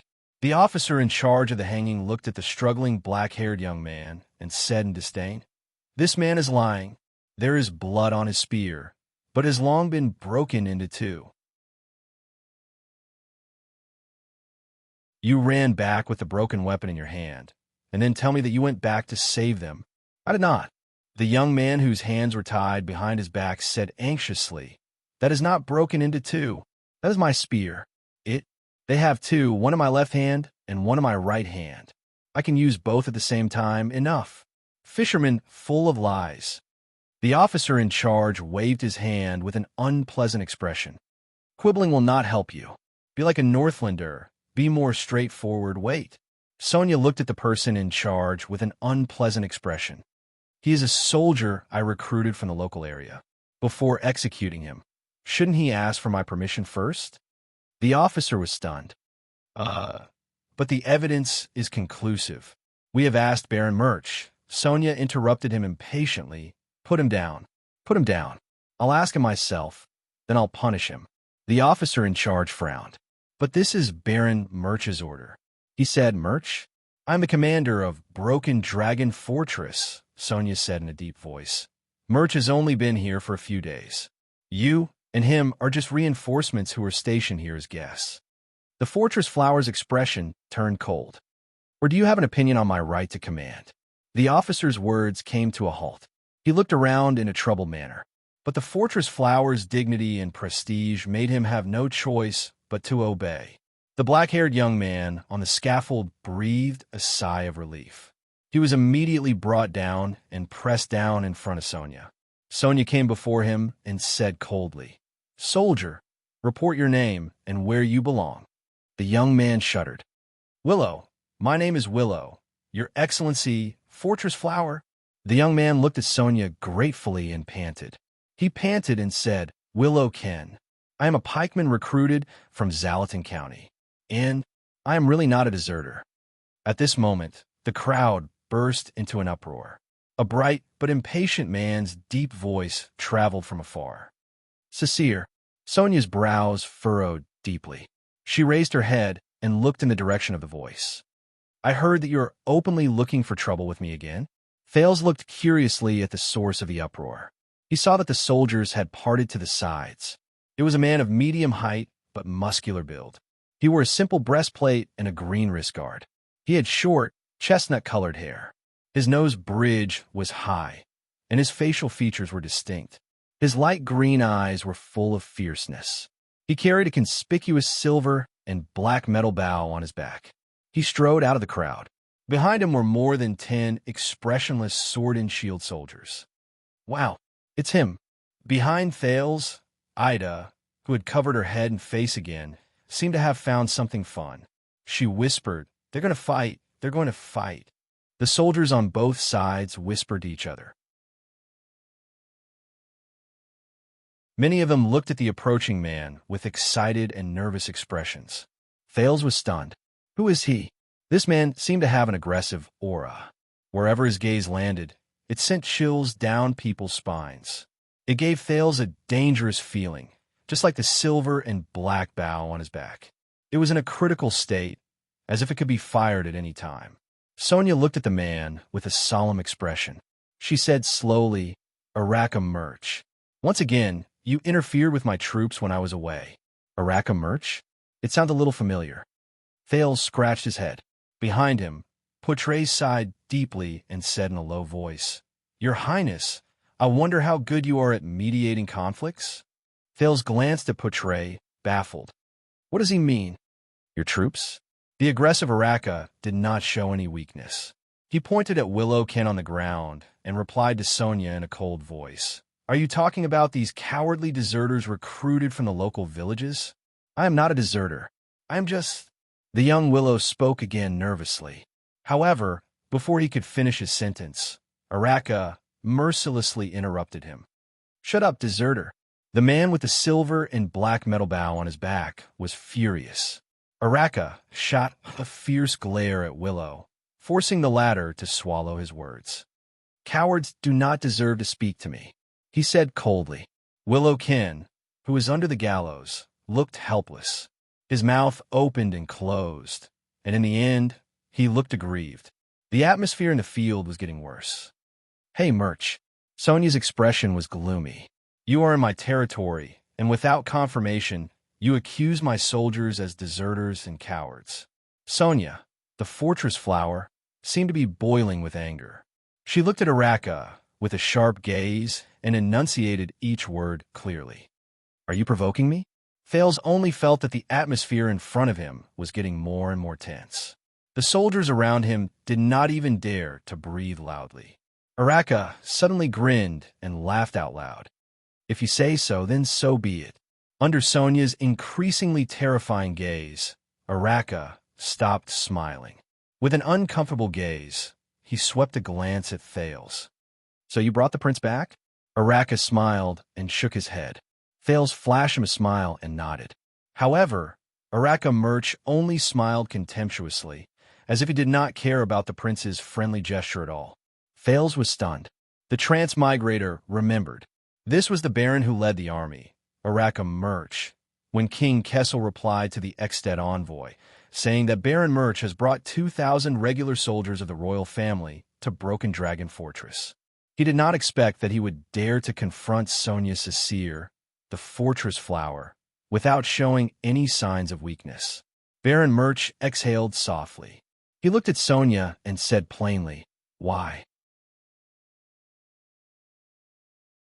Do you think that you have the right to condone deserters just because you have flattered the king's little bastard?" The king's little bastard? The surrounding soldiers burst into an uproar again. Many gazes swept towards Thales.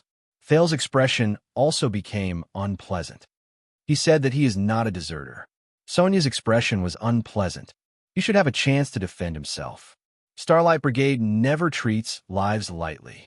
Thales thought of something. Starlight Brigade.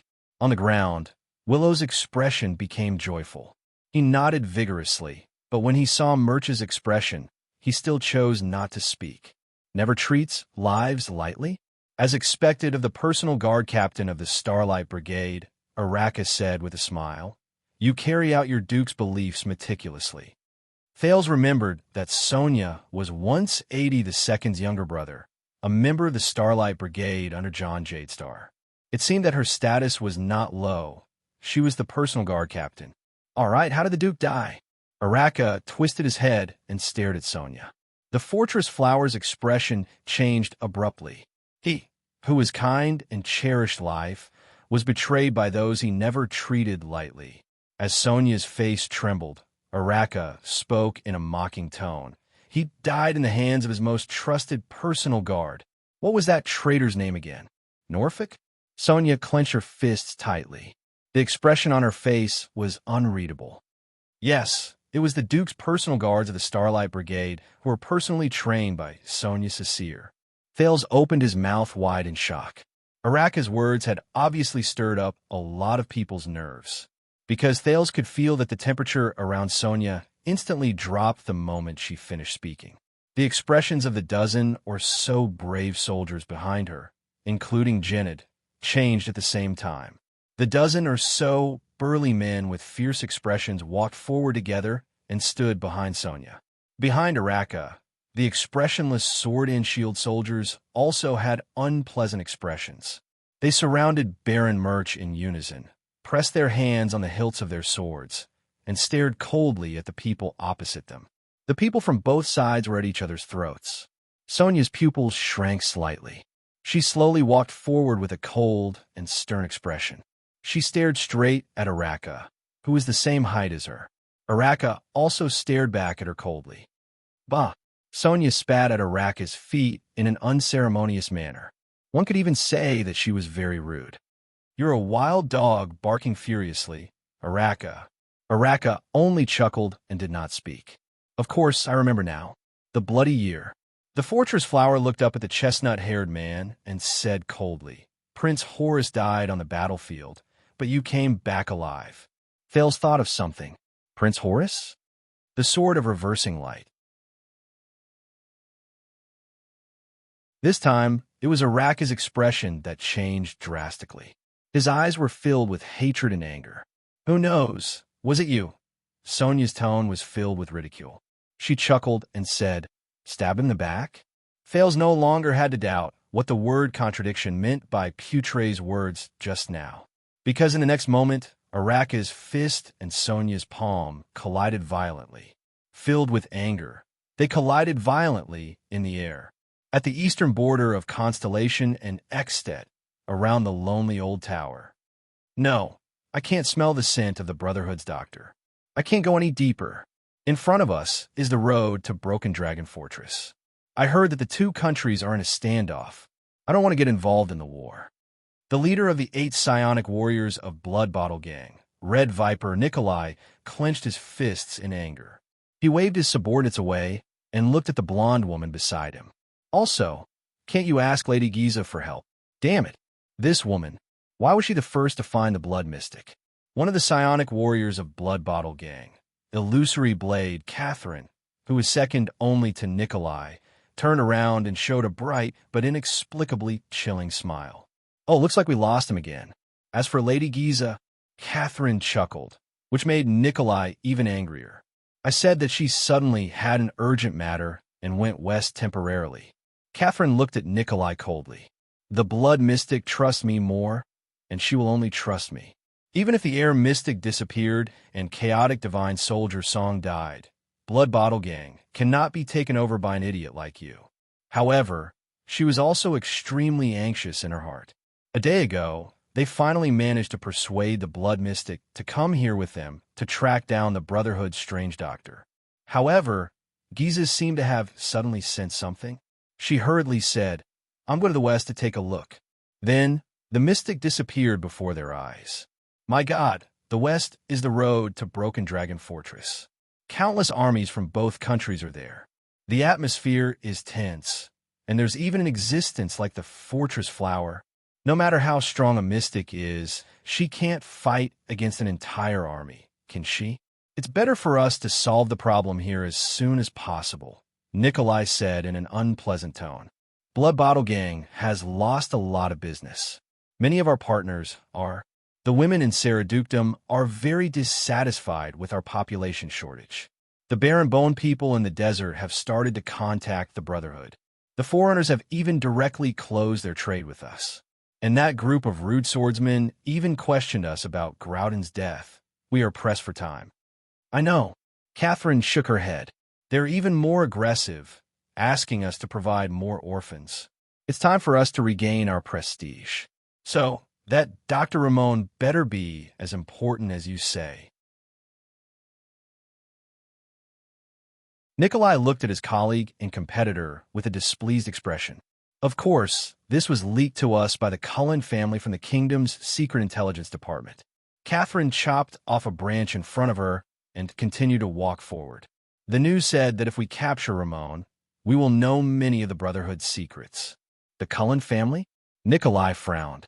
And you should stop fantasizing about the Covendier family, Catherine said sarcastically. They don't treat us as humans at all. Will the Cullen family be any better? Nikolai retorted subconsciously. Maybe the news this time is just the kingdom's secret intelligence department wanting us to cause some trouble for the Blackstreet Brotherhood. That's right, Catherine said nonchalantly. Nikolai was stunned. He did not expect that this woman would actually agree with his words. The Brotherhood has expanded too quickly, especially after that night at Red Street Market. Almost all the underground forces in Eternal Star City have surrendered to Blackstreet. So, there are people who dislike them and want to cause trouble. Catherine stopped walking and frowned as she pondered. There are also people who want to catch the mastermind behind them. I'm afraid that the kingdom's secret intelligence department and the Cullen family have the same goal. Supporting us is the most direct way. Nikolai smiled disdainfully. So, we lost the battle at Red Street Market, and it was actually a good thing. That was a heavy lesson. It reminded us that the mystics are not omnipotent. Catherine concealed the disgust in her eyes and tried her best to speak sincerely. In the past, we did things our own way and even fought against each other. But on that night, we lost our most capable subordinates and manpower. For the sake of the Blood Bottle Gang's survival, perhaps it is time for us to let go of our former enmity. Damn Viper. She cursed in her heart. Do you think I don't know that you were the one who killed Ralph? One day, Nikolai was silent for a while, as if he was carefully considering Catherine's words. In the end, the Red Viper said hesitantly, "Although I still don't like you, but I have to admit that what you said makes sense. We are facing the biggest crisis since our establishment.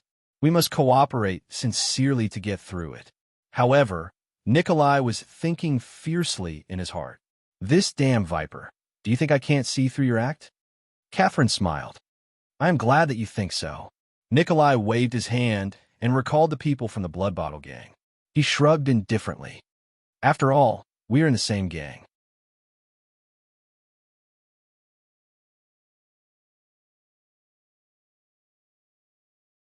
Chapter 100. The fist and palm collided. Araka and Sonia trembled slightly. Asterisk thud. Asterisk, it was a low thud, like the sound of a sandbag falling to the ground. But Thal's heart trembled, as if a blunt and heavy hammer had struck his heart. This is a battle between supreme class elites? It was quiet and simple. There was no waste of energy, no unnecessary movements. Thale saw the crowd whispering. Many soldiers pointed at the two of them. Oh no, how many times has it been? Must they tear each other apart before the attack from the north? The two commanders faced each other with equal harshness. They stood where they were and blocked each other's fists and palms without backing down. Sonia's eyes were cold, while Araka's face was fierce. The soldiers behind the two of them finally reacted. Asterisk clang. Asterisk the old soldiers behind Sonia drew their swords in unison and surrounded the commander in an orderly manner. Asterisk thud. Asterisk the sword and shield soldiers around Araka had solemn expressions. They took a step forward in unison and formed a wall with their swords and shields to protect Araka's flanks. The two groups of people were murderous as they glared at each other angrily with swords drawn. The chaos in the crowd deepened. My God, the Starlight Guards and the Fury Guard are here at the same time. Didn't the officers who arranged the shifts deliberately stagger their duty times? Are people going to die this time? I have a bad feeling. However, when almost everyone was watching the conflict between the two commanders with complicated emotions, the atmosphere became even more tense. Stop. Thales frowned and took a step forward. Everyone turned their heads in unison to look at the prince, who had an unpleasant expression on his face. Thales looked around him. What on earth is going on? Sonia and Araka, he sighed. This is what I wanted to say, Potre whispered behind him. You are the only one who can show up, young prince. Thales shook his head. Stand back, soldiers, he shouted at the two groups of people who were in a tense atmosphere. Put away your weapons, considering that we are all constellations. But no one paid attention to him. Sonia and Araka heard him, but the two of them, who had unpleasant expressions on their faces, seemed more interested in each other. The subordinates behind them, according to the crowd, they seemed to be the Starlight Guards and the Fury Guards, did not look sideways either. They only stood loyally and attentively behind their commanding officers. His Royal Highness was ignored in the middle of the field. Potre closed his eyes and shook his head helplessly. The whispers of the onlookers became louder, and they pointed at Thales. Many people's eyes were filled with mockery and contempt. This child was their new prince? Thales only felt very awkward. It was extremely awkward. And what should I do? Rush up and pull them apart.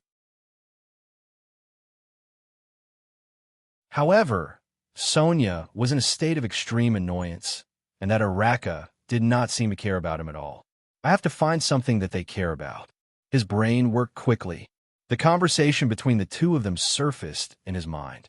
Thales was struck by a thought. He took a deep breath. The prince heard his own childish voice rise. I am Thales Jadestar, the second prince of Constellation. Thales raised his right hand and pointed to the north. Perhaps some of you know, for the peace of Constellation and for the lives of everyone in the fortress, I will soon head north to Extet to pay for their prince's death with my life. The onlookers burst into an uproar. Broken Dragon Fortress was not alone. The news of a national conference had long since spread here. Many people looked at Thales with different emotions in their eyes. There was pity, indignation, anger, and sighing. But Sonia and Araka's gazes were still locked on each other. Thales adjusted his breathing and tried to appear as casual as possible. He walked closer to their confrontation. As for the two commanding officers and your subordinates, before you dig out each other's hearts, towards a Jadestar prince who is about to die, Thales spread his hands and revealed a helpless smile. At least give him the respect he deserves, right? For example, starting the fight after I go to my death? The whispers of the onlookers became louder. Potre nodded slightly. Sonia and Araka realized that they furrowed their eyebrows in a barely noticeable manner. But Thales immediately changed the topic and snorted softly as if he was mocking them. Oh, of course. Perhaps you're already used to it. Thales turned around and looked at the soldiers around him. He put his hand into his pocket in a relaxed manner. He was about to take out the Jadestar royal family's 9-pointed star pin and show it to everyone. Thales' next sentence relied on his family name. But he did not touch the 9-pointed star pin. There was only the Fang bracelet in his pocket. It was given to him by the Night Queen when they parted. It was the Corleone family's keepsake. Thales' smile froze for a fraction of a second. Damn, Katerina, she didn't return the 9-pointed star pin to me. However, the prince immediately flashed a smile at the speed of lightning. He turned his empty pocket helplessness into a taking a picture with his hands in his pockets pose and turned around. Thales turned back to the two people who were confronting each other and laughed mockingly. After all, it is not the first time the two of you have seen a Jadestar die in front of you. The moment he finished speaking, the two people who were confronting each other breathed a lot faster. Sonia's entire body trembled. Araka looked like he was struggling. The past surged into their minds. The surrounding soldiers' voices grew louder. So, yes, you heard about it too, right? Both of them were. Hey, they had that kind of experience. Why bother? 1, 2, 3. Thales counted the seconds in his heart. Please give me some face. His awkwardness rose again. Finally, the two commanders snorted coldly and abruptly let go of each other. The guards on both sides sheathed their swords one after another, but their expressions were still unpleasant as they looked at each other. Thales breathed a sigh of relief. Poutre, who was standing beside him, flashed a hateful smile and winked at him. Gilbert had never been so disrespectful. Thales returned an angry glare, but he knew that the matter was not resolved. Very well, shall we settle the matter at hand first? Thales grinned and rubbed his hands, pointing at Willow Ken, who was stunned on the spot. Araka snorted impatiently. Do you want to judge him personally, young prince? Why? Do you have a problem with that? Sonia snorted. With his highness status, he is the most suitable person here. Thales sighed. No, this is not just a trial. It might also be the friction and discord between the two commanders. And he looked at Willow, who had a pleading look on his face. This concerns a person's life and death. He raised his head and looked at the officer in charge of the hanging. Can anyone prove what he said? The person he saved? The officer in charge seemed to have never spoken to anyone from the royal family before. He took a step back in a flattered manner, then shook his head. None, so we all suspect that he is lying. Thales furrowed his brows. This is bad. If you want to confirm whether he is a deserter, please bring him his weapon. The officer nodded nervously. Soon, under everyone's gaze, a wooden stick that was much shorter than a long spear was brought up. This pair of damaged wooden sticks still had dried bloodstains on them. Only the iron-wrapped tip could barely be seen on one side. On the surface, it did indeed look like a broken long spear. However, Thales looked at the black-haired young man. You can use dual spears? Willow nodded vigorously. I can. Another lie. The officer shook his head and said, No soldier has ever received such training, much less a fisherman. Thales exhaled deeply. He looked at the soldiers around him with burning gazes. He looked at Sonia's hopeful gaze, Araka's aggressive gaze, and Poutre's complicated expression. Thales pondered and said, if he can use dual spears proficiently. But Araka snorted softly at this moment and interrupted him. Whether he is a deserter or not, he disobeyed orders and ran back on the battlefield. There is no doubt about that, the valiant man said to the prince in a mocking tone. Why? If he can use dual spears, are you going to use your Jade Star privilege to declare him innocent? Honorable, second prince? Thales was stunned. Disobeyed orders? **T. Then, are you going to execute him directly? Sonia spoke harshly. She said coldly, if he is innocent, no one cares if you're innocent on the battlefield. Araka cut her off stiffly. Regardless of whether it is to escape or to save someone, you disobeyed orders, so you have to pay the price. Sonia's words immediately froze. She could only turn her head and look at Thales hesitantly. I respect your decision, your highness. Continue.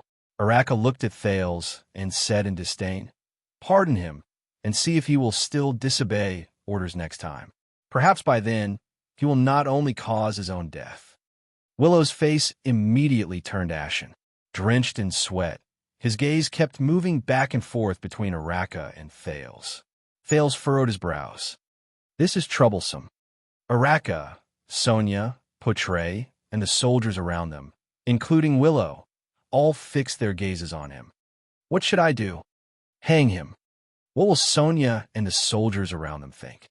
Forgive him. What about Araka, military orders and military rules? Or should I just change to another punishment?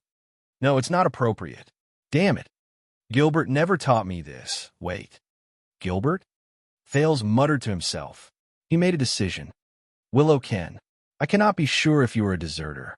The prince walked in front of Willow and said to him, hence, I cannot convict you and hang you. Willow breathed a sigh of relief. See, this is where you start losing the war. As expected, Araka snorted softly. Unsurprisingly, he also received Sonia's angry glare. Some of the soldiers who agreed with Araka started to shake their heads. However, Thale's next sentence made Willow nervous again. Thale shook his head and said, "But if you really disobeyed orders, then I cannot convict you. I cannot pass a sentence." Everyone was silent for a moment. Then there was an uproar. Sonia furrowed her brows tightly. "What does this mean?" "Huh, guilty and not guilty?" Araka sneered. "So, what are you going to do, my prince? Why don't you shorten the rope by half?" Thales was expressionless. He raised his hand gently and clenched his fist. Everyone fell silent. "But you said it, Willow," Thales said softly. "You retreated to save your comrades." Willow lifted his gaze and looked at the second prince with trembling eyes. "Whether you really did it or not, this spirit is very noble." Thale's voice echoed in the narrow crowd. "So I can't hang you." Willow shuddered and looked at the prince in disbelief. Thales continued to say, "Yes. It's not because of whether your actions are innocent or not. It's because I cannot let others hesitate to save their comrades, just because they are afraid of what will happen to you. This is not something that they should hesitate about." Thales said faintly. The way everyone looked at Thales changed. Sonia's face lit up, while Araka frowned deeply. Only Putre's gaze was complicated and profound. But Thale's expression turned solemn, and he said sternly, "This does not mean that you are not guilty, and you do not have to pay the price for disobeying orders. Willow can." Willow's breathing started to quicken. "In the future battles, you must save the lives of more than 10 comrades," Thales said sternly. "As the price for not being hanged today, this is the only way you can be absolved of your crime of disobeying orders and wash away the suspicion of you being a deserter." 10. Under everyone's gaze, Thales pulled out JC's dagger and walked behind Willow expressionlessly. He aimed the blade at the rope that bound Willow's hands. Thales took a deep breath and used force to cut. 1, 2, 3, huh? Thales awkwardly realized that his strength was a little weak. Based on this speed, it might take more than 10 seconds to cut the rope. He felt the gazes of the people around him. This is ruining the atmosphere. At this moment, a familiar fluctuation surged into Thale's hands. It was as if his blood had instantly sped up. The muscles on his right hand trembled, and a force that was much stronger than usual erupted. Asterisk grip. Asterisk the rope on Willow's hands was instantly cut. Thales withdrew his dagger and forced himself not to look at the bloody wound on the back of Willow's hand that he had accidentally made. Ahem. "So, I used your future actions in exchange for your life and freedom at this moment. Do you understand?" Willow can. He looked solemnly at Willow, who had regained his freedom. Willow panted as he knelt on the ground and looked at Thales. He parted his trembling lips. Yes, Your Highness," he said excitedly. "Saved 10 people. I will remember this." "I have another request," Thales said calmly. Willow was stunned. Thales suddenly flashed a smile that he had not shown for a long time and said, "Go and change your dual pistols. They are so worn out that they can't even kill fish in the river." Willowkin took 3 breaths. Then he flashed a smile as if he had escaped a disaster. He nodded vigorously. "Yes, I will obey your orders." Thales turned his head and looked around. Sonia laughed and looked at him with a gratified expression. "Very appropriate, Your Highness." The fortress flower walked over unceremoniously and carried Thales while he had an unpleasant expression on his face. No one knew who started it, but the soldiers around them started applauding. Asterisk clap, clap, clap. Asterisk some even started cheering. There were even people shouting, "Our prince." Sonia laughed and put the ashen-faced Thales on her shoulder. She rubbed his head hard. "A qualified jade star. Cunning brat." Araka looked at Thales coldly. He mumbled and waved his hand. Amidst the applause from the crowd, he left with his subordinates. Only Ida asked Putre, who was deep in thought, with a puzzled expression, "What did he do just now?" When the already weak Thales was put down after Sonia swung him around twice, and making him even more dizzy, he could only pull at Putre's robe weakly and enrich. Under the guidance of a few soldiers, Putre followed him to the barracks that had been prepared for the prince. Behind him was Ida, whose face was once again pale from the cold weather. Thales sighed. I thought that the trouble would only come after we reach Ekstedt. But Putre did not reply to him. Your Highness, Putre said quietly, not noticing that he used honorifics. How did you think of that method? Thales was stunned. Not killing that soldier for now, but letting him contribute himself in the future? Putre said as he walked. This idea. Thales rubbed his frozen red hands and exhaled a breath of hot air. In fact, Gilbert told me about it. It has something to do with my uncle, Meteor Jadestar. Putre's expression changed, and he furrowed his brows. Gilbert said that he once messed up a diplomatic mission because he did not cooperate well with his colleagues. Thales recalled and did not notice Putre's expression, but Prince Meteor did not punish him. Instead, he made him owe a debt to Constellation, and in the future, he had to make up for it with several times the merit. Putre furrowed his brows tightly, while Thales raised his eyebrows. The Far Easterners also have the saying of using merits to make up for sins, but that is only limited to important people. Low-ranking soldiers like Willow cannot say this directly, so they have to use the reason of saving their comrades to convince others. But this is still not a good idea. Thales spread his hands. Think about it, if all the deserters came back and said that they did it to save their comrades. So, you're imitating Prince Meteor? Putre did not listen to him. Instead, he said slowly, Gilbert probably hopes that you will become the next Meteor. Thales was stunned. He scratched his head. This incident probably affected Gilbert deeply. Yes. Putre heaved a long sigh, as if he was deep in thought. Gilbert did save all of Constellation during the negotiation of the Fortress Treaty and made up for his sin of becoming enemies with Steel City. Otherwise, according to the law at that time, this incident would have been enough to land him in prison. Thales turned his head curiously. Oh, Putre, you know about this as well? Of course, Your Highness.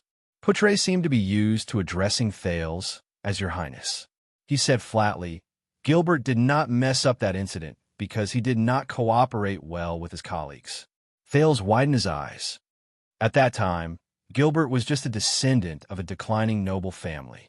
As the prince's attendant, he was ostracized and even deliberately framed by his colleagues when he first came to the Foreign Affairs Department. That was why he ended up in such a state. Putre sighed. Thales said in surprise. Is that so? Putre nodded slowly. That was why he worked so hard for Constellation. He thought that this was a debt he owed to Meteor and Constellation. Everyone has their own life journey, and their encounters are unpredictable. Thales sighed and shrugged casually. Did he tell you about this? No, he did not. Putre's gaze was profound, and there was a hint of sorrow and regret in his words. But I know more than he does. Thales raised his head. Putre took a deep breath and slowly enunciated his words. Because I was the person who ostracized and framed him in the Foreign Affairs Department back then. Thales was stunned. So awkward. About this, he said awkwardly. Perhaps, if you had not done what you did back then, Gilbert would not have become such an outstanding diplomat and administrative officer. Yes, perhaps, Putre said bitterly. Constellation is very lucky to have such an outstanding and selfless. No. A familiar voice came from behind them. He seemed to be suppressing his anger. Thales and Putre turned their heads in astonishment. They saw the second prince's attendant, Waya Casso, looking at them with an unhappy expression. Waya, Thales said strangely. Is he angry? Your Highness. Waya seemed to be trying his best to control his emotions. He took 2 deep breaths before his expression returned to normal. He said slowly, Cora is dying. Thales' expression changed drastically. Cora, the leader of the Jadestar family's private army, was currently lying on the bed in the barracks with a pale face. I have a younger sister, Lucy.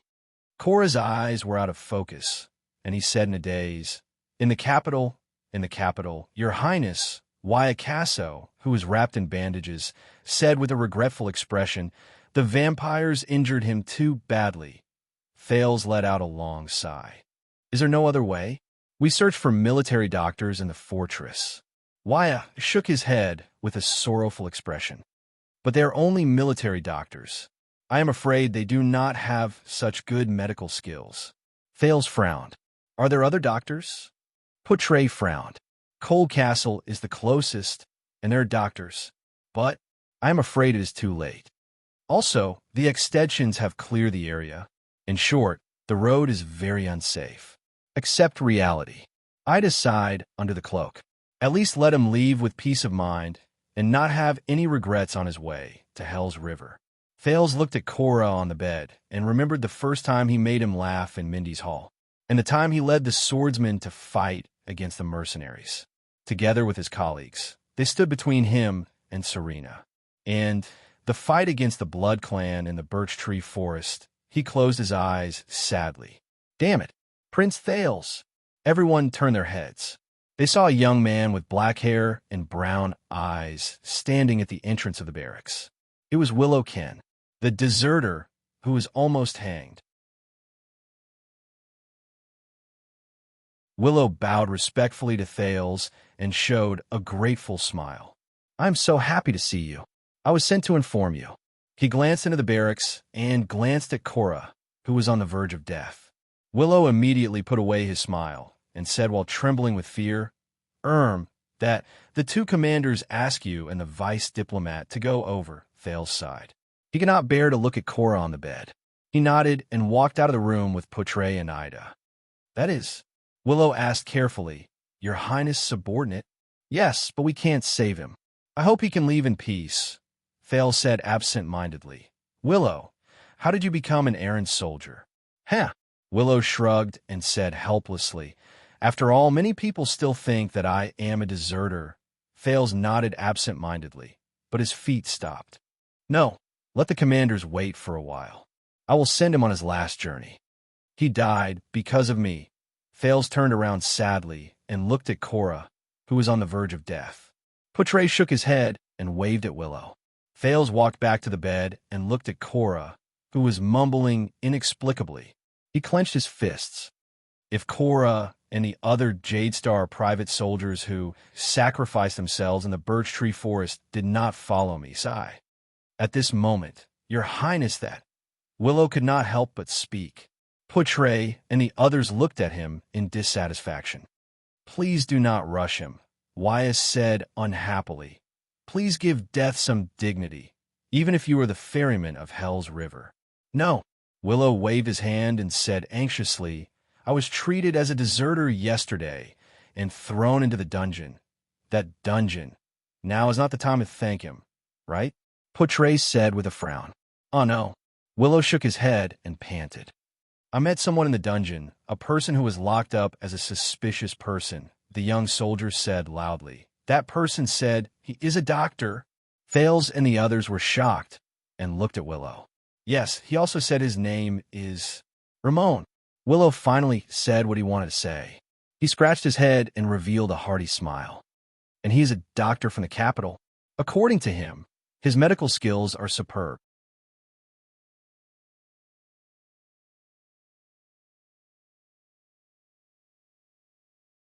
Chapter 101. The doctor Willow mentioned was quickly escorted over. Thales carefully observed the strange man in front of him. He seemed to be in his 50s and was almost bald, but his appearance was extremely outstanding. He had a large nose on his narrow face, and his dark green eyes darted around nimbly. Coupled with his ugly smile, he looked strange and uncomfortable. You must be the new prince, Your Highness. The strange-looking old man was dressed in a yellow leather coat. It was a little dirty from being rubbed in the dungeon, and there was a strange smell of medicine on his body. He laughed inexplicably and bowed slightly. My name is Ramon. I'm a doctor. Thales frowned. He waved his hand and gestured for Waya to close the door of the barracks that was left behind after the soldiers left. You know who I am? Ramon stretched his head forward strangely and nodded from time to time. coupled with the smile that seemed to have frozen on his face. He looked like an entertainer performing a magic trick. News always travels fast, faster than you think, especially when the soldiers around us are talking about your name. Portray took a step forward and said slowly. Said, "Very well. There is a person here who needs medical attention. If you're a doctor," he looked at Cora. Ramon laughed strangely and craned his head to look in Cora's direction. "I can try, but I cannot guarantee anything." He walked towards Cora, but suddenly turned his head around. His eyes bulged, and he stared at Thales strangely. "I heard that your highness is going north to Extet." Waya and Ralph frowned. Thales nodded. This old man. A little strange. But he is a doctor after all. Ramon walked slowly to Cora's side, as if he was deep in thought. "Not a bad journey. Extet."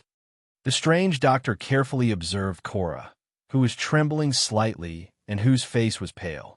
"Ah, a brave warrior, and a super-class swordsman with the power of eradication." Ramon lifted Cora's weak arm, and his eyes sparkled. "He has a bad habit when he swings his sword. He prefers slashing and face-to-face swordsmanship. His right upper arm and back muscles will probably start to ache after he is 60 years old." Under Waya and Ralph's astonished gazes, he slowly removed Cora's bandages, cuts and lacerations on his chest and back. He didn't treat his injuries immediately. I wonder if it was because the situation was urgent or because he didn't realize it. To think that he endured for so long. With this kind of wound, I can recognize it as a vampire's claw even with my eyes closed. Thales' expression froze. This doctor, it seemed to have some tricks up its sleeve. Moderate blood loss, weak body. The key is that the 2 wounds were improperly treated. There's quite a lot of ulceration. If we don't deal with it immediately, I guess he can still hold on for another day. One night.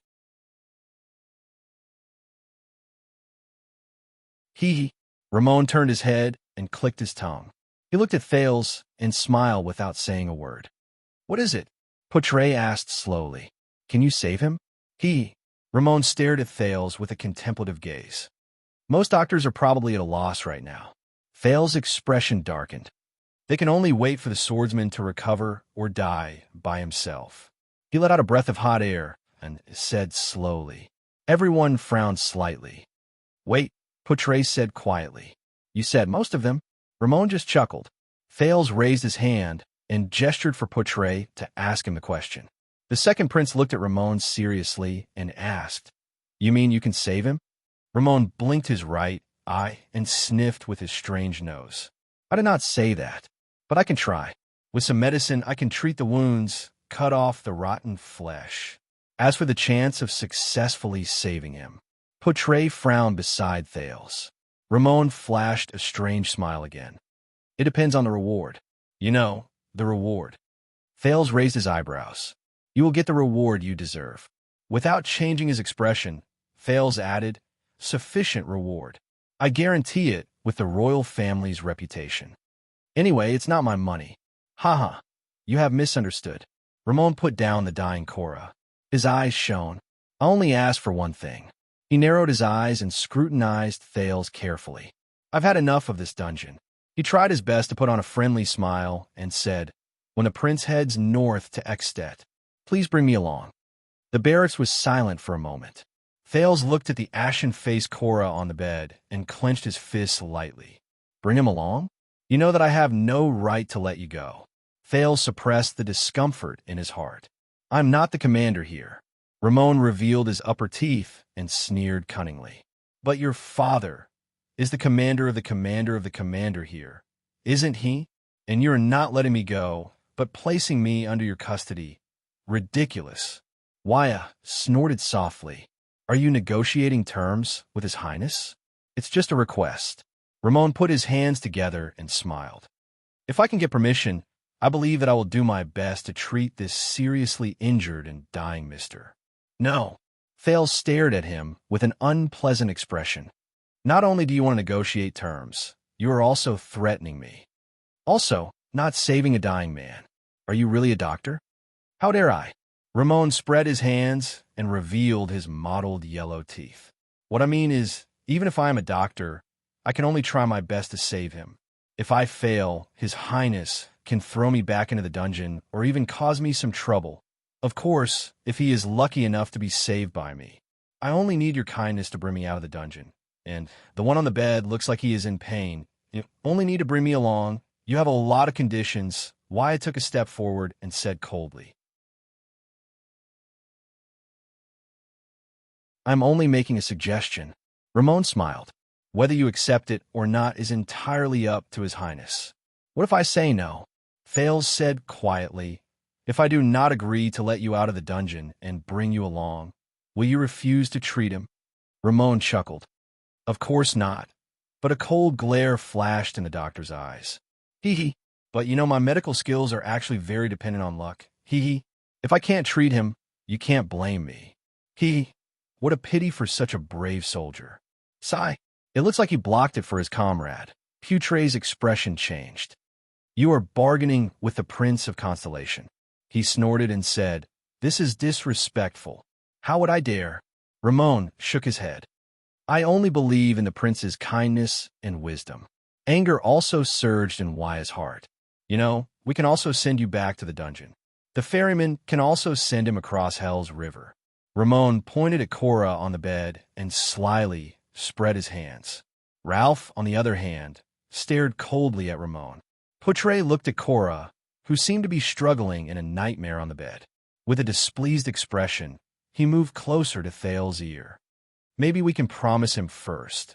As long as Lady Cecile appears and detains him at the last moment, you will not be considered to have broken your promise. Thales pursed his lips tightly.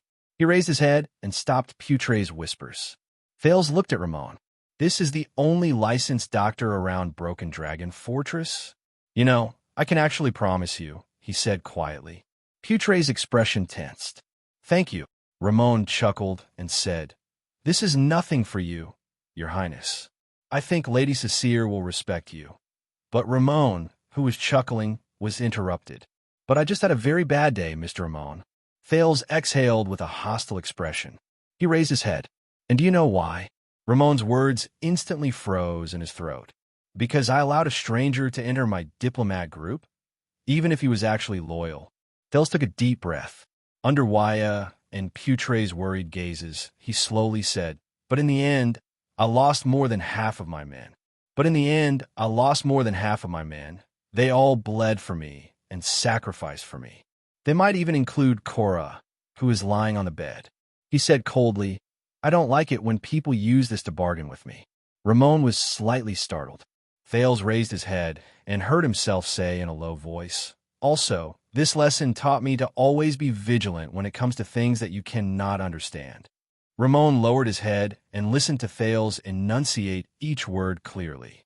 For example, at the border of the conflict between the two kingdoms, a doctor who was locked up in the fortress dungeon for no reason asked to join my group with a body full of peculiarities and suspicions.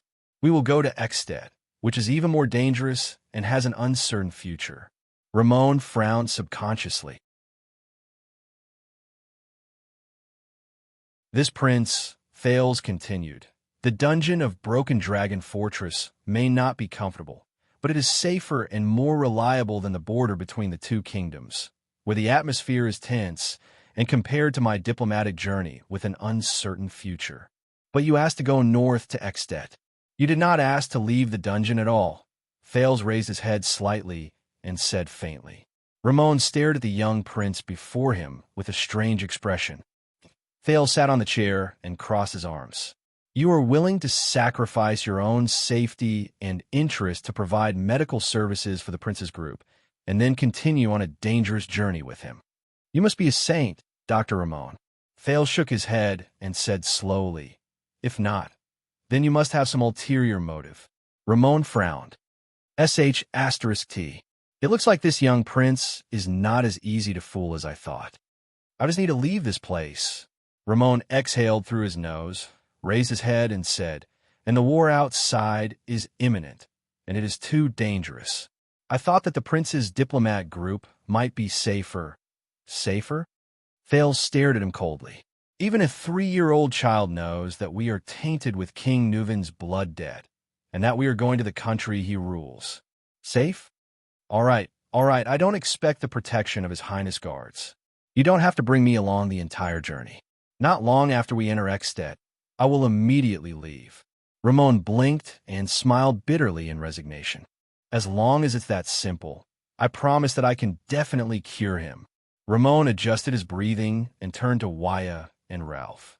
Also, I can help you with something else. For example, this young gentleman's injury. I guess it was also caused by a vampire. And you, the guy with the silver mask, your arm is fractured. This cannot wait. Wyatt exhaled. Ralph's expression was unfriendly.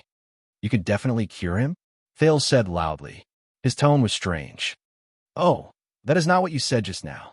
Ramon was stunned. He stuttered. I am very confident in myself. Just now, it was to ensure that I could leave the dungeon and avoid the disaster of war. But Thales did not buy it. The prince interrupted him again. Your Highness, I will give you one more chance to answer my question. What is your goal? Ramon stared at him in a daze. Damn brat. A second later, Ramon suddenly laughed. All right. He spread his hands and shrugged indifferently. Since His Highness does not believe me, then I will return to the dungeon. But he could not finish his sentence. You have used up your chance, Dr. Ramon. Thales suddenly smiled. You forced me to do this. Ramon's pupil shrank. What? What is he going to do to me? Arbitrary torture is the privilege of a tyrant. Ramon grinned and said slowly, and you are still young, aren't you? If this gets out, Poitre stared at Thales, puzzled. The boy slowly leaned back and looked at Ramon, who had a puzzled expression on his face. Thales raised his right hand and pressed it against the side of his forehead. Let me apologize first. Thales chuckled and said slowly, I also did not want to treat you like this. That forbidden ability. What? At the side, Poitre, Waya, Ralph, and even Ida, who had been absent-minded, were all stunned. Ability?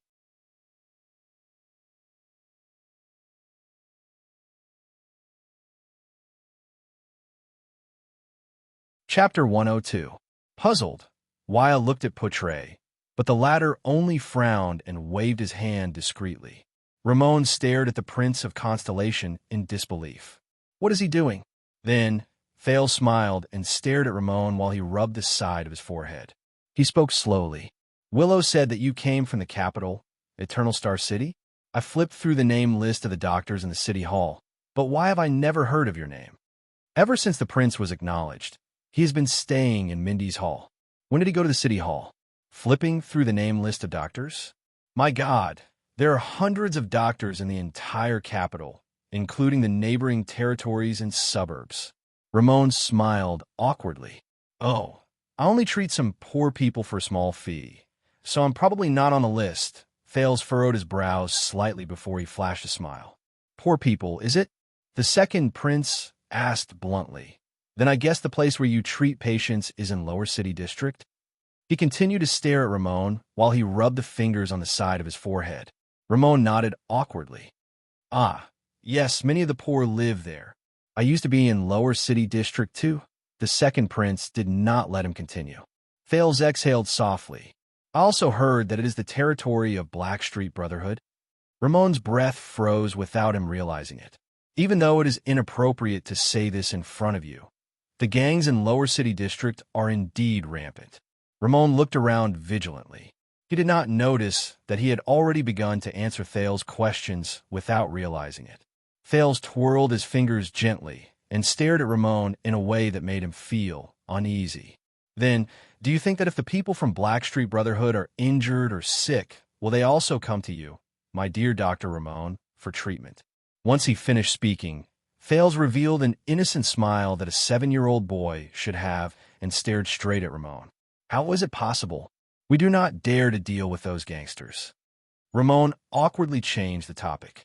Your Highness, forgive me for being blunt, but the man on the bed is not in good condition. Why don't we— Ah, is that so?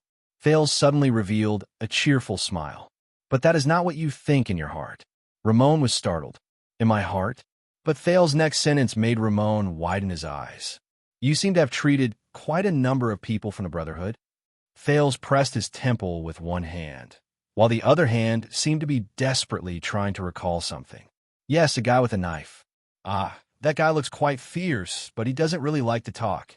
But it's a gang. It's normal to have such people. Ramon's expression instantly became strange. Take the knife. Ruthless. Don't like to talk. A figure that fit the description popped up in his mind. But how could that brat? Thales stared at him in amusement. What is his name? Leork? It seems like he often comes to you for treatment. From the looks of it, he can't be a killer, right? Ramon's expression changed drastically. Killer Leork, the Brotherhood's 13 great generals, the silent killer who was as ruthless to his enemies as he was to himself. Ramon had often taken care of the terrifying wounds he left behind after those fierce battles. But how'd he know? Poutre and the others looked at each other. What was going on? Let me see. A room decorated in black, a still-life painting of a fruit vase hanging on the fireplace. Thales closed his eyes and gritted his teeth, as though he was trying his best to recall. Ah, so much blood, a knife wound on his left shoulder. Oh God, he was in so much pain that he almost bit through his teeth. He grabbed your collar tightly and muttered something about poisonous stinger and scorpion whip. Who is the crying woman next to him? She is quite pretty. Her name is Felicia? Ramon gritted his teeth. Isn't he a prince who lives like a prince? How do you know that I treated Leork's wound a year ago? Leork went to assassinate his target, but he was ambushed by Blood Bottle Gang. Is it information from the Secret Intelligence Department? No, impossible. Ramon's face was ashen as he thought bitterly. Because even the details of Leork's room in Blackstreet's headquarters, he knows it so clearly. Even I can't remember it all. And the crying Felicia next to him. Don't stop, Doctor. Thales rubbed the side of his forehead, opened his eyes, and smiled. Hurry up and think. Which Brotherhood member did you treat? Were there any people of a higher rank? Hurry up and remember. Ah, that's right. The Brotherhood. Higher rank. Ramon realized that he began to tremble slightly. A fat man. What did you call him? Morris? Why do you always like to meet you at the back door of a bar? In the beginning, he even had an ugly dog with him. He was always smiling. Was he very close to you? Ramon instantly felt as though he had fallen into an ice cave. Morris, one of the 6 powerhouses? Regarding that matter, his direct contact person was indeed Morris. The secret meeting place was at the back alley of Sunset Bar. But how is this possible? Morris would always confirm the safety of that place. Unless he did not want to think about that possibility. Ramon tried his best to clear his mind, but Thales' words always made him recall the scenes in his memories. Let's look at some interesting memories. This is a big guy. Thales grinned and said slowly. He has a fierce look on his face. He doesn't look like much, but his temper is quite bad. He actually got injured at the crotch area. How pitiful. I mean, you doctor. You actually want to treat his injury. Oh, it's because his father is very fierce, right?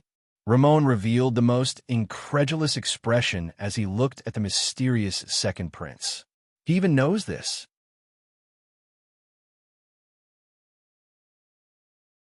Hurry up and think. What's his name? Oh, Rhoda? Thales chuckled softly. Is he considered your most troublesome patient? Cried Rhoda. Poutre, Waya, and the rest were even more puzzled. Ramon parted his lips unconsciously. His palms were already wet with sweat. Quiet, Rhoda's son? His injury. It's true that I was the one who examined and treated him. But this is something only the higher-ups in the Brotherhood know. It can't be any more secretive. What does a prince know? Ramon stared at Thales blankly. Thales sighed. He loosened his right hand and stared straight at Ramon with a cold smile. Don't be surprised. This is my psionic ability. Yes, Dr. Ramon. The next moment, Thales smiled and uttered a simple but effective sentence to the dumbfounded Ramon. I know how to read minds. Ramon stared at Thales blankly. His mind was blank. Thales continued to smile brightly. All your thoughts and thoughts are mine. Mind reading. Poutre, Waya, and Ralph all had their mouths wide open as they stared at the second prince in a daze. On the other hand, Ida furrowed her brows tightly as she stared at the back of Thale's head. Mind reading? Ramon struggled to change his expression. He revealed the most incredulous expression. No, even in Soul Tower's notes. Mind reading is the most untouchable domain. And he's only 7 or 8 years old, but he has this, no. The Brotherhood's strange doctor shook his head subconsciously. Thales turned his head and looked at Portray, Waya, Ralph, and the rest who were all shocked.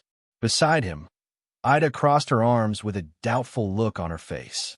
Please keep this a secret for me. Thales flashed a bright smile. When he trained me to use this ability, he did not want others to know, but I trust all of you. Trained you? Portray asked in disbelief. Who else could it be? Thales chuckled cheerfully and turned his head.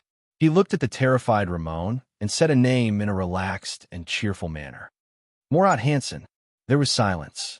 Everyone stared at Thales in a daze, as if he was some kind of monster. Ramon stared at Thales in a daze. Murat Hansen. He knew the meaning of this name. Lance's teacher. Constellation's nightmare for half a century. The Viper in the Night. The head of the Secret Intelligence Department. No way. The new Prince of Constellation is the Black Prophet's student? Of course, Thales thought to himself. Murat is even more adept at using this so-called ability. After all, he can detect the other party's lies and use it to assist his next questioning. But fortunately, he has a good bargaining chip. Everyone in the room reacted. You never said that.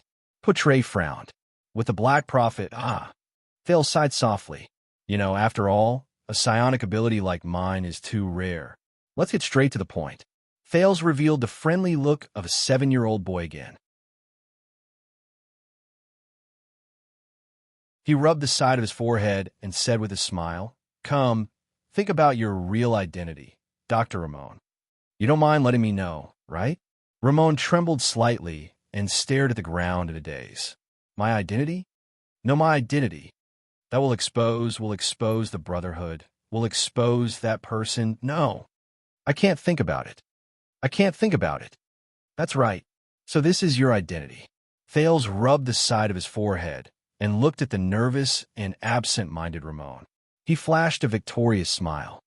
No wonder I have no impression of your name, even though I have seen the name list. So you're not just a secret black doctor who makes house calls for the Brotherhood. He narrowed his eyes. You are a member of the Blackstreet Brotherhood, the one nicknamed the Strange Doctor, Cobb Sirkar Ramon. Ramon's hands fell to his sides involuntarily. My full name. Thales put down his fingers and concluded. That's all I know. Thales told himself secretly. I hope it works. During the 4 years he was in the Brotherhood, a little child beggar who was strictly controlled and had to beg for food, clothing, and livelihood every day was never noticed. Hence, he, the former child beggar, could always learn many secrets of the Brotherhood without attracting attention. For example, with his thin and weak body, he crawled through the dog hole and overheard the fight between Leork and Felicia's vixen. Ahem. He was trying to find out the secrets in their room. After all, Leork's room was in the corner of the big house, and it was the outermost. Every night, he would watch from the back alley of Sunset Pub. Once he confirmed that there was no one inside, such as Morris and his angry wolfhound, he would sneak in and rummage through the trash for the whole day. Of course, the most important thing was this strange doctor with a strange appearance. Strange Dr. Ramon. He did not appear in the Brotherhood often, and every time, he would cover his face. But do not underestimate a child beggar's memory and ability to recognize. In order to survive, they had to recognize every passerby's figure and posture in order to obtain a chance of survival. Which one was poor, which one was rich, which one did hard work, which one was pampered, which one could steal, which one could only beg, which one could not even get close. Not to mention that they were always greeted by the thugs, which one was one of their own. If he appears, get lost. Do you understand? This was what Quide said while holding the collar of a poor boy. The strange doctor always appeared after the Brotherhood's big operation.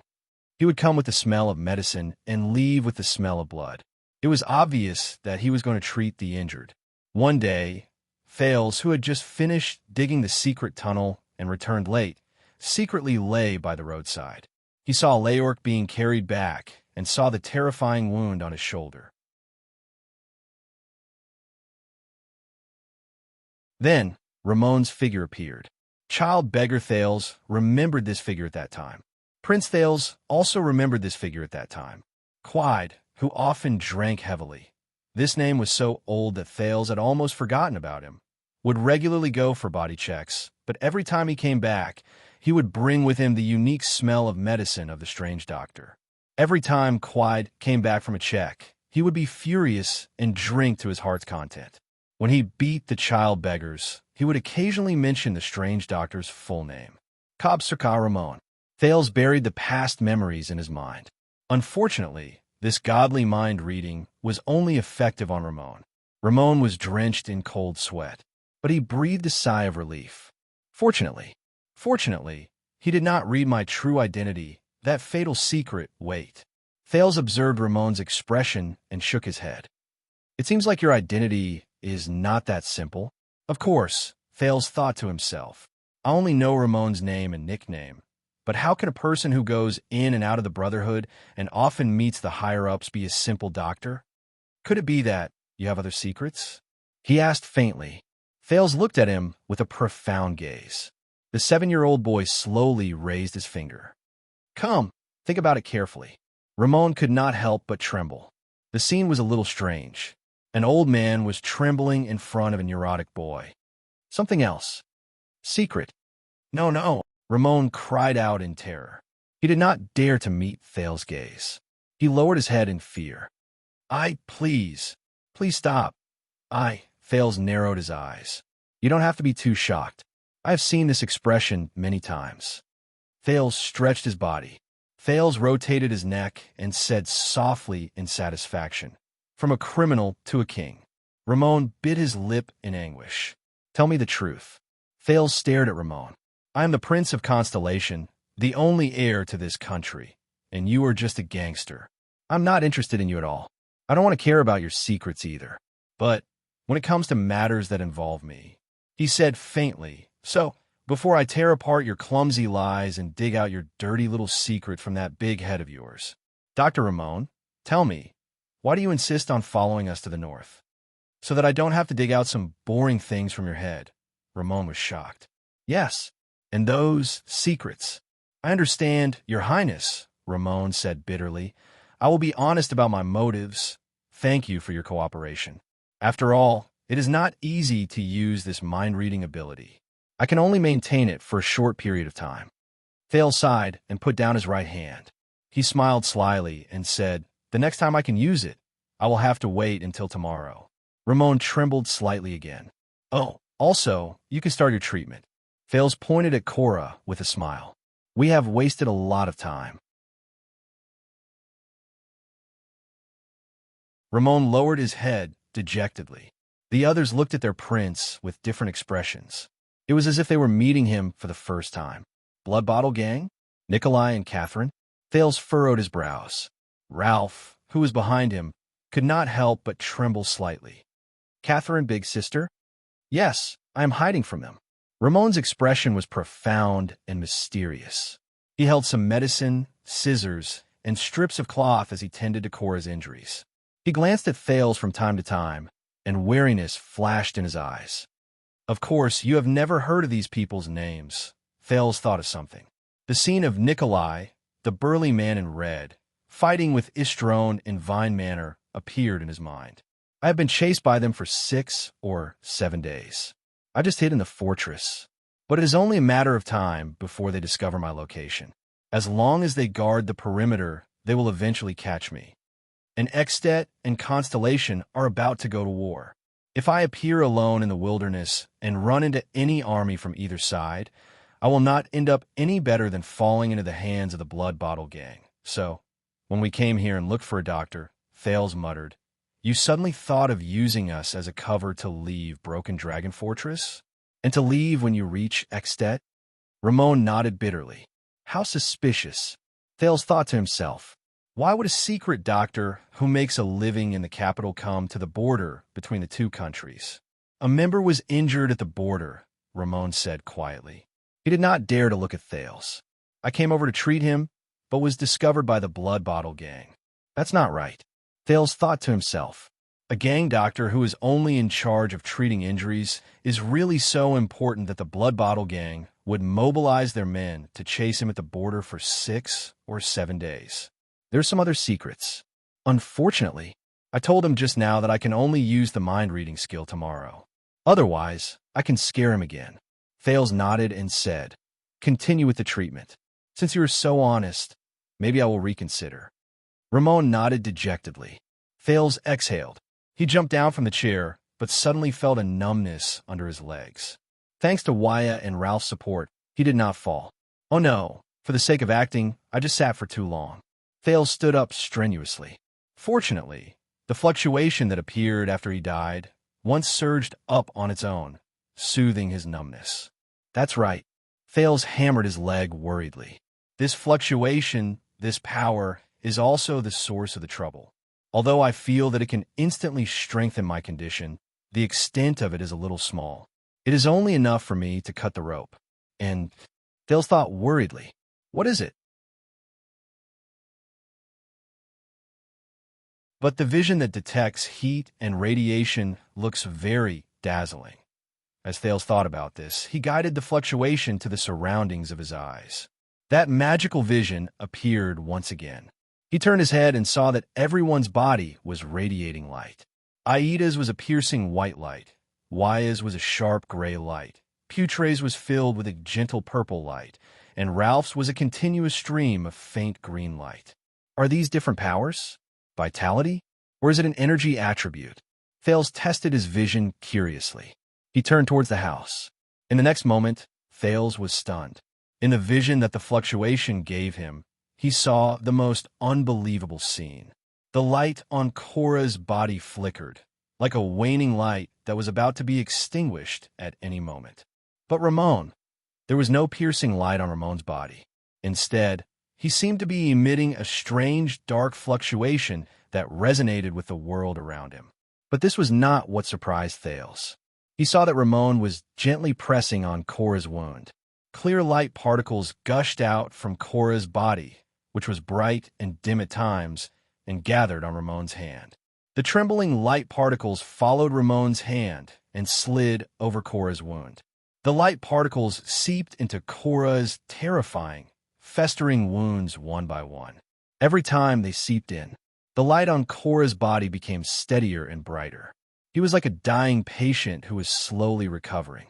Thales looked at Ramon in a daze. Others might not be able to see it clearly because of the light. But in the vision that the fluctuation gave Thales, he could see it clearly. He saw the strange doctor's lips trembling slightly in a dark corner. He seemed to be chanting something. As he chanted in a rhythmic manner, the light particles that seeped out from Cora's body passed through Ramon's hand rhythmically, then returned to Cora's body, completing a cycle. Thales frowned tightly. This is definitely not medical skill. He told himself with certainty. You're tuning in to the Romance Rendezvous YouTube channel.